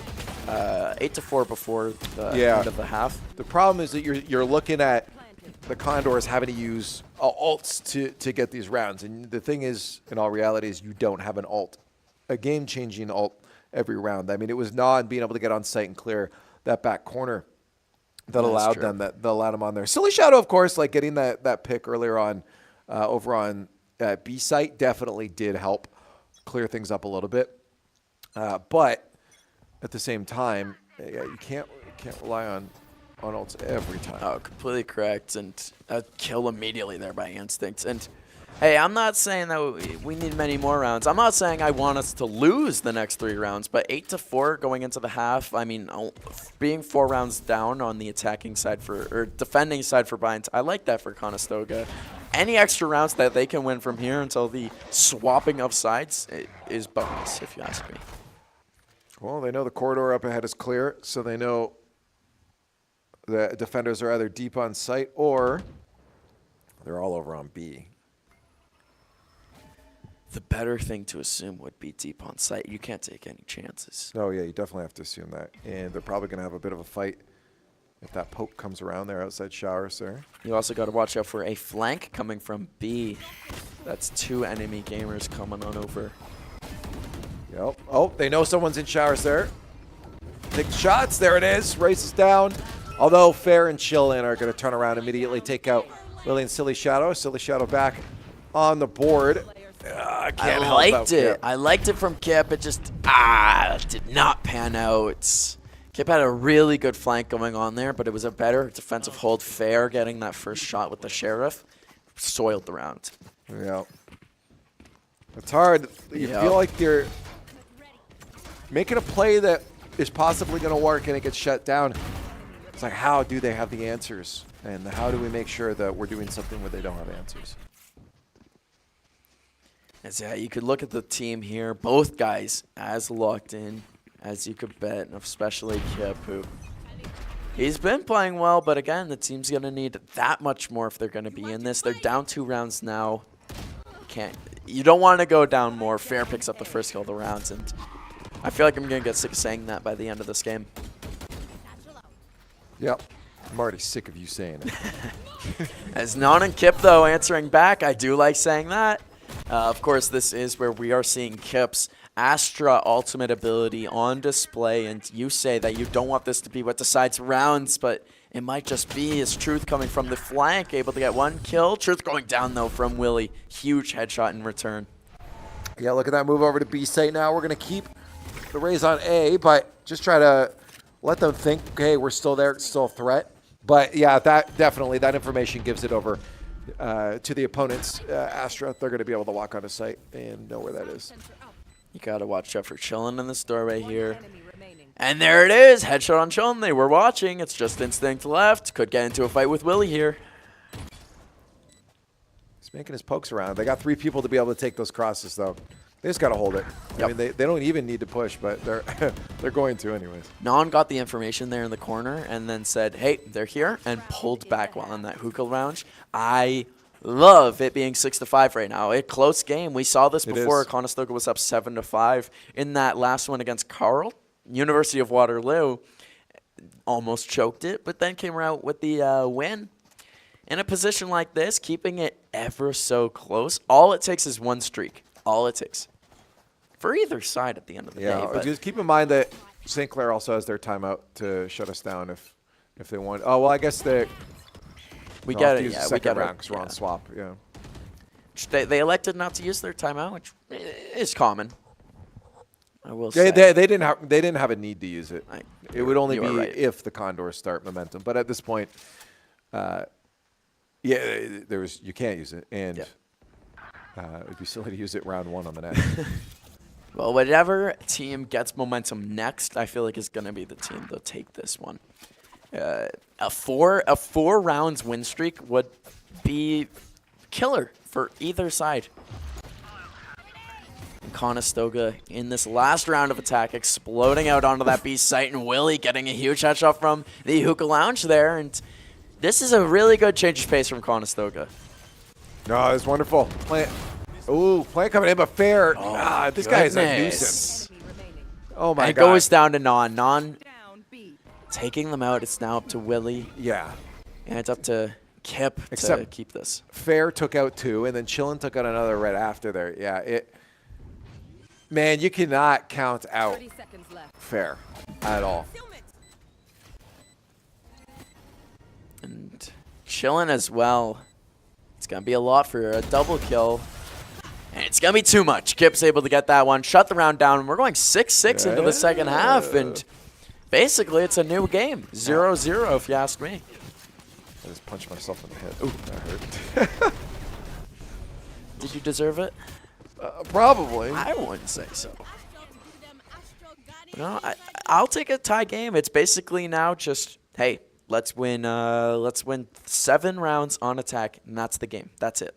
Let's forget about everything that just happened. Okay, sure. Yeah, why not? It was super back and forth. I don't really feel like actually, I'm lying. I think Conestoga had a better half because they didn't have the advantage of winning pistol rounds and winning post-pistol. It was a comeback for them, and they came back very effectively. I think they're playing. I think they're adapting very nicely to what's been presented to them on the other side. Does it mean they can sit back and just enjoy this momentum anymore? Absolutely not. This is a keep your head in the game every single second. It's going to be exhausting, especially considering they played some games before that got close. And there it is, the fade ability from Smiley, just absolutely eating Kip alive on that A site take, and it was so quick from the St. Clair College team. And they keep it going. Smiley with a triple right out of the bathrooms there, and it's now going to be on Willie on the flank, and the only team member anchoring that B site. Go for a cheeky little ace. Cheeky little ninja defuse, maybe. Cheeky little ace into a defuse. There's going to be a lot of people watching this doorway. They have to have an inclination that Willie will be here. Yep. You got one. And that was it. I'm going to forego this burst fire stuff, just get the headshot, and then inevitably dies. A 4K on pistol round. St. Clair, ooh, they like pistol round. Yeah, that hurts because, again, that sits you at a deficit sometimes of like 2. And now they'll have to play that catch-up game coming into 3. The scary thing, too, is for St. Clair, they only had to win 7 rounds in their own right, just like us.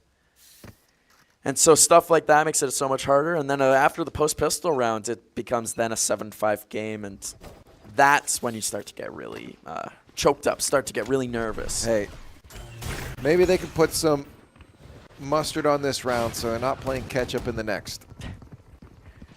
Relish in the moment, boys. Oh, God, give them the sauce. Not quite fair, is there? Unfortunate timing, too. If you get that first shot, you never know with the recoil, the aim punching. But no, not in Conestoga's favor. In this post-pistol round, the PP are not looking how I was hoping. I just noticed those posters are very freaky, the face that's on it. Oh, yeah. Kind of looks like Coach from Left 4 Dead. I have not played it, so. It's coming around the corner. Truth, it does not matter. That Bucky, they love. I gotta respect some Bucky usage, especially on that raise. Yeah, of course. It's fun to watch. Yeah, satisfying too when you hit them. Not when we get hit. Well, of course. And there they both die, getting that death bonus, a little bit more money in the pocket. As silly as it looks, that is a good thing. Yep. Yeah, fair in that round was unreal, picking up a huge headshot, which just basically told Conestoga, yeah, let's not bother, as fair is 16-5 in 14 rounds of play. Yeah, that's wild. That is an incredible play. It's one of those things where you don't see very often. Rose Truth being 11-13, more deaths than kills. That's awesome. I love that. That's entry frag at its finest. Yeah, unfortunately, 2 teammates below they have a higher KD, so. Yeah, weird to see. And fair, the first one down for the St. Clair side. Who knows what this turns into, but that's the start Conestoga really needed. We'll wait and see.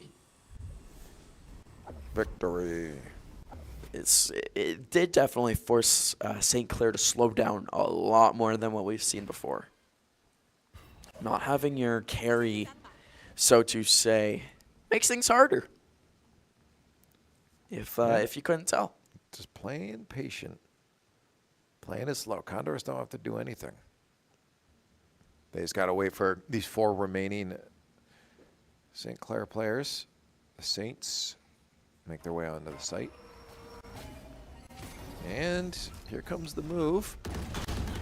Oh, Willie caught out. It was an effective play by them, but Non says, I don't care. Picks up some huge kills in return. It's now going to be on 3 members left for Conestoga to hold on to this site. Deny any bomb plants, but they grab it, and they will get it down, and that adds a little extra element to this retake for Conestoga. Chillin's on nothing right now.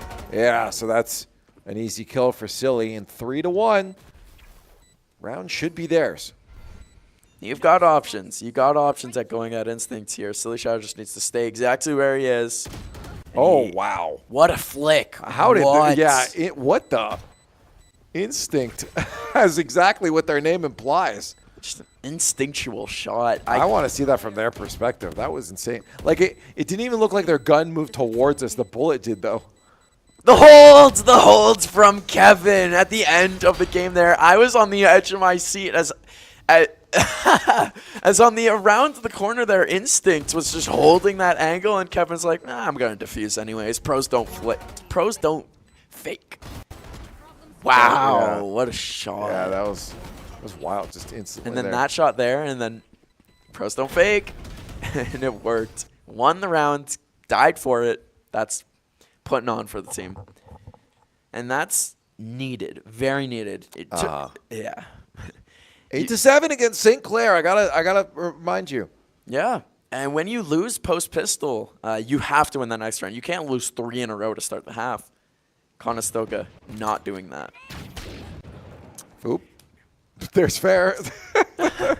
Found him, guys.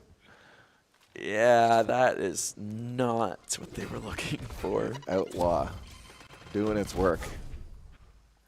Stinger in the close range has worked well for Kip in the past. It looks like they're actually going to pull back from there.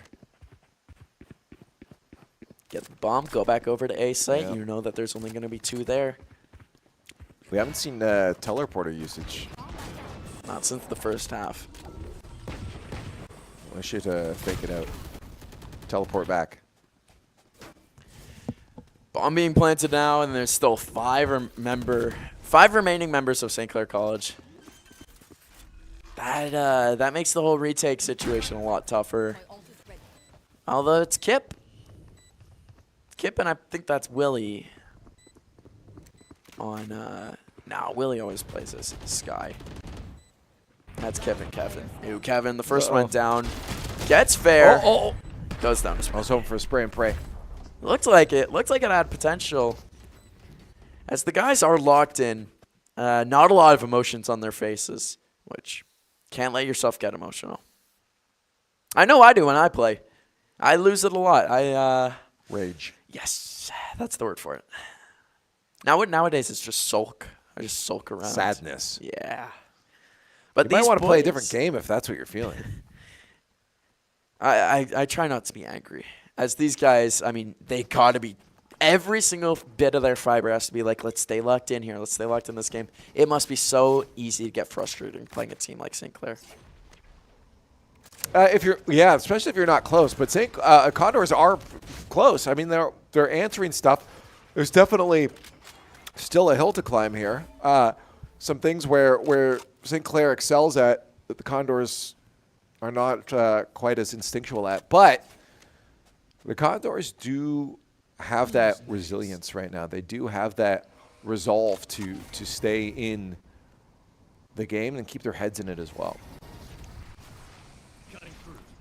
It's how close it is that makes me nervous, and Kevin's been spotted out by Fair. Fair's in a really good position, but Fair is alone in these gunfights. Oh my God. Truth getting a huge bomb buddy play there. 1 kill with it, and a teammate comes in and picks it up. That looked like it was instinct. It's 2 Conestoga Condors go down in the blink of an eye. Yeah, look, the defenders are thinking, okay, maybe that's a move over to A, but nope. Trying to watch their backs and maybe just hold off for a save. Because they're really going to need to go into these double-digit rounds in a good position. How is that not a kill from Yeah, Non? what I'm the- shocked. Non, it looks like lit up inside. Ooh, that could be, Instincts. Lit up Instincts. Has a chance for another kill here. Smiley does get Silly Shadow. They're just continuously going down. Truth, the only one to die to the spike going off. I like Non's plan there, too. He almost caught them out with paint and everything. Yeah, no, they were doing, Non's doing all right. He's playing smart. Like, they're there. They're understanding what they need to be doing. It's just St. Clair is also very aware of the possibility of Condors understanding what they're doing. So they're, with that being on their mind, they're reacting quickly to the plays that the Condors are throwing out. And it looks like they're reacting better at the end of the day. Faster and better. Well, that's quickly. That's the quickly part of it. Exactly. And being faster than your opponents is really what's going to win you the game. Like, if you are going to be playing from behind, you got to be playing better. And missing shots there in that situation where Fair picks up a kill where you can't afford to lose one of your 5 defenders, that's the situation where you got to be better. They have been. Fair was just vibrating. The jiggle peaks on max. Yeah, and you're practicing. Practicing the jiggle peaks here. 80, 80, 80, 80. He was going. I can't do that fast. That's how fast he was going. I mean, that's what you have when these collegiate players, I mean, these are as close as you get to pro without being pro. They're quite good. They, a lot of them specialize in these games. I mean, Kip especially, he spends hours upon hours just reviewing VODs and playing in general, and that's what it takes to be good at this level, especially when you get to the Canadian Nationals for esports. Okay. After this round, I have a question. Because this round's about to be over. St. Clair is starting to hold on to some momentum here. I wonder if we're going to see another timeout for the Condors. I was saying earlier in the game, the first team that goes on a streak is going to win. If St. Clair wins this, that's a 3-round win streak. Yep. And that's the scary part for Conestoga. They're now down 4 rounds. Question. Do you think it would be smart to map left and right to your mouse buttons left and right and then put shoot on spacebar? I know of people that do have spacebar shoot. I don't think you can shoot as fast though. If with semis it doesn't matter. But if you have like a pistol that you need to, or sorry, pistol semi. But if you have a fully automatic, you don't. Yeah, because then you could. Well, I feel like you could peek a lot quicker. Oh yeah, you could peek faster if you had it on the mouse hand, and then if you're on spacebar, it's easier for spray control for some people. That's why I know people that have shooting on spacebar. So when they are spray controlling, they don't think about hold and click. They only think about that spray control on their mouse while they shoot. Right. I think they're weirdos personally, but then again, I use scroll wheel for jumps, so I'm. Again, that can work in some scenarios. Yeah, for hopping around. That's more so just because I have zoomer brain. Yeah. And as I said, timeout would be coming out, and there it is. It was needed. You had to at that point. That's time to do it. Shut momentum. You're also coming in to potentially the final 2 rounds here. You need to make sure that you have a game plan. You have a lot of rounds in a row that you need to win here. Again, 4 rounds back of the St. Clair team. Fair especially playing well, as you just saw on the scoreboard. That's the guy you got to target. It might become a situation where Conestoga literally has to go out of their way to target someone. Always have people ganged up. Think in your head, where is a Yoru going to be in this instance? Let's prepare for that. A lot of the times for the St. Clair team, though, they are really good at being unpredictable. Really good at it. Yeah, can you be unpredictable? So, I mean, if you're unpredictable, sometimes that becomes predictable. As Conestoga's got 2 defenders at B site, 3 on A site. Non-nose Smiley is there. Yep. Well, they also know he's there too now. That's the scary part, is that if they have the numbers advantage, they know at least the raise is on B. That changes how they do it. And Fair picks up the first kill of the round on B site. Oh my goodness, this guy. Yeah, I'm not sure if Non wanted to go where it did, but ooh, good pick for Kip. Evens things out. And there's a kill on Fair. Returns the favor. Good. Conestoga's in a 4v3 situation. There are 2 ultimates on the board. That is, of course, Fade and Astra's ultimates for the St. Clair College team. But I don't think they'll use them right now, certainly. They're both on. You see the wall in display. Oh, yes, you're right. Sorry. They wanted it. Oh, we actually have double Astra ultimates. We have the X action. Yeah. Cross it up. Condors is an early half to get this win, though. Non trying to help out in the gunfight with Silly Shadow, but he'll lose out. Thankfully, he gets to get himself back in the action potentially. Yeah. Wow, too much. Chillin shuts him down immediately. There was too much going on. Round 13 win is on its way here for St. Clair Saints. They're on match point. Condors have been doing a real good job of keeping things close. Regardless of win or loss, we knew it would be tough. When it comes close, so you want to, like you said, you get that hope of like, oh, well, let's get the win. That first half especially, 6-6 after it. Yep. And we only have picked up 1 round since then. Just the streakiness. I told you that's what Valorant's about. Valorant's not so much this back and forth game like we saw in that first half. It's this game of teams that go on runs, and it's momentum. And momentum not in our favor, but Kip will pick up the first kill of the round. That's huge. And we get Instincts dead as well. There's 2 down, but we do lose Kip in the process. That's fine. We'll take a trade. As long as we're going into a round with as much advantage as possible. That attack is going to be a lot harder now for the Saints to implement. They're going to have to make a few decisions. I mean, the Condors have a good setup, 2 per site. That's wonderful. And you only have to shut down 3 St. Clair College Agent says They get TP? they could. This could be our first TPing of the game. Well, half. Yeah, they're going. There's the TP. And now that they've done it, they've got to go fast, as all of Are they Conestoga going to fake the TP, though?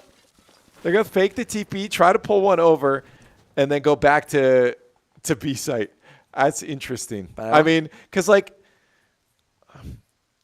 I don't know. I don't think that works, because even if we did send someone, we're going to quickly realize they're not moving on to site and just bring this person back. Yeah, it was interesting. No one left. No one left from Conestoga. Yeah, that was all for naught.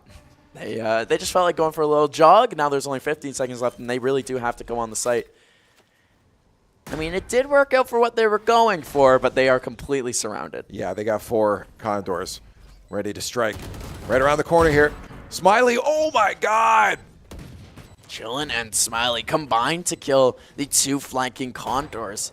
You now have Non here, who is on the flank, and then Willie in the front door with the Sheriff. You need the headshot, and there's the first one. If you're using the Sheriff in close range, you got to look out, as Non now with the Vandal. Close range, doesn't get it to go. Willie does pick up the dead man's gun. Oh, no, it was so close. Down to the wire. You feel like that's a round win. Yeah, that sucks. No clutch out there. Yeah, a frustration from Kip. It just... You feel it's so close. What's going on, right? And we can't possibly know what's going on in his head, but you can feel the frustration. I can understand that. And when you look at the kill feed, when you see the top 3 scorers in the game were not on Conestoga. No one on our team had a positive KD unless you count Kip's 1. That's the scary part, is that you need to have everyone at Conestoga. Like, that's a game where I feel like if everyone was firing on all cylinders, we have a real chance at winning that. Yeah. Just felt like there wasn't, not everything was clicking into place, whether that's because of St. Clair's strategies or because we weren't fully there. Well, again, it really started with that. The pace was set with Fair. Yeah. Fair set the pace right off the bat, and it was the Condors trying to get themselves back into the action. He had the operator by round 3. Yeah, and it when you're playing, now we know though, going in the map 2. I mean, that was just map 1. We go into the second map, and hopefully that's when we say, okay, we were close. Let's keep the solutions going. Now the problem is the map changes, et cetera, et cetera. So hopefully the Condors haven't been figured out with St. Clair, and hopefully we can keep it going strong. It's not 0-2, but top 4 at least minimum. We find out on the other side of the break if the Condors can bring this to a map 3. Please join us.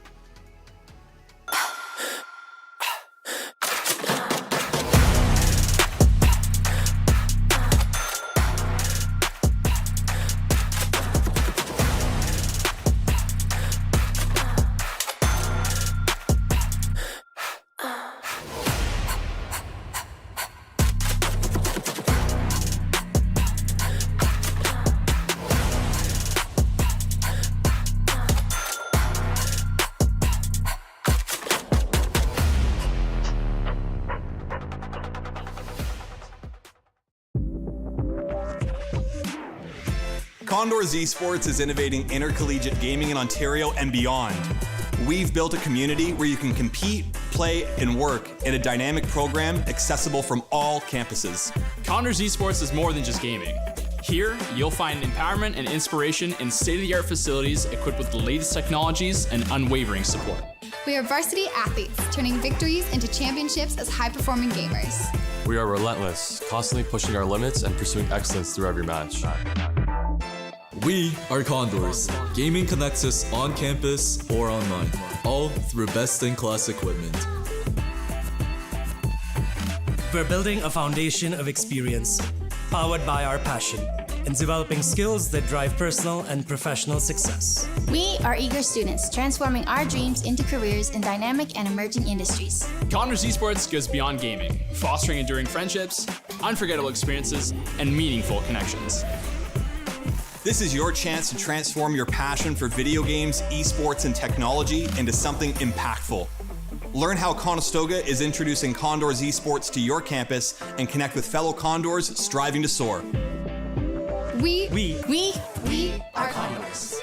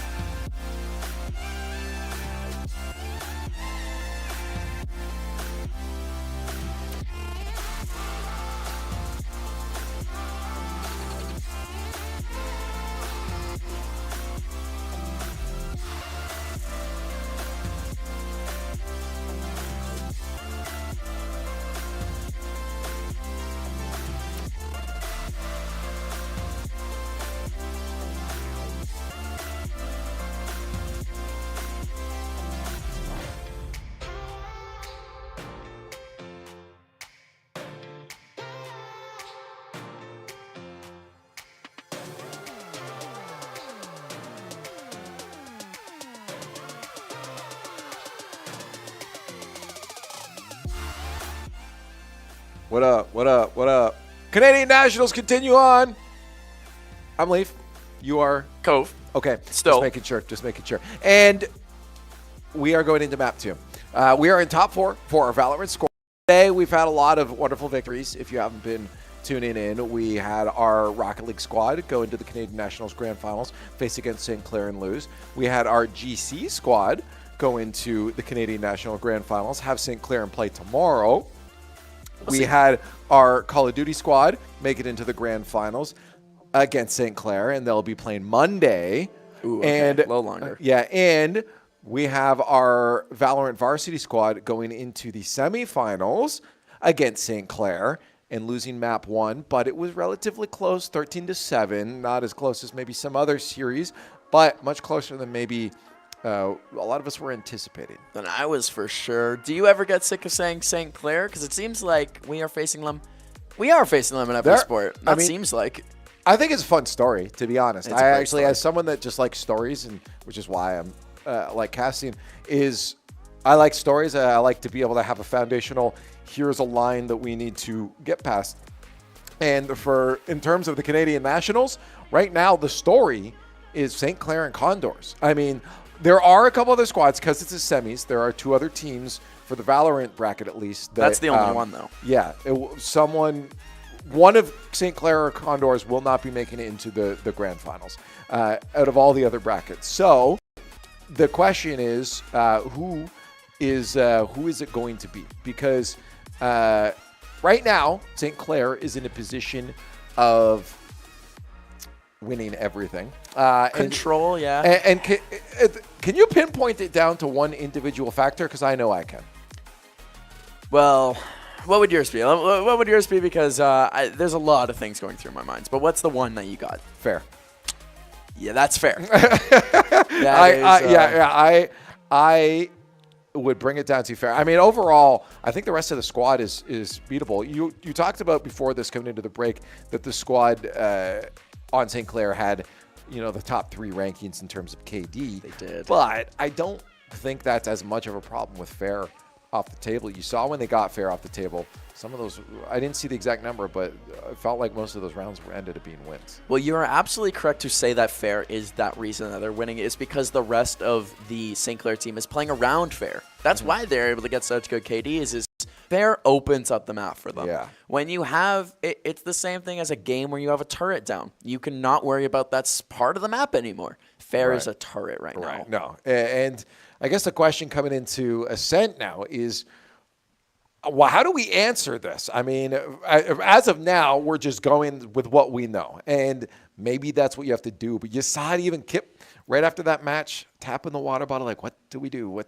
Almost in frustration. Yeah, and it was like, not frustration with the team or anything, but frustration that I don't have an answer right now. Yeah. Like, what do we do? It's almost a feeling of hopelessness. Yeah. And you got to hope that that's not what the team carries in the game with them. This is a very standard team composition. We got Kevin back on Cypher, Non back on Jet.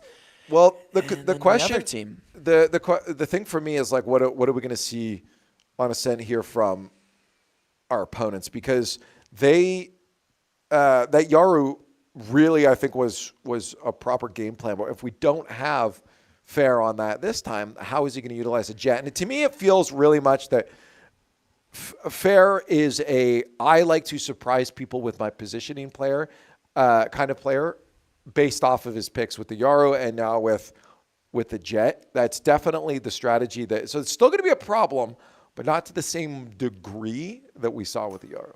And I definitely noticed differences here. As Yoru, they had Rose Truth play as Raze.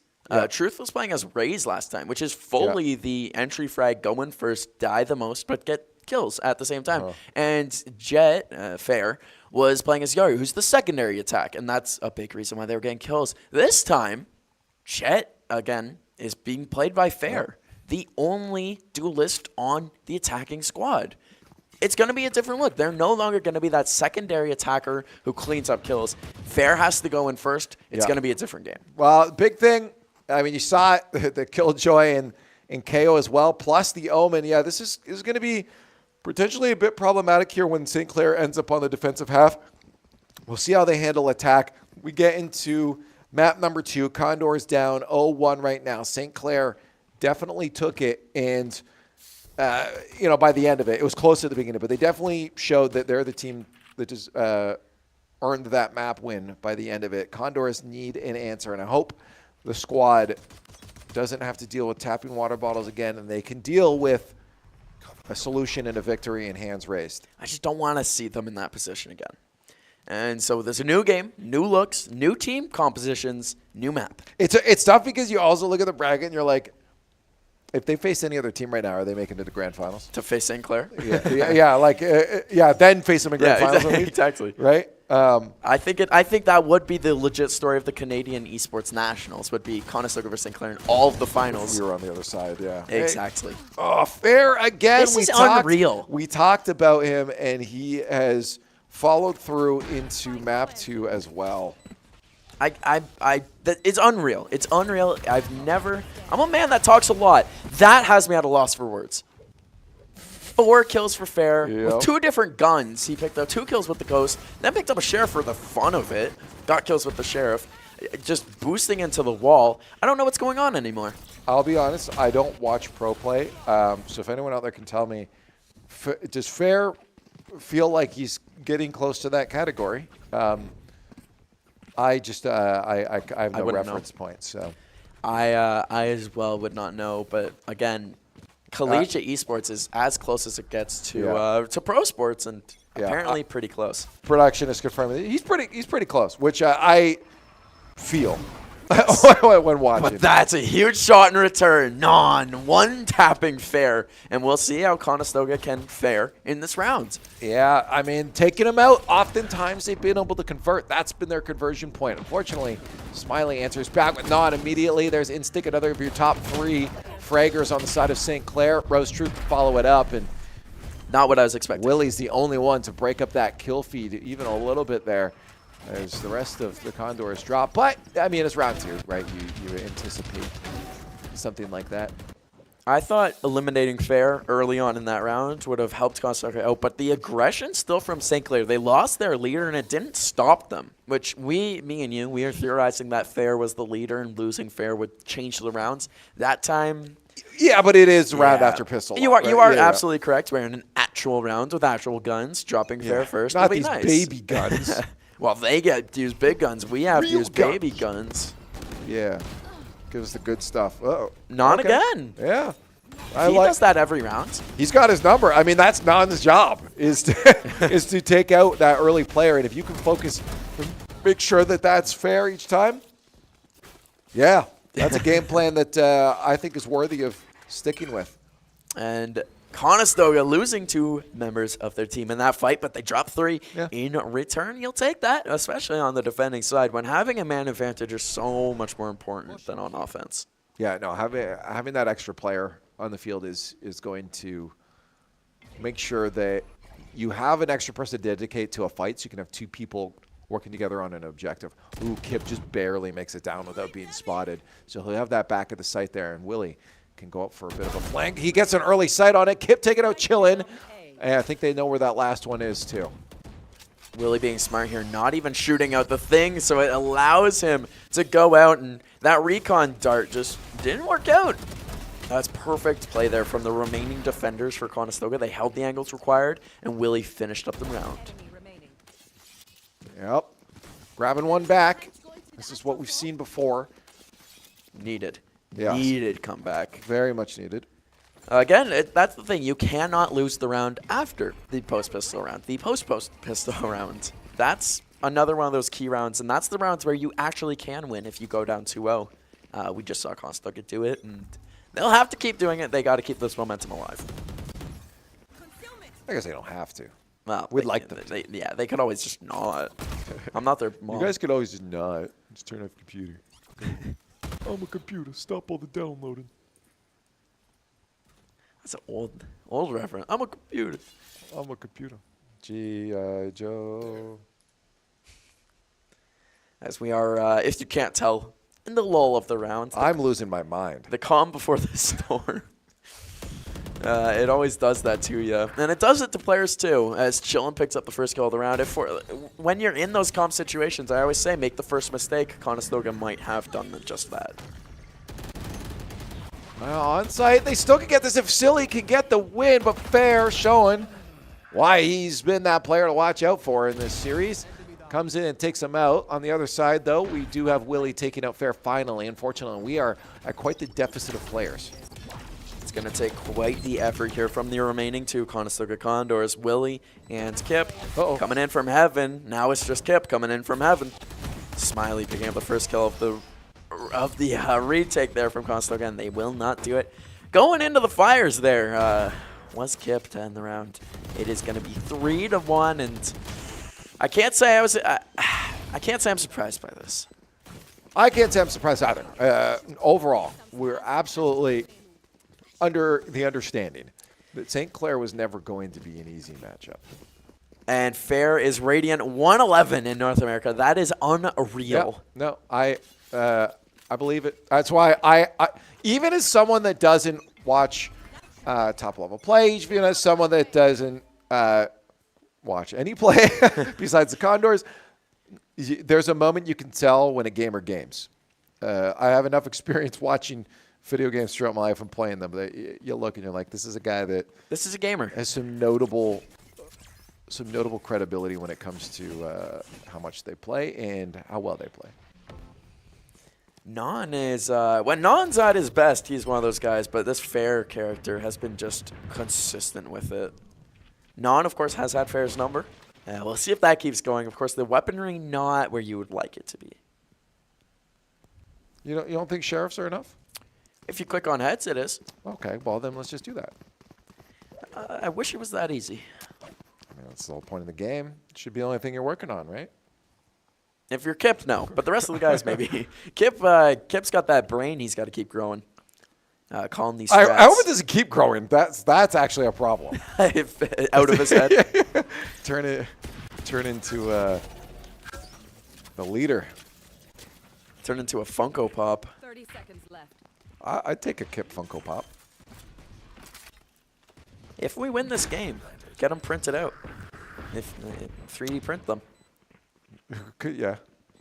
Just little lines down the face.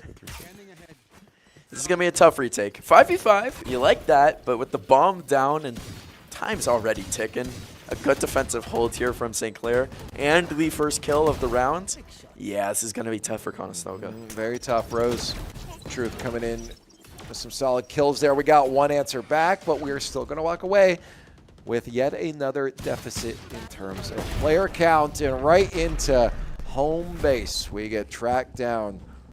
Only eliminating one more on the way out. This game not going how that last one was. At this point, it was it might have been tied 2-2. It might have been a little closer than this. This is what the second half of that last game felt like. Non's got the op coming out, though. Ooh, I do like that. That makes me a little giddy. Yeah, well, hopefully he can use it. That's a good point. A lot of the time we do see them get shot before it even comes into effect. Well, to be fair, he's been calling out a lot of these early plays from Fair. If he can do that again, then that op's going to come in handy. And you don't need the headshot, just a body. He has been really good for hitting those heads. Of course, holding this A site is Conestoga as St. Clair's coming on with a fury.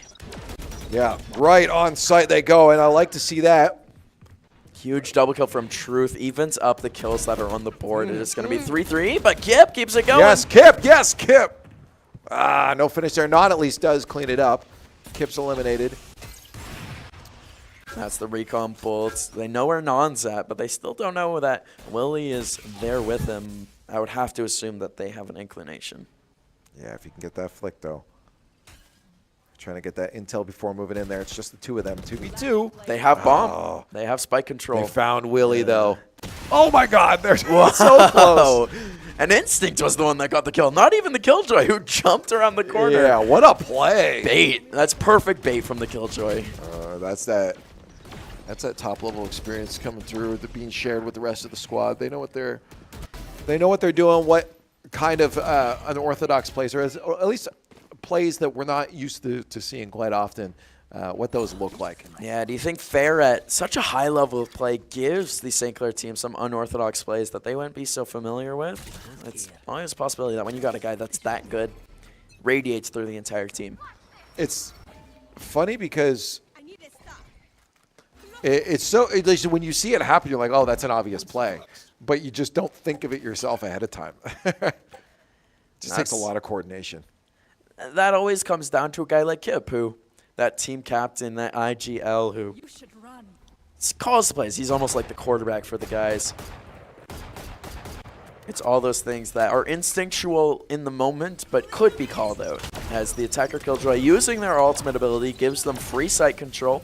That will pop off as Truth kills Kevin with an ability off Killjoy, using the Nano Swarm, but Conestoga coming right back. Willie getting a shock arrow kill, and Non with the Blade Storm out. We'll see what he can do with these 5 blades. He'll have Fair to deal with on the other side. He sacrifices his teammate. As a result, if you're going to sacrifice a teammate, that's the one to do it. As he can bring himself back in. Floating on a sight, missed it. That looked like it would have been there, but it hit the wall. Had just a centimeter to shoot at. Fair and Chillin picking up 2 kills. It's going to be down to a 2v2 in this game. The first kill for Non, it's just going to be Chillin, a baby LMG versus a big boy LMG. It's the Odin versus the Ares. Oh, he drops the Odin. Yeah, oh, he's got the sights though. Beautiful. Love to see it. Clutch it up. Good stuff, Willie. It doesn't get any better than that. When you've got the big gun, you're holding the angle. The St. Clair defender does not need to peek that, but at the end of the day, it goes in our favor, and I'll say thank you for peeking it. Oh, nice moves. Yeah, I have to say I was wondering when the timeout would come in. If they had lost that round, maybe another one, or maybe they've just decided they're going to forego the timeouts against a squad like St. Clair. But to me, that would also indicate a potential forfeiture in their minds, which is something you don't want to do. I've always given kudos to teams like our GC squad the other day that were dominating our opponents. They were still calling their timeouts. I think one was a tech timeout, but I think you got to keep your head in the game, you know? So, yeah, exactly. And it's wrong to not. Fair getting caught in a tripwire here as they are going real fast onto the site. Again, this is where we were at in that last game. 5-2 was the deficit. Huge kill there from Non with the operator, and they came back from this and made it 6-6 in last game. Let's see if they could do it again. Of course, they just need to win 4 to their 1. Yummy, yummy. I love to see it. Condors up 5-3, and they're in a great position to be able to put another point on the board. Instead, bring it back down to 2. Non almost sniped someone through a wall. Yeah, he knew where the rotates probably were coming through and hoping to just get one of those clips. One of those clips that all your teammates end up reporting you for because they think you're cheating, but... Correct. Luckily, I mean, Vanguard's pretty good for denying the cheaters. They actually just opened up a bounty to try and beat it. Actually build stuff to beat it. Yeah. Wow, that's pretty cool for the gaming industry. Also cool, Kevin getting a huge kill there. 1 left for the St. Clair team as the defensive holds here from Conestoga are pretty good. I think they're under Non as we speak. Yep. Bombs down there. Oh, hello. Nice. Good shot. That was peekaboo. A weird situation, to say the least. Let me fact check it. I think it's like a $100,000 bounty. If that's the case, I'm going to start trying to cheat. Don't just start doing it in your ranked games. Yeah. And you listening, don't join me in cheating. It won't be worth it. I'm going to get banned, and I'm never going to be able to play again. They did win the round. This is what Conestoga needed. I mean, it was 5-3 in that last game. Yep. They brought it back, and Leaf was correct about that bounty. Riot is offering bounties of up to $100,000 to anyone who can crack Vanguard's infamous systems 3 days ago. It's pretty huge. That is, it's pretty awesome. But it's even taking them offering rewards to beat it. Yeah. Now, the problem is that you got kernel access, but... that doesn't help. Yeah, I want as minimum amount of those on my computer as possible. I'm shocked that they have a huge bounty. Usually companies just hire a hacker to come in and do the private security for them. They're actually doing a full-on bounty for it. That's the part that surprises me there. Usually companies just do that in company. Yeah, it gets to a point though where you're gonna, if you cast the net that wide, you're gonna find. You're right. And it's publicity at the end of the day. They got publicity for having such a good anti-cheat, and they're getting publicity for trying to get people to beat it. Trying to beat St. Clair's Conestoga. We've won 2 rounds in a row. Can we win this round? It's looking a little dicey. We're on the defensive hold with less available resources. And by that I mean people. Yes. People are a resource. Sounds heartless. But it is We're true. shooting each other. It's okay to be heartless here. You got to be able to throw yourself into the battle here. Having less available doesn't help with that. As Kip, the first one to run into the battle. Yeah, Kip loses his head there. It might get some information or not. Not at all. Oh, Willie with that Odin, kind of just taking chip damage. Not really getting any damage on the opponents. Yeah. They might pull out. No, definitely. Yeah, that's the smart move. You have to. Save that Odin that Willie's had since he clutched up the first round to bring them back to 5-2. Stole that Odin. They've been rolling with it so far. Losing this round definitely hurts, but again, if you could go, I said it last game, if you could go into the second half down 8-4, that's a win. Only being down 4 rounds, you just need one good streak come the second half. Yeah, I'm just worried about St. Clair's defensive half right now, though. Yeah, and they are I don't know if that'll be enough. Yeah, and they're playing defensive characters. The Killjoy especially. That worries me. Only 3 down. I mean, the thing is, we've saw it a bit closer in our other map. And if I'm not mistaken, I forgot. We've seen a lot of stuff today. This was our pick. I think this one was our pick. So, you know, hope it goes in your favor. But I also mentioned before the series even started. Oh, it is their pick. Okay. We picked behind there. Yeah, okay. I also mentioned that it really doesn't matter at this point. I mean, everyone plays these maps. It's not a huge analytical standpoint, especially when there is a little bit of a skill diff. I'm shocked right now that Fair didn't die in that altercation and ended up getting the first kill of the round there. Just jumped in at nothing. Fair has some magical force field for these bullets right now. No one's able to shoot them. Yep, they've got a magical force field. They should submit themselves to the bounty. What are they doing over there? No, they're just working real well together. Yeah, that was it was a perfect blind out, allowed Fair to go out into the fight and not be seen, and now Fair's doing the ultra aggressive position up on top of that wall thing, and it does not work out. Willie with 2 headshots. Just needs one more. Take the poke. You know where they are. Watch your downside. Yeah. Right below you. Get it. 3 straight headshots. Huge clutch again for Willie. That's a multiple clutches now for this man. Keep it going. His veins icy. That's a man who's calm under the fire. A lot of it too. Again, 100 million players he had to take on site. Look at that. Nice and clean. That's what it felt like. They were using Naruto clone jutsu on us. Is it just that it's been an overwhelming game against, but we're getting it a little closer. It's 6-4 right now, and of course 4 round wins is what I was asking for going into the second half, instead of that last game where they had a 5 rounds win streak. Come our way. One little streak, one time where you win 4 straight rounds. That's where Conestoga needs. The problem is that we're getting close to that half swap. That's dangerous. As well as the pistol rounds. Conestoga is going to have to win pistol rounds. Fair with this the Blades out ability. Doesn't work out, though. Let's go, okay. And we also had Silly Shadow, of course, through the smoke as well, shutting down a St. Clair Saint early on, too. So we're in a really good position now. Except that bomb is down, and it keeps on ticking. Gotta kill Truth here. And they do! Non picks up a big headshot. It's just going to be Smiley there as the Killjoy ability did quite the funny bounce in front of us. I'm sorry. The look, the cat look. Yeah, the look Non gives it and then kills Truth immediately anyways. It's just someone throws a sock at you and you're like, what? What have you done? It writes itself. That was too funny. And they pick up a win, and it's 6-5 right now. Last round before the swap, and You ever get that feeling of deja vu? Because I do. Yeah. I mean, they're certainly hoping that it's not going to turn into that because past this, we only ended up landing on 7 rounds total.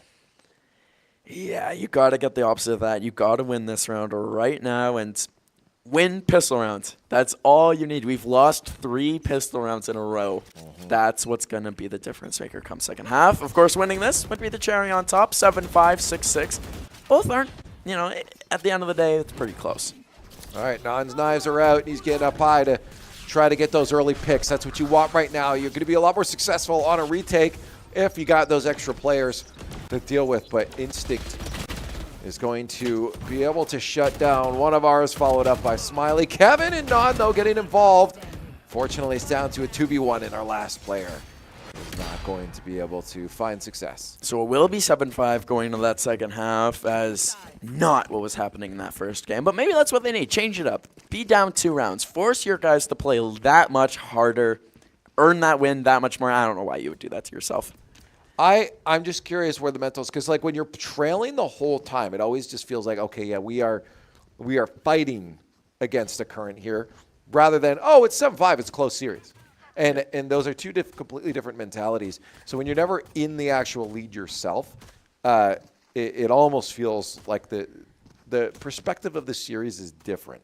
Yeah. Right. Especially when you're down a game as well in the series. That does not help one bit. And hopefully they're forgetting about that. But even just seeing, the 5-7 on the board, yeah. And the fact you've never led. So pistol round, you're right, I think is very, very huge for the squad.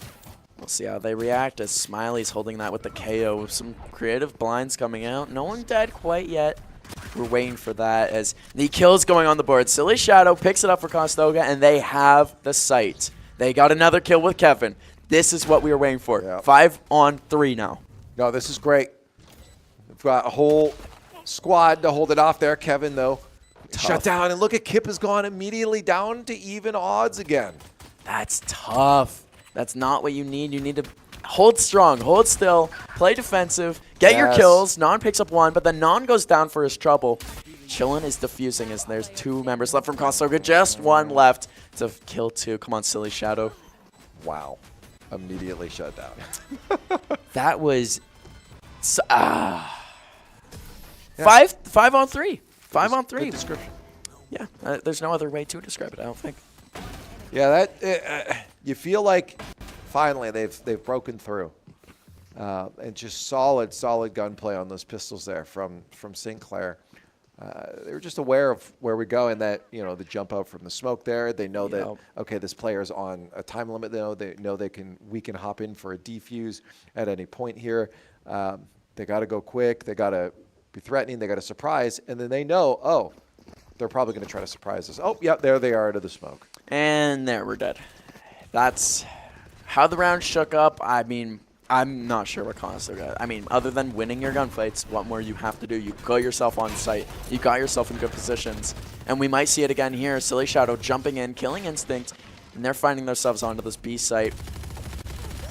Of course, in that mid area fair, you got to get that kill. Oh, no! Jet is wiggly. Fair is something else on us right now. Those wide strafes just could not connect with them. You got to get the next kill in this round here. You cannot be going down 3-1 as Smiley picks up a double kill and will pick up the defuse to end the rounds here. Conestoga is down 9-5. Yeah, it's huge for Smiley too, because it also gets them closer and closer to being able to shut us down. And when they're coming into those final 4 rounds, having an ult that can lock out abilities like that is going to be massive. That's the game changer, and that's been a game changer for Conestoga always, is that we have never really had KOs on our team. We almost always have facing off against KOs, and it's gonna be tough to handle this going forward. And you know how you're saying, 1 step closer to that ultimate means 1 step closer to potentially losing.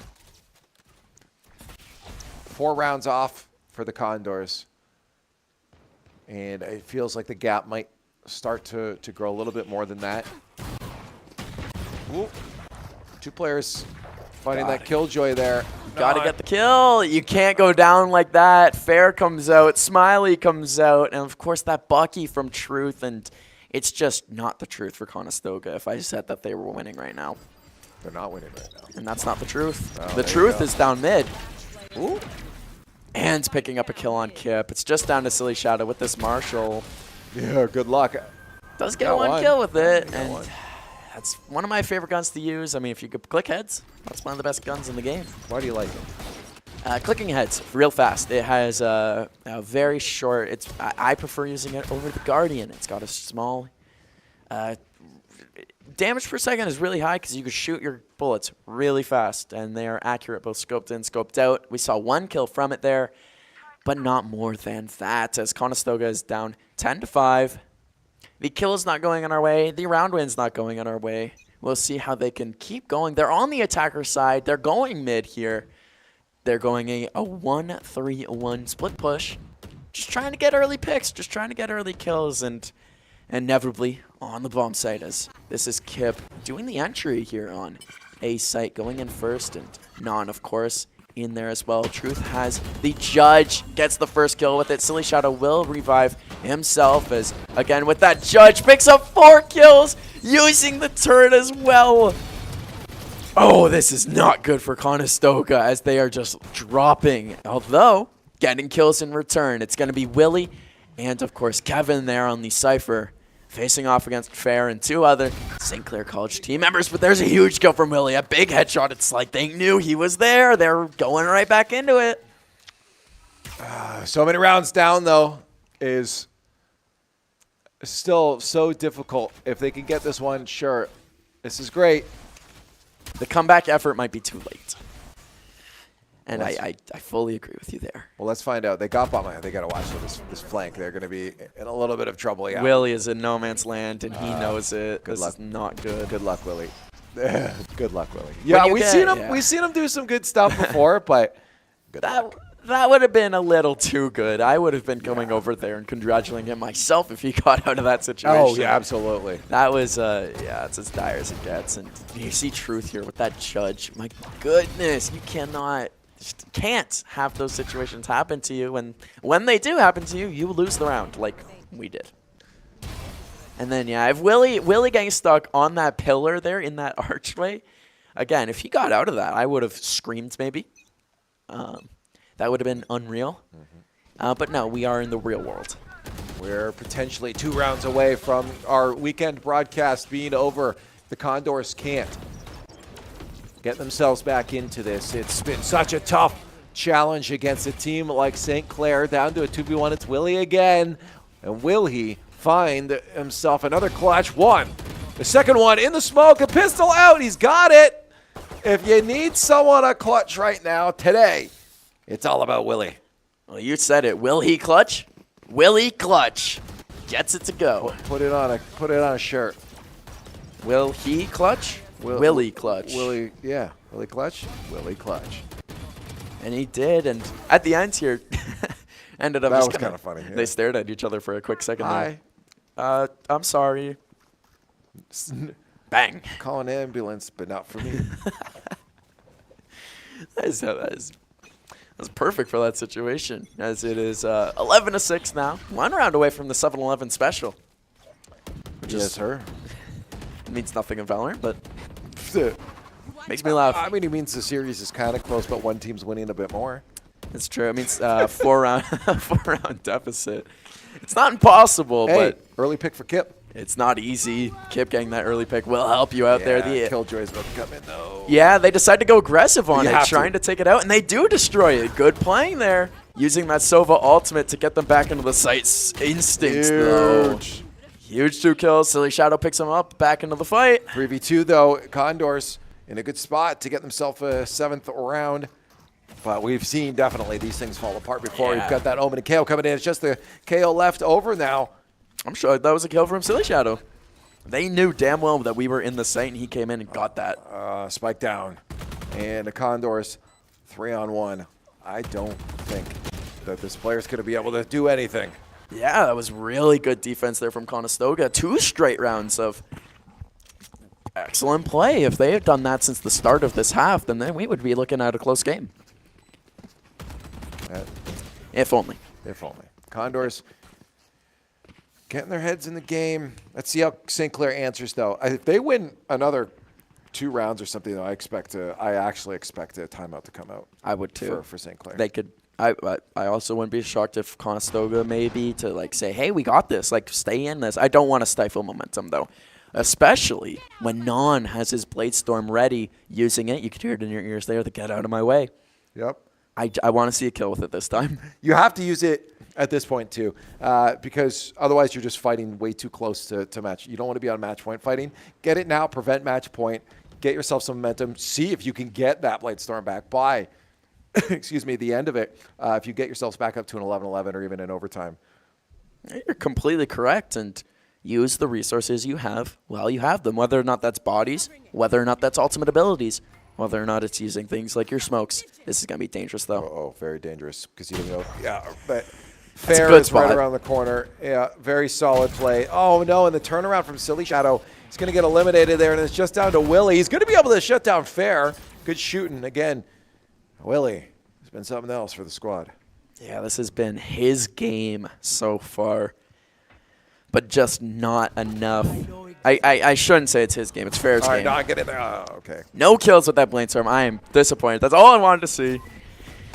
As it's unfortunately unable to go. 2 members left on Conestoga, Kevin and Willie jumping into sight, dying on sight. Kevin doesn't really have all that much going for him. Gets 1 kill, goes down to chillin'. 1 round away from a St. Clair finals appearance. Yeah, you had to. Time was running out. You had to get in there. Once that Blade Storm didn't do any damage, you're kind of just saying, well, but I guess we go in and cross our fingers. Hope for the best. Cross your heart and hope you don't die. Yeah, that's what I was going to say, is cross your heart. Hope you die. That's no, we don't usually hope we die, but that's why I said hope you don't die. Exactly. Willie leading this game in kills, 19 of his own in, what is that, 18 rounds? Or 19 rounds? 400 rounds. 500 rounds. 17. 38. 18. As Fair now with the Blade Storm. Yeah, Dude, Fair, you enjoyed that. Fair is so slippery with his strafing. It's so impossible to finally get that kill. It's when you think you have them in your hands.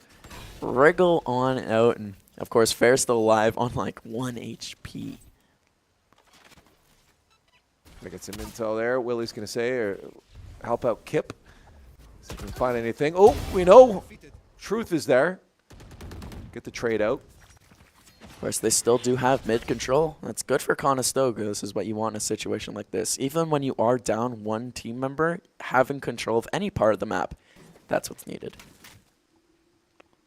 Yeah, Condors really struggling. I'm struggling to figure out where they need to go here. They're going to go to A site, but yeah, they'll eventually have some trouble there. Open makes their way back onto site. And Fair, Chillin' and Fair combined to get the first 2 kills of this 4v3 situation. Oh, Kip. Kip with a huge 180 kill, but that will be enough. that. Too little, too late for Conestoga. Here it is, unfortunately.